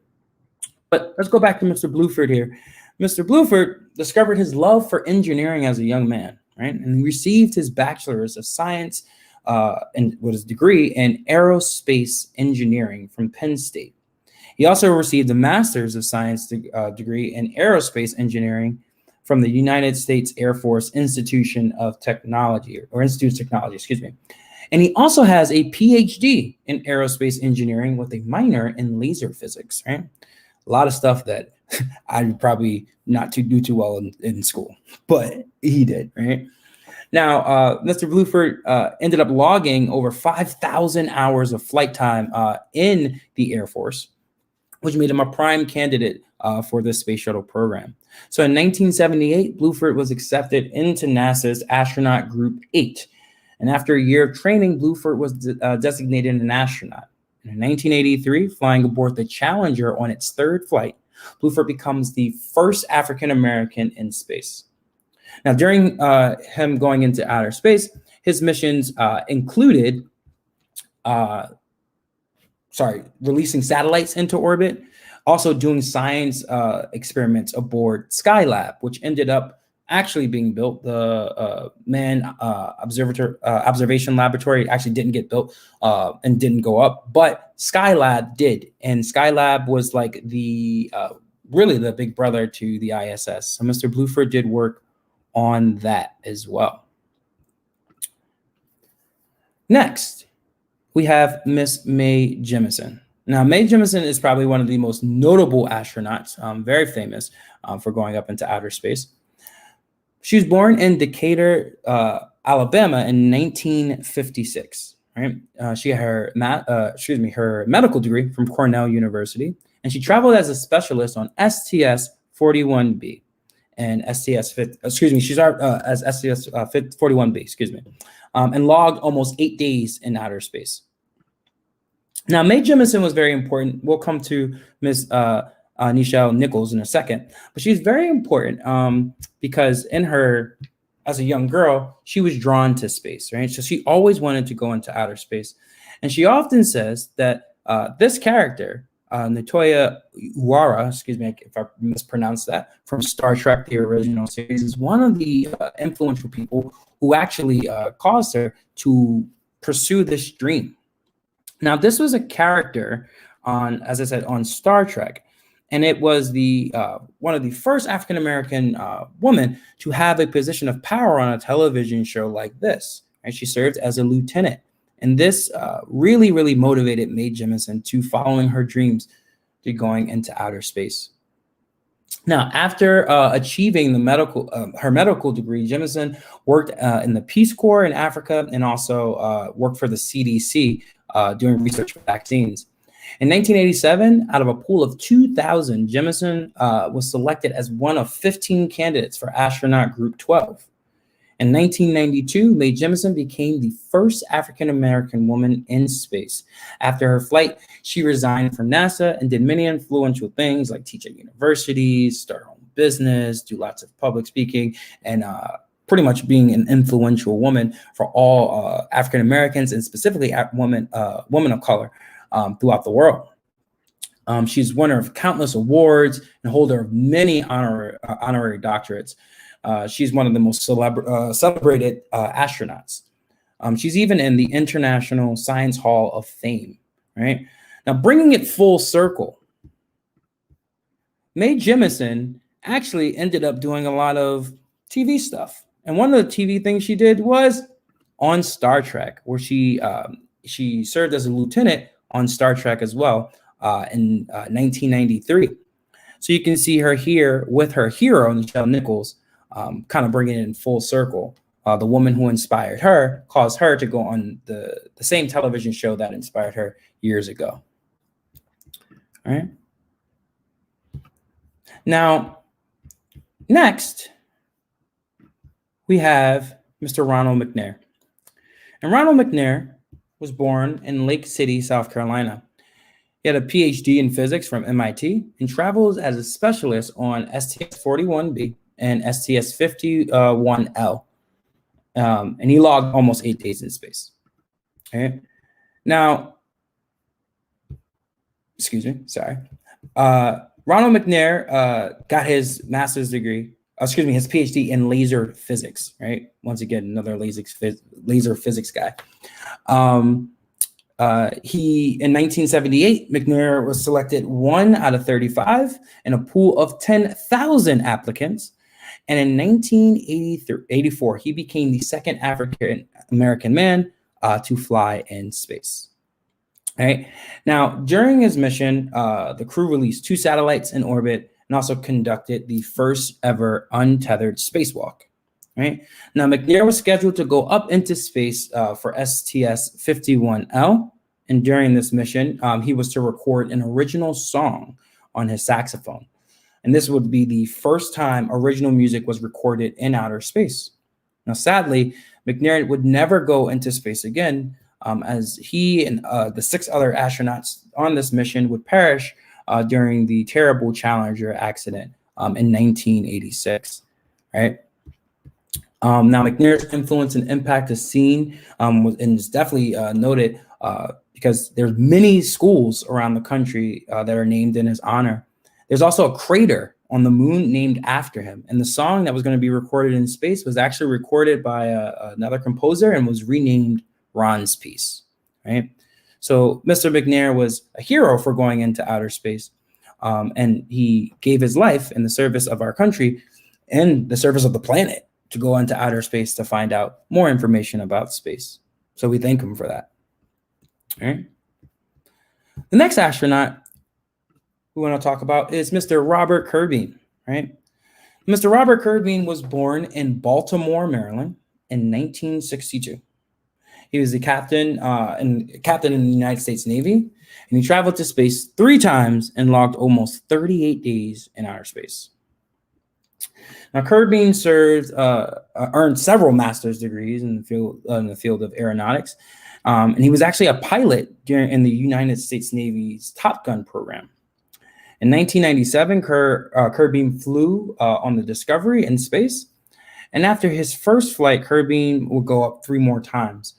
Now, Curbeam made history in his last space flight because to this day, no one has ever done as many spacewalks as he has in one mission. So he has that record of 4 spacewalks in a single mission, right? And in total, he would have spacewalked for about 2 days, 2 complete days in outer space.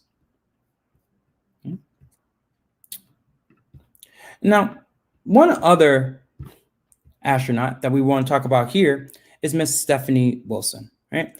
Stephanie Wilson was born in Boston, Massachusetts in 1965. She has her MS in aerospace engineering and traveled to space 3 times with STS-121, STS-120, and STS-131, logging 42 days in outer space, right? Now, Stephanie Wilson's parents drove her toward her love of engineering. Her father worked as an electrical engineer, and her mom worked for Lockheed Martin, which is the plane company that made the A-12, actually, the fastest plane ever built, right? So her parents pushed her toward engineering, right? She also interviewed an astronaut in middle school and decided that she wanted to do work in outer space. So she went on to get her BS from Harvard and her master's degree from University of Texas, and then got accepted to be an astronaut, right? She first went into space in 2006, and she became the second African-American woman to do so. Now, during her time in space, Wilson was responsible for operating the robotic arm, which is pretty much the arm that's able to move things in outer space, right? It's almost like a crane arm. She also did vehicle inspection, did EVA support, which is spacewalk support, and she served as the flight engineer for STS-120, right? Her 3 missions give her that grand total of 42 days in space, which is the most days in space by any African-American astronaut. So she has the most days of any African-American astronauts in outer space, right? So we can see from this list of astronauts, they had lots of different accomplishments when they went into outer space, right? And they logged so many hours in outer space and did so many influential things there, right? Now, before we move on to the next portion, which we talk about what they influential astronauts who did things in outer space, but then also did things down here on Earth, are there any questions before we continue? Was Mr. Bluford the first African-American in space? Yes, he was. He was considered the first African-American in outer space, although Robert Lawrence was scheduled to go up before him. So yes, Mr. Bluford was the first African-American in outer space. How many African-Americans have been in outer space? I believe the answer is 12. I think since Mr. Bluford went up, there have been 12 African-Americans to go into outer space. All right. Oh, and what exactly is a spacewalk? Thank you so much for asking that. A spacewalk is anytime any astronaut leaves out of their capsule and does any work outside of the capsule. You might have seen astronauts kind of with this white tether, like a white cord that's connected to wherever they're kind of flying around. There's also untethered ones where the astronauts kind of with the backpack on and they're just kind of in the emptiness of space. That's done so that way they can do their job that they need to do outside of the capsule. Now, moving on here, we're now going to look at leadership roles in NASA. We're going to look at astronauts who eventually took on roles of leadership somehow in some way in NASA, right? Now, the first individual we have here is Leland D. Melvin, right? He was born in Lynchburg, Virginia in 1964. He has a master's degree. He got a master's degree in materials science engineering. He traveled into space 2 times on STS-122 and STS-129 and logged almost 24 days in space, right? Now, he has a master's degree. He has a master's degree in material science, and he also was a football star who almost made it professional. Almost joined the Canadian Football League, and also almost played for the Dallas Cowboys. But after working for NASA for a while in the material science department, he was selected to be an astronaut in 1998. Right now, during his 2 space missions in outer space, he would serve as a mission specialist. But in 2010, Melvin became the Associate Administrator for Education of NASA. And he was responsible for the development of the agency's education programs, where he retired in 2014. And people still call him one of the most influential astronauts to have ever gone into outer space, right? So going into outer space, coming back, and then being the Associate Director of Education for all the education for NASA. And this is NASA outreach, going out to schools, going out to kids, basically just continuing that inspiration in young children to become astronauts, right? Then we have Mr. Frederick Gregory, right? Mr. Frederick Gregory was born in Washington, D.C. in 1941. He was a colonel in the United States Air Force. He traveled into space 3 times, STS-51B, STS-33, and STS-44, and logged 19 days in space, right? Now, Mr. Gregory, he is there, went into the Air Force shortly after he finished school, where he flew helicopters in Vietnam. When he got back, he became a test pilot. And when he got back and ended up working for NASA, he held positions where he was the lead spacecraft communicator. His second and third trip into space made him the first American pilot and then the first American commander of a space shuttle or anything that went into outer space. So when you go into outer space on a space shuttle, you have the commander and you have the pilot. There are no co-pilots on these flights, right? So pretty much the commander is number 1 and the pilot is number 2. So Gregory in the second flight became the first American pilot, so number 2 in command, and then in his third flight became number 1 in command, commanding the space shuttle.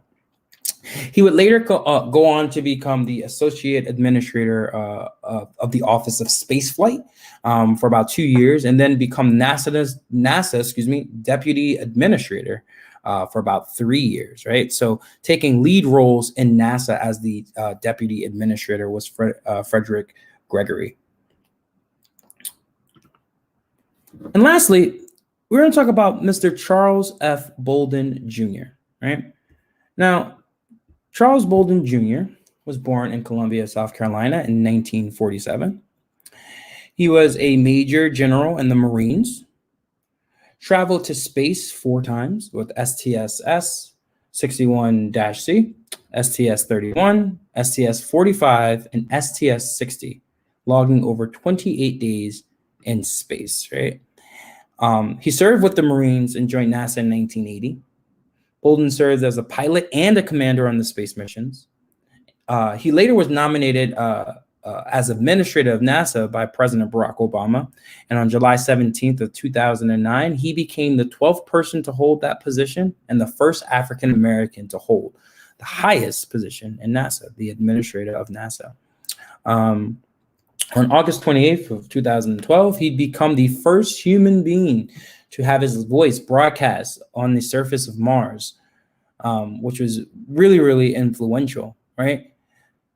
Now, talking about all of these astronauts and where they ended up going, right, based off of their careers, we can see a legacy was left, right? And we can start this legacy with Mr. Edward Dwight, right? someone who fought for his right to go into outer space, fought hard for it, but didn't get it, right? Years later, years passed, Mr. Robert Lawrence came, and then the country was ready to send the first American astronaut into outer space. But unfortunately, he passed away. Now, talking about Robert Lawrence, Charles Bolden said something that was very important about Mr. Lawrence here. Mr. Lawrence, as I said before, was an exceptional pilot. And he actually came up with one of the pilot maneuvers to land an airplane that was used in the way that they landed the space shuttle, right? So he gets credit. He always gets credit for this maneuver where the space shuttle comes and lands down, which is truly an honor, right? And it's kind of bringing everything full circle. Now, throughout this program, we talked about astronauts that were military, astronauts that were scientists. They were in the Air Force, the Marines, the Navy, all over America, right? All of these African-American astronauts or people who worked for NASA, all were inspired from all over the country just by individuals before them taking one step farther and one step farther, right? So, ladies and gentlemen, I want to ask if there are any other questions regarding African Americans in outer space. Thank you all so much. I see there's a question. How old was Mae Jemison when she became an astronaut? I'm not sure of the exact age. Maybe my colleague. Oh, here we go. Maybe my colleague Alicia in the chat, maybe in the comments, she can let me know what the age was of Mae Jemison when she became the astronaut. But she became an astronaut in 1987, the year after the Challenger disaster. All right. Any other questions while we wait for that clarifying answer? Are there only 2 African-American women who were astronauts? It's a great question. No, I believe there were 3 African-American women that are astronauts. Okay. Oh, nope, excuse me. So there were 6. There are 6 women who are astronauts, who are or / were astronauts. 3 went up into space already, and 3 haven't traveled to space, but they're slated to. So they're going to be traveling into space. Okay. All right. And are there any more questions? These are great ones. Oh, also, by the way, Mae Jemison was 31 when she went into outer space. So she was 31 years old. All right. So, when did the last African-American go into outer space? Great question. The last African-American to go into outer space went up just in 2020. So last year, that was the last African-American to go into outer space. All right.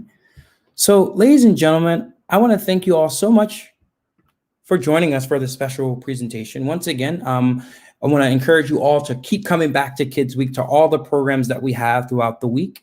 I want to thank you all so much for joining me for this presentation, and I hope you all enjoy the rest of your day. Thank you all so much. Hey, thanks, Franz. Thanks for doing it. You're welcome. Hey, join the Intrepid Sea, Air, and Space Museum each week for our virtual Intrepid Adventures program, just like the one you saw. History, science, ingenuity are explored, and all programs are family-friendly and engaging of all ages. Go to intrepidmuseum.org/education for more information and to register. It's been a great day. Well, I learned a lot. I learned a lot just watching everybody talking about the animals and Franz talking about camouflage and African Americans in space. We hope you have enjoyed today. A big thank you to everybody who participated today. Kids Week continues. It goes on for the rest of the week. Come back tomorrow. Come back Thursday. I'll be your host again on Thursday. And there's a very special thing happening at the end of the day on Thursday. So you got to tune in to kind of find out what that's going to be. Make sure you come back all week. It's interactive programs. Full lineup of guests can be found at intrepidmuseum.org, our website. Thanks for joining us, and we hope you come back to the museum and visit us once we reopen in late March. Oh, we can't wait to reopen. Check our website for updates on the reopening. Thanks, everybody. We'll see you tomorrow.